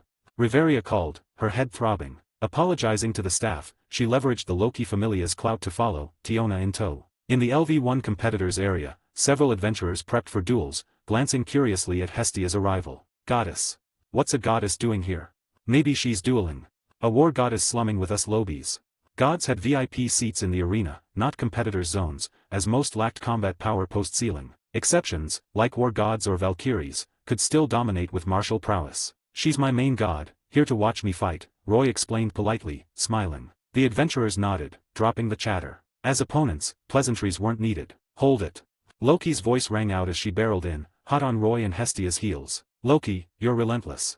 Hestia groaned, spotting her pursuer. Loki ignored her, sizing Roy up before scanning the room with a mocking laugh. A green rookie, huh? Thought you snagged a hidden gem, shorty. Just some child. She'd assumed Roy was a convert, someone with Falma who'd switched familias, but his LV1 status dashed that notion. Sorry, folks, our god's causing a scene, Riveria said, arriving with Tiona to restrain Loki, offering apologies. 9 hells and Amazonas.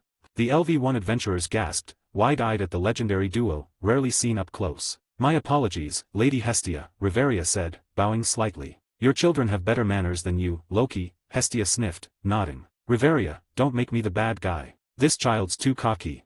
Loki protested. Enough. Back to our seats, Riveria said, shaking her head. Nope, I'm staying here. View's fine, and I paid for a ticket, Loki said, plopping into a seat. Tiona, bet on Roy's opponent, bet they'll win.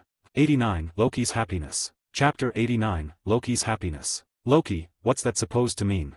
Hestia snapped, glaring as Loki sprawled in her seat, brazenly betting against Roy. What, I can't bet here. Loki said, crossing her legs with a smug grin. She glanced at Hestia. Or does your familia mandate betting on your child to win?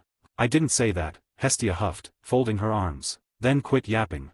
Loki slapped her thigh, nudging Tiona Hiriot. Hurry, place the bet before the match locks. Missing this easy money would be dumb. You jerk, Hestia growled, her fists clenching as if itching to swing. Lady Loki, Roy said, his smile cool and unruffled, betting on my opponent's a losing move. Sure you don't want to switch? Ugh, that calm act's infuriating.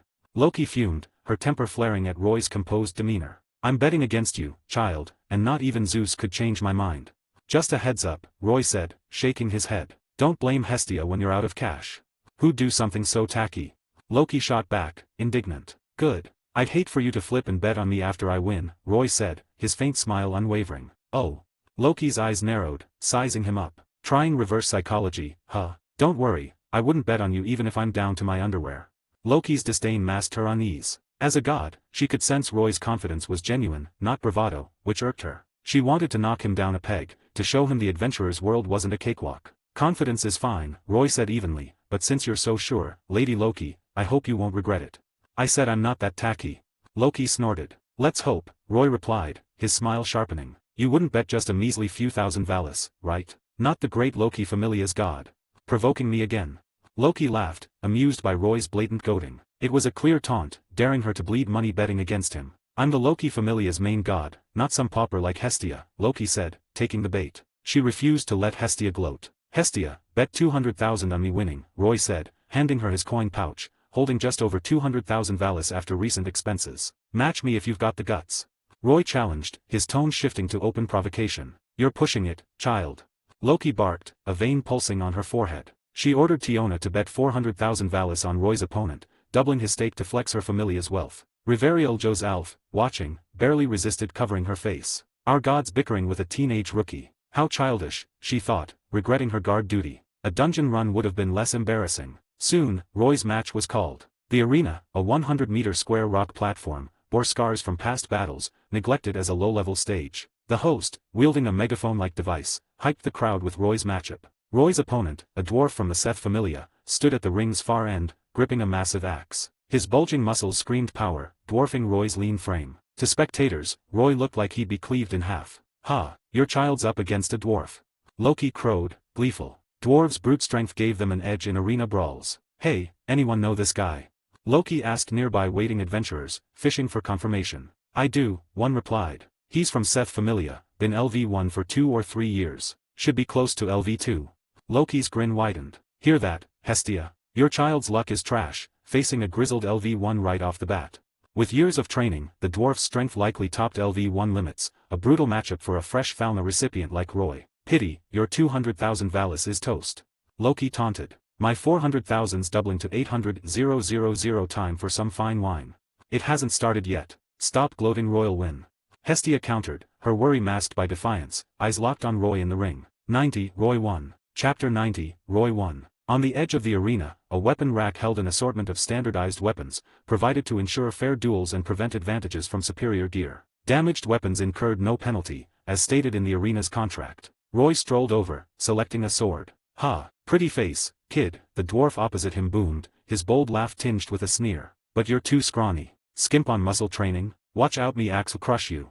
The dwarf, barely 1.5 meters tall, sported a face half hidden by brown stubble. His bulging arm muscles, rippling with power, effortlessly heft a giant axe heavier than most men. His sheer presence was intimidating. Too much muscle slows you down. Your agility's probably low, Roy replied, smiling lightly. An attack that misses is just wasted effort. Big talk for a twig. The dwarf growled, his face darkening. He swallowed a curse, stung by the kid jab despite his weathered look. He was under 30, a quirk of dwarven aging. Hope you're not all talk, or you'll be pissing your pants soon. The dwarf said, reining in his temper. He's pissed. Pissed. Bad move, human. Provoking a dwarf before a fight. Angry or not, dwarves take any slight as a challenge with their hot tempers. This human's toast. Dwarves are petawant, go easy on him. Spectators in the stands buzzed, intrigued by the pre-duel tension. Many pitted Roy, seeing him as a frail LV1 human outmatched by a dwarf's raw power. At the rookie stage, dwarves held a clear edge, making Roy's odds slim. Match begin. The host announced, confirming both fighters' readiness. Rock. The dwarf roared, charging with his axe raised, his short legs churning at surprising speed. His sharp eyes stayed locked on Roy, wary despite his disdain, ready for any counter. But before he could swing, a glint flashed, and a faint sting pricked his neck. Blinking, he found Roy's sword tip pressed against his throat, a thin trickle of blood warming the cold steel. I lost. The dwarf muttered, his grizzled face slack with shock, unable to process the blur of events. Roy's sword could have pierced his throat with a nudge. The dwarf touched his neck, feeling a shallow cut Roy had held back, sparing him. In a real fight, he'd be dead. Dwarven strength didn't make him blade-proof. I yield. The dwarf declared, his temper giving way to blunt honesty. A loss was a loss. What just happened? Looked like the dwarf ran into the kid's sword like an idiot. No way. My money's on the dwarf. What's this rigged nonsense? Damn it. The crowd erupted, mostly civilians with a few adventurers. The dwarf's abrupt surrender sparked outrage among bettors, cries of fix mingling with confusion. No rig. That dwarf's just trash. The human called its aid. The dwarf's too slow. Nailed it with speed. Exactly. Kid's so fast the dwarf couldn't keep up. Some cursed their lost bets, while others cheered Roy's upset, praising his predicted speed advantage. The stands buzzed with chaos. Silence. A stern figure, a senior adventurer and arena official, mounted the stage. No foul play occurred. The human won fairly, with superior skill. Bull. I saw the dwarf stumble onto the brat's sword like he was blind. Loki shouted, her face twisted in a scowl, glaring at the ring. She wasn't a martial god, so the fight's details eluded her. Her real gripe was her lost bet. Loki, really, can't handle a loss. Hestia taunted, mimicking Loki's earlier smug tone. So tacky in heaven, still tacky down here. Me, a sore loser. Think I'm as broke as you, begging off god friends. Loki retorted, fuming at Hestia's gloating. 400,000 Valis. Pocket change. My monthly allowance is tens of millions. Tens of millions. Hestia gaped, stunned. Her time mooching had taught her the weight of millions in Valisa some many small familias couldn't earn yearly. Loki's casual wealth underscored the Loki familia's dominance. Feel the gap now, shorty. Loki said, smugness returning. I don't care about 400,000, it's a day's spending. I'm just pissed it went to waste. That was a rigged match. Not rigged, Loki, Tiona Hiriat interjected. Tiona, whose side are you on? Loki snapped, irked by her own familia's contradiction. Don't embarrass us, Riveriel Joself sighed, scolding Loki. To outsiders, it might look like the dwarf threw the fight, Tiona explained. But Roy's technique was sharp. His speed and angle hit the dwarf's blind spot perfectly. Even I might not pull that off so cleanly. You couldn't beat that dwarf. Loki said, skeptical. In a straight fight, I'd crush him, Tiona nodded. But I'd burn more stamina. The arena official echoed Tiona's analysis, confirming Roy's legitimate victory. See that, Loki? Hestia crowed, her smugness peaking. Roy won fair and square with raw skill. Damn it, you lucked out, shorty. Loki grumbled. Tiona's expertise, as an LV5, left no room for doubt, making Roy's win undeniable and Loki's loss bitter. Hestia's gloating only worsened her mood. A fluke. Fate, my foot. Loki muttered, glaring at Hestia. How'd you snag a kid this good? Don't feed me that fate nonsense. Loki's keen eye recognized Roy's swordsmanship as elite. Nurtured properly, he'd be a familia pillar. His choice of Hestia's barebones familia was baffling. Believe it or not, Hestia sniffed, too smug to elaborate. 91, cheating. Chapter 91, cheating. Seeing Hestia's smug demeanor, Loki seethed, grinding her teeth and glaring, half wishing she could flatten those prominent curves on Hestia's chest. I get it now, Loki said, her gaze lingering on Hestia's figure before curling into a sneer. Spill it, Hestia. Did you use your wiles to lure him in? Goddesses' appearances catered to mortal aesthetics. Even Loki, often slovenly in men's clothes and exuding a scruffy vibe, could turn heads if styled properly. Hestia's allure was undeniable. Who'd seduce anyone? Hestia quivered, masking her fluster with a sharp retort. Loki, you're just jealous, slandering me with cheap shots. Despicable.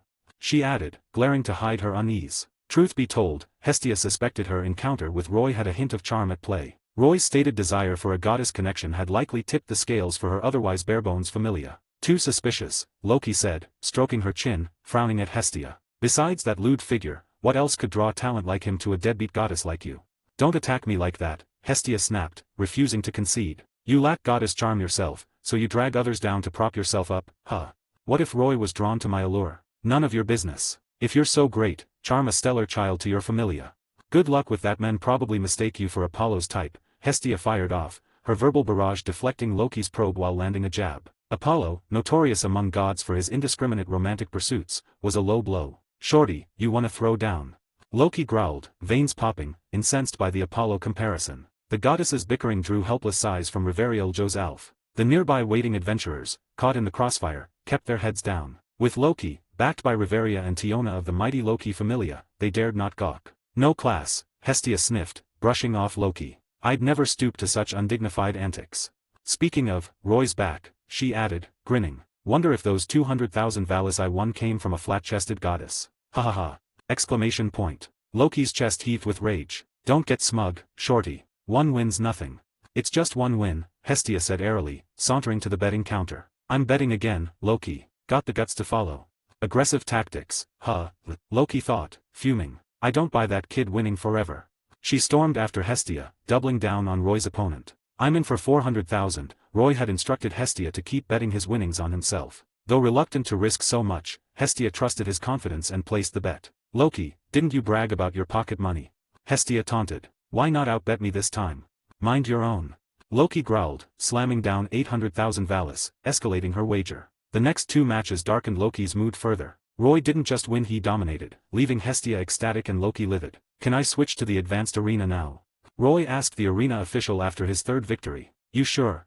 The official said, his expression wary. Advanced arena's no joke. Opponents aren't just LV2, could be LV3 or even LV4. Higher-level adventurers often wielded unique skills, making level gaps less decisive, which fueled the arena's thrill. No LV5s? Roy asked. The official rolled his eyes. First-class adventurers rarely bother with these unless it's a special event. They're not here for fame or cash. LV2s were third class, LV3-4 second class, and LV5 plus first class. Switch me over, Roy said, smiling. Fine, I've warned you, the official said, intrigued by Roy's potential. Leapfrogging levels was rare but marked prodigies destined for greatness. By the way, we sell recovery potions. Need any? The official offered en route to the advanced arena. Save M for my opponents, Roy quipped. Everyone. The advanced arena host bellowed, rallying the crowd. A rookie joins us, fresh from 3 lightning-fast wins in the beginner ring. Human Roy flat. Can he claim glory here too? Rookie. Bold move, jumping to advanced after a few wins. His ego's gonna crash hard. The advanced arena's crowd murmured. Loki, slumped from 3 straight losses over 2 million Valis gone, perked up, sensing a chance to flip her fortunes. Roy's reckless challenge was her opening to humble Hestia. Shorty, keep betting. Loki goaded, her eyes glinting. Hestia, unfazed, matched Loki at the advanced betting counter, both wagering heavily. Hestia on Roy, Loki against. Roy's first advanced match began against an LV2 Beastman. Half a minute later, the Beastman, wide-eyed in disbelief, was carted off the ring by staff. Oh! The crowd roared, electrified by the upset. Cross-level victories were rare, and Roy's ferocity captivated them. Roy's matches rolled on swiftly, drawing bigger crowds. He dispatched LV3 and LV4 opponents with equal ease, each defeat fueling the audience's frenzy. Some adventurers, however, sensed something off. Hestia, you rigging this?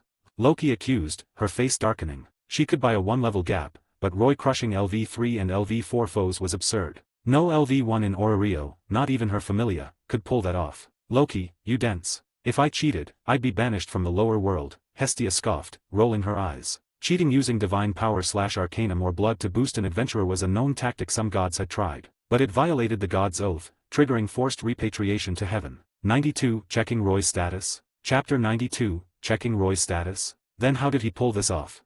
Loki asked, her eyes brimming with disbelief. A 3-level gap victory wasn't just impressive, it could shake Orario to its core. No, it already had. Roy's feats, performed in plain sight, were poised to sweep through the city like wildfire. Loki, why should I explain that to you?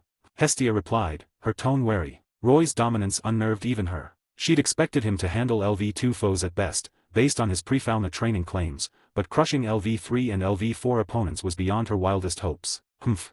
Loki snorted, eyeing Hestia with a wicked grin. You're not just dodging me, shorty. You'll need to explain to them why your kid's got freakish strength. She jerked her head toward the stands, where murmurs grew louder. Roy's streak, especially his LV4 takedown, had sparked suspicion among adventurers, particularly those slated to fight. Some lodged protests with the arena staff, questioning his legitimacy. The host soon paused Roy's matches, citing a mandatory 10-minute break for consecutive bouts. See, they're already sniffing around, Loki said, gloating. Spill it, shorty. What shady trick did you pull to juice up Roy? Or are you fudging his level? Loki suspected Roy might be a convert, someone with higher level Falma who'd switched to Hestia's familia, masking his true rank. Such deception, while rare, wasn't unheard of for strategic gains. Too lazy to argue with you, Hestia said, brushing Loki off and hurrying toward Roy. Hey, wait.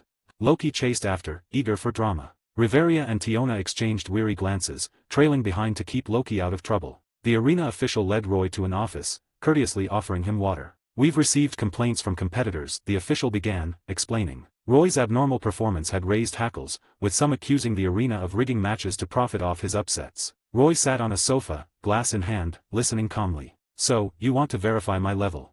He asked, his tone even. Exactly, the official nodded. I know it's sensitive, but, Lord, this is our office. No outsiders. A staffer's shout interrupted, followed by commotion outside, gods forcing their way in. Deal with that first. Roy suggested, smiling, nodding toward the door. The official nodded, rising to handle the intrusion, but before he reached the door, Hestia and Loki burst in. What's your Ganesha Familia up to, dragging my child here? Hestia demanded, confronting the official. The arena was run by the Ganesha Familia, led by the eccentric, elephant-masked god. The official gave a wry smile, caught off guard by Hestia's aggression. Lady Hestia, I'm fine, Roy said, easing her tension from the sofa. They just need clarification.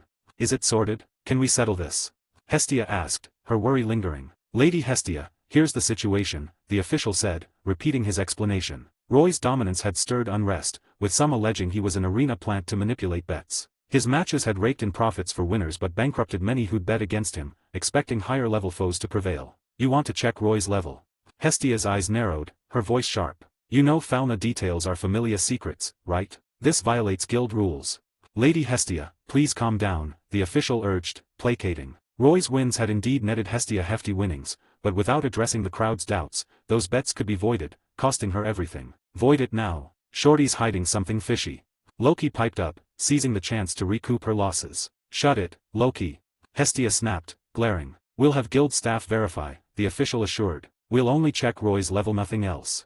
93. Tricked her again. Chapter 93. Tricked her again. Of course you want to see my status, but peeking at our Hestia Familia's secrets without compensation? That's bold, Roy said, sipping water with a sly smile. Mr. Flott, we're not prying into your abilities, just confirming your level to settle the crowd's doubts. It benefits you too, the official said, smiling tightly. Your mess, not mine. I'll only say I didn't lie about my level, Roy replied, his smile unwavering. And we haven't broken guild rules.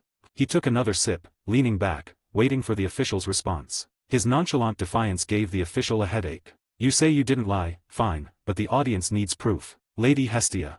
The official turned to her, hoping for a softer target. Roy speaks for me, Hestia said, shutting him down. Your Ganesha Familia's losses aren't our problem. The official's frustration deepened. Roy and Hestia were clearly angling for a payout. He pressed his case, but they stood firm. Evidence. Loki chanted, waving her fist, egging on the chaos. What do you want?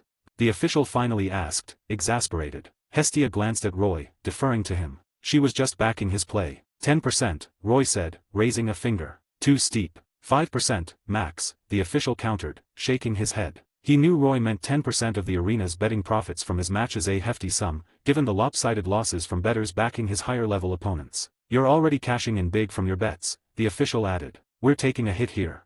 Fine, 5%, Roy agreed, his tone mock sympathetic. I know it's tough for you. Happy to cooperate. Beyond arena winnings, Roy had a strategic goal, exposing his fauna. The task required reaching level 5 in 3 months, an abnormal pace sure to draw scrutiny. By revealing his blank status now, devoid of skills or magic, he expected future probes. The 5% cut was a bonus. I've contacted a guild staffer. They're en route. Please wait, the official said, rolling his eyes at Roy's faux courtesy. 5% was within his authority, a small price to avoid a disaster. Uncooperative, Roy could walk away, leaving the arena to clean up the rumors. Soon, a guild staffer arrived. Everyone out, Hestia said, eyeing Loki and the official. Pfft, it's just a level check. Nothing to hide. Loki scoffed, but her narrowed eyes flicked to Roy's back, curiosity burning. Lady Loki wants to see my status too. Roy asked, smiling. Trying to scam me again, child? I'm tapped out. Loki said, wary after losing millions to Roy's taunts. Forget it, then, Roy shrugged, teasing her curiosity. Loki's face soured. His nonchalance made her itch to know his secrets. Without seeing it, she'd lose sleep for days. Fine, how much? She growled. Free, Roy said, shaking his head. Just, if I need a small favor from your Loki familia later. Dream on. Loki cut him off. Hear me out. Nothing crazy. If it seems unreasonable, you can say no. Refusable. Loki relaxed. Sounds like a freebie. I'll just nix any dumb requests. Deal, she said, waving cheerfully. Hestia, your child's cool with it. You object. Cheapskate, Hestia muttered. But keep your mouth shut. It's secret. Out with you. Loki shooed the official, eager to snoop. The official, lips twitching, left his own office, unable to stay without consent. Once the door closed, Roy bared his back. Hestia unlocked his status, revealing its stats. Damn it, child, you tricked me again. Loki wailed. Roy's status was a blank slate, pure level 1, no skills, no magic. Her anticipation fizzled. Confirmed, the guild staffer said, noting Roy's level. Roy dressed, and the staffer opened the door. It's verified. Mr. Flott is a level 1 rookie. Lady Loki witnessed it, they told the official. Perfect, the official sighed. Guild and Loki's testimony quashed all doubts, ready to placate the crowd. See, Roy's a fresh level 1, Hestia crowed, triumphant. It's weird to have that strength fresh off Falma. Loki shrieked. No skills in Falma doesn't mean no strength, Roy smiled. I'm gifted in swordsmanship. With years of training, this strength's not strange. Loki gave him a complex look. You're something else. Falma was a tool to unlock human potential, not instant power. It transformed aptitude into tangible growth, physical prowess, skills, or magic. Without Falma, rare prodigies could still hone exceptional strength through talent and grit, as ancient heroes did before gods descended. Roy's claim suggested he was such a prodigy, a modern echo of those legends. Child, want to join my familia? Loki blurted, her curiosity morphing into a recruitment pitch. 94, wanna visit heaven? Chapter 94, wanna visit heaven? Loki, do you wanna visit heaven? Hestia snapped, her earlier calm shattered as she glared at Loki, her teeth gritted, looking ready to pounce. I'm serious, Loki said, glancing at Hestia. Letting this child stay in your empty familia is a waste of his potential. You must see how terrifying his aptitude is by now, right? Loki continued. Without Falma, he trained to match high-class adventurers. Give him a chance, and he'll soar. I bet his future achievements could rival Freya Familia's otter. How's Roy wasted with me? Hestia shot back, her confidence wavering. Still talking back. Loki scoffed. My familia has deep funds and first-class adventurers to guide him to grow fast. What can your familia offer? Hestia fell silent. Her familia only existed because Roy joined. Resources? She had none unless you counted goddess cuddles, which she couldn't say aloud. Most importantly, Hestia, Loki said, using her name for emphasis, her tone heavy. Can your nothing familia hold on to a kid like him? A new familia, even with a prodigy like Roy, lacked infrastructure. Compared to veteran familias, it was laughably deficient. Roy's talent would soon be the talk of gods, drawing their greed. Loki herself was tempted to recruit him, and others especially cunning ones might use dirty tricks to poach him. She doubted Roy alone could fend off seasoned familia schemes. Sounds fun, Roy said, smiling lightly. I hear Aurario's got something called a war game. Oh, done your homework, huh? Loki said, eyeing him. It's been ages since Aurario saw a war game. Planning to start one. If some clueless familia tries to trip me up, like you're suggesting, Roy said, nodding, a war game's a solid fix. Big talk. Loki said, exasperated. War games aren't like arena duels. It's a familia versus familia showdown, betting everything. Losers are at the winner's mercy. You get what that means. They'll pull every trick, no matter how low. So what? Roy said, grinning nonchalantly. That's what makes it interesting. Winner takes all, losers out. If a war game happens, our Hestia familia's got the edge. We're knew nothing to lose. Roy hoped some reckless familia would provoke him, letting him pitch a war game to the guild. Why grind when you could seize resources outright? You're eager for this. Loki gaped, sensing Roy was baiting ambitious familias into a trap. Child, you're scheming something. Lady Loki, you're overthinking, Roy said with a warm smile. I'm a law-abiding adventurer. Law-abiding, my foot. Loki huffed. He'd already swindled her out of millions, earning her grudge. A staffer rushed in, whispering to the arena official. Lady Hestia, Lady Loki, the official said. Mr. Flott has more matches. Can transfer talks wait until they're done? TCH, fine. Loki waved dismissively. I see this child set on your familia, Hestia. Dunno what potion you fed him to make him so loyal. None of your business. Hestia snapped, glaring. Hey, Loki turned to Roy. If you ever want to jump ship, my familia's got perks Hestia's can't touch. She tossed Hestia a final jab before leaving. Roy, don't trust Loki, Hestia said urgently. In heaven, they called her the god of cunning, lies, and mischief. She's not reliable. Roy patted Hestia's head, calming her. I won't leave you, he said softly. Hestia's cheeks flushed, and she mumbled, that's too sneaky. Let's keep earning, Roy said, smiling. The official rolled his eyes. Roy was treating the arena like an ATM, but the arena's profits could cover it. Outside, Riveria waited, scolding Loki like a mother. Where's Tiona? Loki asked, dodging. She's signing up for the advanced arena, Riveria said, exasperated. Tiona's fighting Roy. Loki guessed instantly. First-class adventurers rarely joined arena matches, so Tiona's move was telling. Riveria nodded. Then let's bet. I'm winning back my losses. Loki said, fired up. Why bet more? Riveria sighed. Dignity, Riveria, dignity. Loki barked. I'll just bet more. Roy's streak had inflated Hestia's ego, and Loki couldn't stand it. She needed a win to shut her up. You've been asking for trouble, Riveria sighed. You burned half your monthly allowance. Advance me next month's, Loki pleaded, grabbing Riveria's hand with a pitiful look. Mom, please.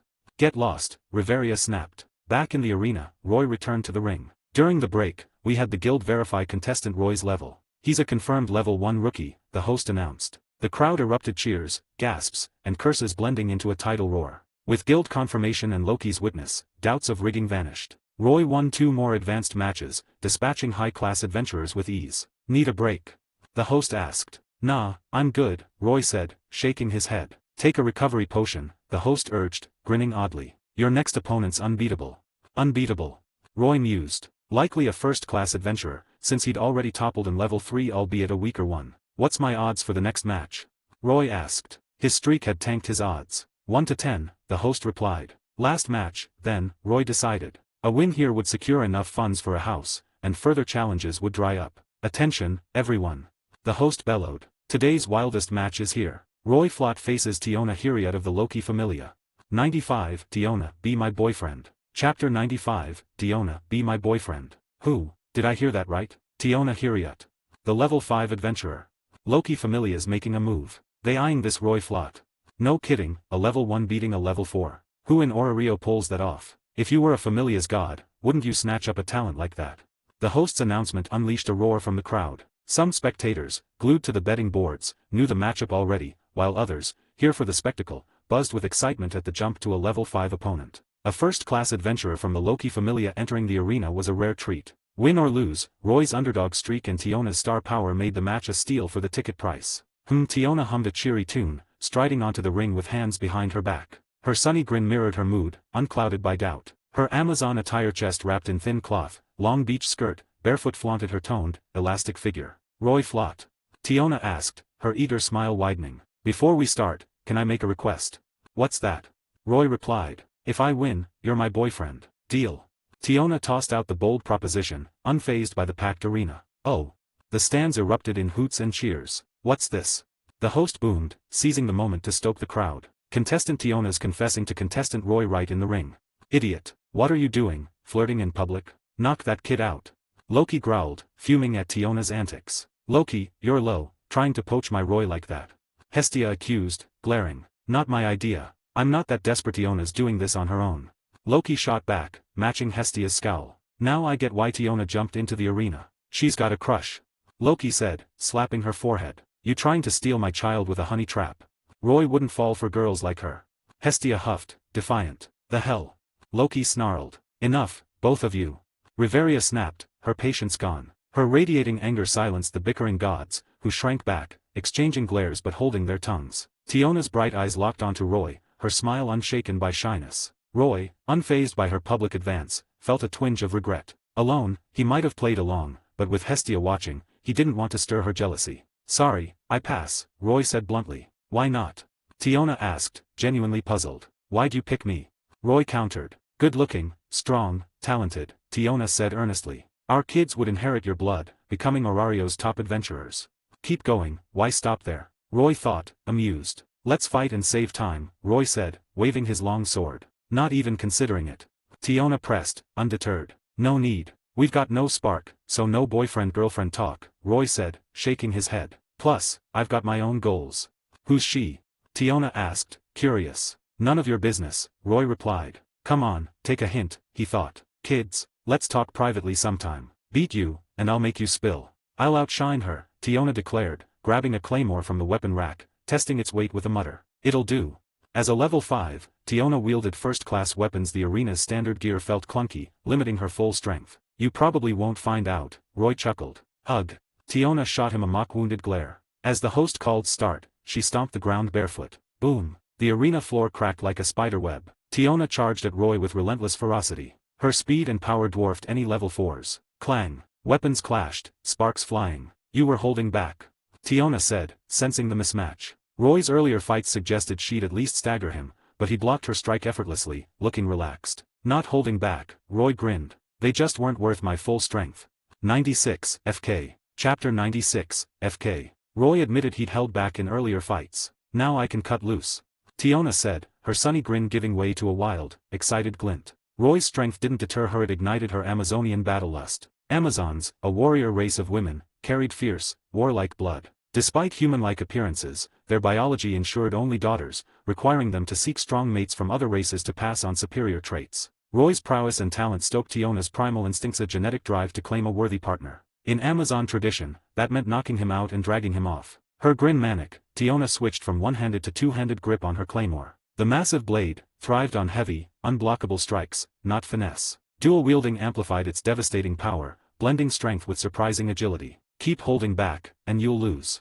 Tiona roared, swinging the weapon down like a sledgehammer. The sheer weight, more than the edge, threatened to crush Roy. Roy raised his sword, parrying the blow. Strong, he noted, feeling Tiona's power surpass Ace's. As a level 5 veteran, Tiona's strength rivaled a high-class devil's. Let's see who's stronger, Tiona said, her frenzied smile growing. Matching Roy's block without strain thrilled her. Her physical strength nearly equaled Roy's, a rare feat. Tiona, older and experienced than Ace, had honed her basic abilities to near level 6 thresholds, awaiting rank up. Her berserker-like style, fearless of injury, even inviting trades, made her trickier than Ace, despite similar speed. Still, Roy saw no issue defeating her. Roy, you're reckless. Why fight head-on like before? Tiona complained after a flurry of clashes, her excitement fading to frustration. Roy had shifted from direct blocks to deflecting her strikes. This sword can't take it, Roy said, glancing at the notched blade, scarred from Tiona's onslaught. Arena standard weapons were shoddy, ill-suited for first-class duels. Tiona's claymore held a clear edge in prolonged clashes. Then ditch the weapons. Let's brawl. Tiona urged. Skill's part of strength, Roy replied, unmoved. His fists couldn't match his sword mastery. Your skills are too unfair. I can't touch you. Tiona groaned, her face helpless. You had chances to hit me, we hold back. As a battle-hardened warrior, Tiona sensed Roy's restraint, sparing her multiple openings. Minor cuts won't decide this, Roy said, shaking his head. In a friendly duel, drawing blood too freely could turn the crowd against him. While I can't accept your feelings, I'm not about to scar a girl who just confessed, Roy added, smiling lightly. Ugh, why say that now? Tiona's ferocity softened, her wild energy shifting to a flustered pout. Dropping the claymore, she raised her hands. Fine, I give up. The host blinked, startled. Miss Tiona, surrendering so soon? You're unhurt and full of fight. Keep going, and it's the same result, Tiona said, shaking her head. Roy's skills outclass mine, and his strength's no less. I've got no edge. My stamina's burning fast, while he's barely trying. He'll find an opening and end me.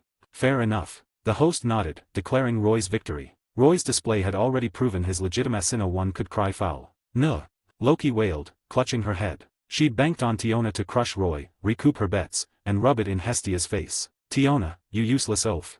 Loki, I warned you, you're digging your own grave, Riveria said, smirking faintly. Huh, Loki, your child lost too. Hestia crowed, reveling in her rival's misery. Riveria, you get in there. Beat that kid. Loki pleaded, grabbing Riveria's arm like a lifeline. You serious? Riveria said, yanking her hand free with a scowl. I'm a mage, not a brawler. You want me to sword fight in the ring? I'd get carved up before I could chant. Mages like Riveria needed time to unleash powerful spells, useless in the arena's tight quarters against a fighter like Roy. But my money, Loki whimpered, heartbroken. Money. Hestia's eyes gleamed. Her all-in bet on Roy, now multiplied tenfold, was a fortune she'd never held since descending. She was dizzy with it. Hey, Roy. Tiona called, darting close on the ring and wrapping him in a quick hug before letting go. I won't give up, she said with a cheery grin, hopping off the ring. Congratulations, host, you earned 200,000 dimension points. That woman. Hestia snapped, her euphoria shattered by Tiona's bold move. Loki, control your child. Control? You think I can rein in that menace? Loki shot back, her own resentment toward Tiona flaring. Her next month's allowance, bet on Tiona, was gone. 97, A New Home. Chapter 97, A New Home. He fought head-on with the first-class adventurer of the Loki Familia, Tiona Hiriat, and matched her in speed and strength. With such a record, no adventurer would dare challenge Roy again. Unless they were first-class, who could stand against him? As a result, Roy's next opponents all forfeited. Having achieved his goals, fame, funds, and a verified Falma, Roy considered the arena venture a success. After collecting his winnings, Roy and Hestia left the arena. Hestia, still giddy, clutched a guild bank check, careful not to lose it. The sum, combining gambling profits and the arena's 5% cut, exceeded 150 million Valisa, fortune that could stun anyone in Orario. Hestia, where's a good place to buy a house? Roy asked. New to Orario, he knew little of its real estate, only that prices rivaled the most exorbitant capitals of his original world. It was why he'd turned to the arena for quick cash. Hestia chuckled awkwardly, clueless herself. Since descending, she'd mostly holed up at Hephaestus's, venturing out only to the bookstore. Let's ask Hephaestus, Hestia suggested. She's been in Rio forever and knows the place inside out. They returned to Hephaestus's weapon shop. As before, the shop was quiet, with only Hephaestus present, no customers in sight. What took you two so long? Hephaestus asked, raising an eyebrow. Granting Falma and registering at the guild shouldn't have taken whole day. Hephaestus, I need a favor, Hestia said, leaning in with practiced ease. We agreed no more handouts, Hephaestus said, arms crossed, waiting for Hestia's pitch. Not Valus. Hestia huffed. I just need advice on a good house to buy for our Hestia familia. Buy a house. Hephaestus blinked, surprised. You serious? Absolutely. Hestia nodded, brimming with pride. You got the Valus? Hephaestus asked, skeptical. Tada. Hestia flourished the guild bank check. Hephaestus's eyes widened at the figure. Where'd you get that kind of check? She'd chatted with Roy earlier, knowing he lacked such funds, and Hestia, reliant on her, was flat broke. Yet, in half a day, they'd secured a fortune. The check's authenticity unmistakable to Hephaestus, a regular at the guild bank, made it all the more shocking. Hestia, relishing her friend's stunned reaction, gleefully recounted Roy's arena victories, culminating in his defeat of Tiona. You're saying Roy beat Tiona? Hephaestus exclaimed. Yup. He made her surrender in the ring. Hestia said, beaming. You're not pulling my leg. Or did you and Loki cook up some shady deal to stage it? Hephaestus said, dubious. A level 1 beating a level 5 was unheard of, even in Orario's storied history. I'd never team up with that sleaze Loki. Hestia scoffed. If you'd been there, you'd know Roy's strength is legit. Loki even tried poaching him. You're not lying. Hephaestus's gaze grew complex, reading Hestia's earnestness. Roy chimed in. I trained hard back home, so this strength isn't surprising. Hephaestus's mouth twitched. Roy's casual tone downplayed the feat. Matching first-class adventurers without Falma wasn't just talent or training, it was near mythical. Fine, everyone's got secrets, Hephaestus said, dropping the probe. First-class adventurers often had hidden edges, and Roy's was her business. But Hestia, you're reckless. Exposing his talent to buy a house. You asking for trouble. Hestia shrank, chastened. Luckily, beating her gives you some deterrence, Hephaestus said. Like Loki, she knew Roy's fame would attract greedy gods, but his proven strength would make lesser familiars think twice. Be careful, and don't fall for others' schemes, Hephaestus said, taking Hestia's hand, listing precautions. Hestia nodded dutifully. You want a house? Hephaestus returned to the topic. I know a place, great environment, fully equipped, and cheap. The owner, a merchant from outside Rio, needs quick Valus and is selling his mansion. With Hephaestus's connections, Roy bought the mansion for 50 million Valus. Some furnishings can be sold off and replaced, so you can move in right away, Hephaestus said. Hestia, thrilled, toured the mansion, ecstatic over its study packed with books. Hephaestus frowned, sensing Hestia's tendencies resurfacing. Roy, you don't have a weapon yet, right? Hephaestus asked, a thought striking her. 98, Loki Familia. Chapter 98, Loki Familia. Only for now, Roy nodded. His sword and pistol, while convenient, lacked raw power. Stripped of their power of light, they fell short of first-class weapon. As an adventurer, you need a proper weapon, Hephaestus said, smiling. I heard Hestia say you're a sword user. Want to order one from me? A weapon. Roy's eyes lit up. Lady Hephaestus, do you have weapons that grow with the user? In the anime, Hephaestus crafted the Hestia knife for Bell, etched with Falma to scale with its wielder's strength, potentially nearing artifact status as the user's level approached heights. These weren't the sacred gears of DxD but unique to this world. Where'd you hear that? Hephaestus asked, eyes narrowing. From my hometown, Roy said truthfully. Any issue? Those weapons exist, Hephaestus said, sighing. But for us smiths, they're cursed tools. Cursed? Roy asked, puzzled. The anime hadn't dwelled on this. They're user-bound, Hephaestus explained. They shine brightest in their owner's hands but are mere scrap to others. For smiths, a true weapon performs for anyone. That's why we call them cursed. Can you make one? Roy asked. Hephaestus's eyes twitched. With your strength and funds, a first-class weapon's no issue. Pick something else. I'll stick with what I've got for now, Roy said, shaking his head. I'll upgrade when I find better materials. Having navigated DxD world, Roy knew the cost of frequent weapon swaps. There, Rias can back him here, he'd grind for Valus. First-class weapons weren't cheap. Fair enough, Hephaestus said. Come to my shop when you're ready. Undeterred by the rejection, Roy wasn't too phased. He could replicate forging skills and divine text later affordable with his dimension points. The divine text with unique power intrigued him. Though it required divine blood or power to activate, studying it could boost his strength. I'll head out, Hephaestus said. You two shop for necessities, I won't tag along.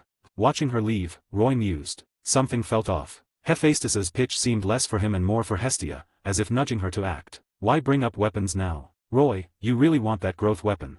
Hestia asked. Not desperate, Roy said, shaking his head. Just curious. Okay, don't stress it, Hestia said, smiling. You'll find great materials later, and we'll ask Hephaestus to craft something.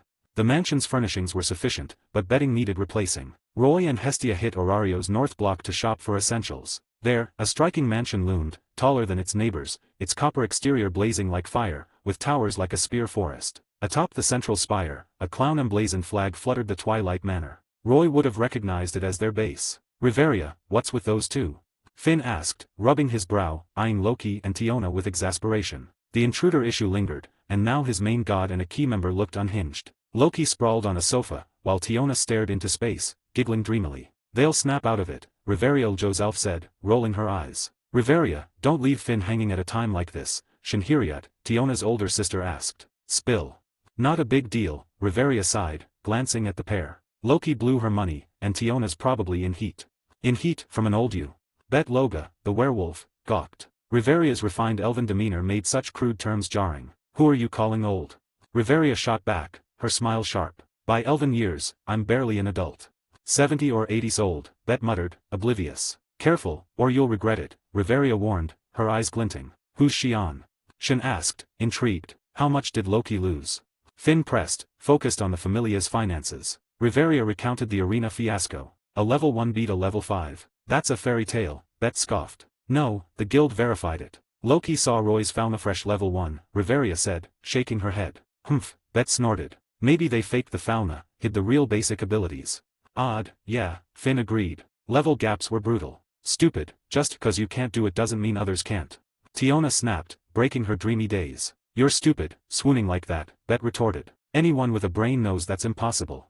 99, is this your skill? Chapter 99, is this your skill? First-class adventurers like them knew the chasm between level 1 and level 5 better than anyone. They leaned toward Bet's theory, some trick hid Roy's true status. Any chance they used a new method to mask it.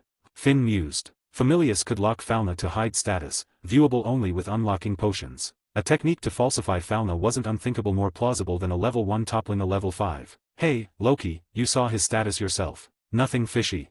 Bet asked, impatient. If I'd spotted a trick, you think I'd have lost over 20 million valis to that punk? Loki grumbled, rolling her eyes. Can't you see through lies? Bet pressed. Was he faking? He's odd, Loki said, shaking her head. Probably not lying. Her godly instinct to read mortals faltered with Roy, unable to pinpoint why. Something about him eluded her divine senses. TCH. Bet sneered. Even you, a god, think he's off. That kid's shady. No way a level 1 beats a level 5. He's gotta be doctoring his Falna somehow. Fake or not, his strength's real, Loki added. Tiona didn't throw the fight. Half a match, and she quits. Maybe this lovesick Amazon let him win, Bet said, glancing at Tiona. I'm not that low, Tiona snapped. Roy's strength is legit. If my weapon wasn't better, I'd have lost faster. Bet, if you're so skeptical, fight him yourself, Loki taunted. No time for cheaters, Bet scoffed. Keep your mouth shut about Roy cheating, Tiona said, bristling. Bet, I bet you couldn't handle me, let alone him. Lovesick Amazon, you mocking me. Bet growled. Enough, Finn interjected. True or not, it's not our problem. It'll come out eventually. Finn, that punk swindled 2 months' pocket money, Loki whined. Noted, Finn said. I'll tell everyone to ignore your borrowing attempts for a while. 20 million valis was trivial for the Loki Familia first-class adventurers could earn that in a dungeon run. Finn wasn't fussed. Finn, that's harsh. Loki pouted. You won't starve, Riveria said, amused. Familia meals are solid. You'll survive 2 months. Loki's wails followed. Tiona, is Roy's swordsmanship that good? Ace, silent until now, whispered to Tiona. Tiona gave a wry smile. Really good, Ace. His swordplay's probably way beyond yours. Really? Ace's eyes narrowed. I can hold my own against you, Tiona said, sheepish. But with Roy, I felt like a toy in his hands. That's why I surrendered. Thanks, Tiona, Ace murmured, turning away, muttering, Hestia Familia. Unmatched swordsmanship. It matched the intruder in her room last night. Ace pieced it together. Roy's break-in, followed by his arena spectacle, wasn't random. Even her simple mind sensed intent. I'll find him. At the Hestia Familia's new mansion, Roy and Hestia finished tidying their rooms. Why not hire a maid? This place is huge, cleaning's a chore, Roy suggested. No need to waste money, Hestia said, shaking her head. I'll handle it. I've got time, and you'll be busy earning as the Familia grows. Hey, Roy, want to update your status? Hestia asked, her face alight with excitement. It's been 1 day. Will it change? Dunno, but after today's fights, you must have grown a bit, Hestia said, unsure. Updating can't hurt, maybe you'll unlock skills or magic.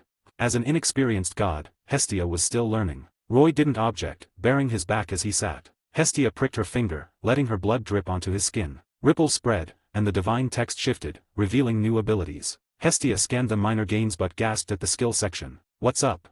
Roy asked. Skills appeared. Hestia exclaimed, her voice a mix of joy and shock. Oh. Roy's face lit up. Show me. Hestia steadied herself, suppressing her awe, and transcribed Roy's status onto paper, translating the text into common script before handing it over. Name Roy Flott. Level 1. Strength D456. Endurance C315. Dexterity C333. Agility D455. Magic D411. Magic. Skill. 7 Deadly Sins. Pride, immune to mental interference. Allows ranking without much excelia, requiring maxed basic abilities. Can use any god to rank up or independently rank up. Greed, greatly accelerates growth rate. Increases basic ability caps. Increases skill and magic caps. Lust, boosts appeal to the opposite sex. Grants top-tier charm, effective on one target when active. Envy, briefly seals a target's skill or magic. Wrath, temporarily boosts own basic abilities significantly. Gluttony, rapid recovery via consuming absorbable items. Sloth, immune to negative physical effects, poison, sluggishness, etc. I figured your skills would be rare, but this is absurdly overpowered, Hestia exclaimed. 100, Skill Explained? Chapter 100, Skill Explained? Unreasonable skills, Hestia said, her voice heavy with awe and unease. A single skill spawning 7 branches: pride, greed, lust, envy, wrath, gluttony, and sloth was unprecedented. Each branch alone rivaled rare skills coveted by adventurers, but the first 3 stood out as particularly outrageous. Pride's effects were aptly named arrogant enough to shatter the god's millennia-old understanding. Immunity to mental interference and detection was standard, but ranking without excelia and updating with any god were game-changers. Normally, only a familiar's god could update Falma, and ranking up required feats like surviving dire peril or defeating stronger foes. Pride bypassed these, diluting the god's authority. Hestia's heart sank. Pride rendered her role. Gods earned reverence in Orario by granting Falma, but pride let Roy operate independently. Roy, you won't leave me, will you? Hestia asked, her voice tight with nerves, eyes pleading. Why ask? Roy said, smiling. It's just that skill, Hestia faltered, unsure how to articulate her fear. Pride meant Roy could ask any god to update status, freeing him from the familiar structure to forge his own path. Would he need her only for her goddess charm? Don't overthink it, Roy said gently. Where would I go without you? Worried about pride. Hestia nodded, sheepish. Hestia, you know why I joined your familia, Roy said. Even setting aside my initial reasons, our time together's shown you're the perfect god for me. I'll never leave you. Hestia blurted, fervent. Then what's the worry? Roy shrugged. You're not just a status updating tool to Mayuri family, someone I want to share my life with. You're the best. Hestia cheered, her unease swept away, hugging Roy tightly from behind, her softness pressing against him. Roy stayed still, feeling the embrace. Hestia, I'm a healthy guy, you know. What's wrong? Family hugs are normal, right? Hestia teased, not letting go. You're quick with words now, but you were fretting a second ago, Roy grumbled. Just got nervous, Hestia admitted, grinning shyly. That absurd skill would shake even Hephaestus. Don't drag her into this, Roy said, shaking his head. 7 Deadly Sins fits me perfectly, though, Roy said, studying the paper, a lightness in his chest. Pride's independence and greed's accelerated growth made his 3-month level 5 goal feasible. Skills reflect your inner desires, Hestia said, teasing. In heaven, I learned a bit about the 7 deadly sins. Mortals and gods alike carry these desires, but for you to awaken them so vivid lighthat's a first. Her face dimmed suddenly, and she smacked Roy's back. What's that for? Roy asked, unfazed by her light hit. Dunno, just annoyed. Hestia growled, teeth gritted. Lust's prominence hinted at Roy's strong inclinations, amplifying her unease after Tiona's arena flirtation. A crisis loomed in her mind. He should only have eyes for me. Hestia muttered, glaring. Roy, these skills are insanely rare. Don't let them leak, or fun-obsessed gods will come after you, Hestia warned, serious. Got it, Roy nodded. Use them sparingly to avoid exposure, Hestia continued. Envy, gluttony, sloth, and wrath are safer combat-focused and less unique. Other adventurers likely have similar effects. But pride, greed, and lust never reveal them, she stressed. Pride and greed are passive, safe unless someone sees your fauna. Lust's active charm, though, is trouble. It's top tier, maybe lower than Freya's. You know Freya, right? Hestia asked. Heard of her, Roy said. Then you get it, Hestia said, stern. If a charm matching Freya's is exposed, we're in deep trouble. Brained gods won't let us be. Roy feigned confusion. So, if I use it, I should silence the target. No, don't use it on other women. Hestia snapped. If you must test it, use me.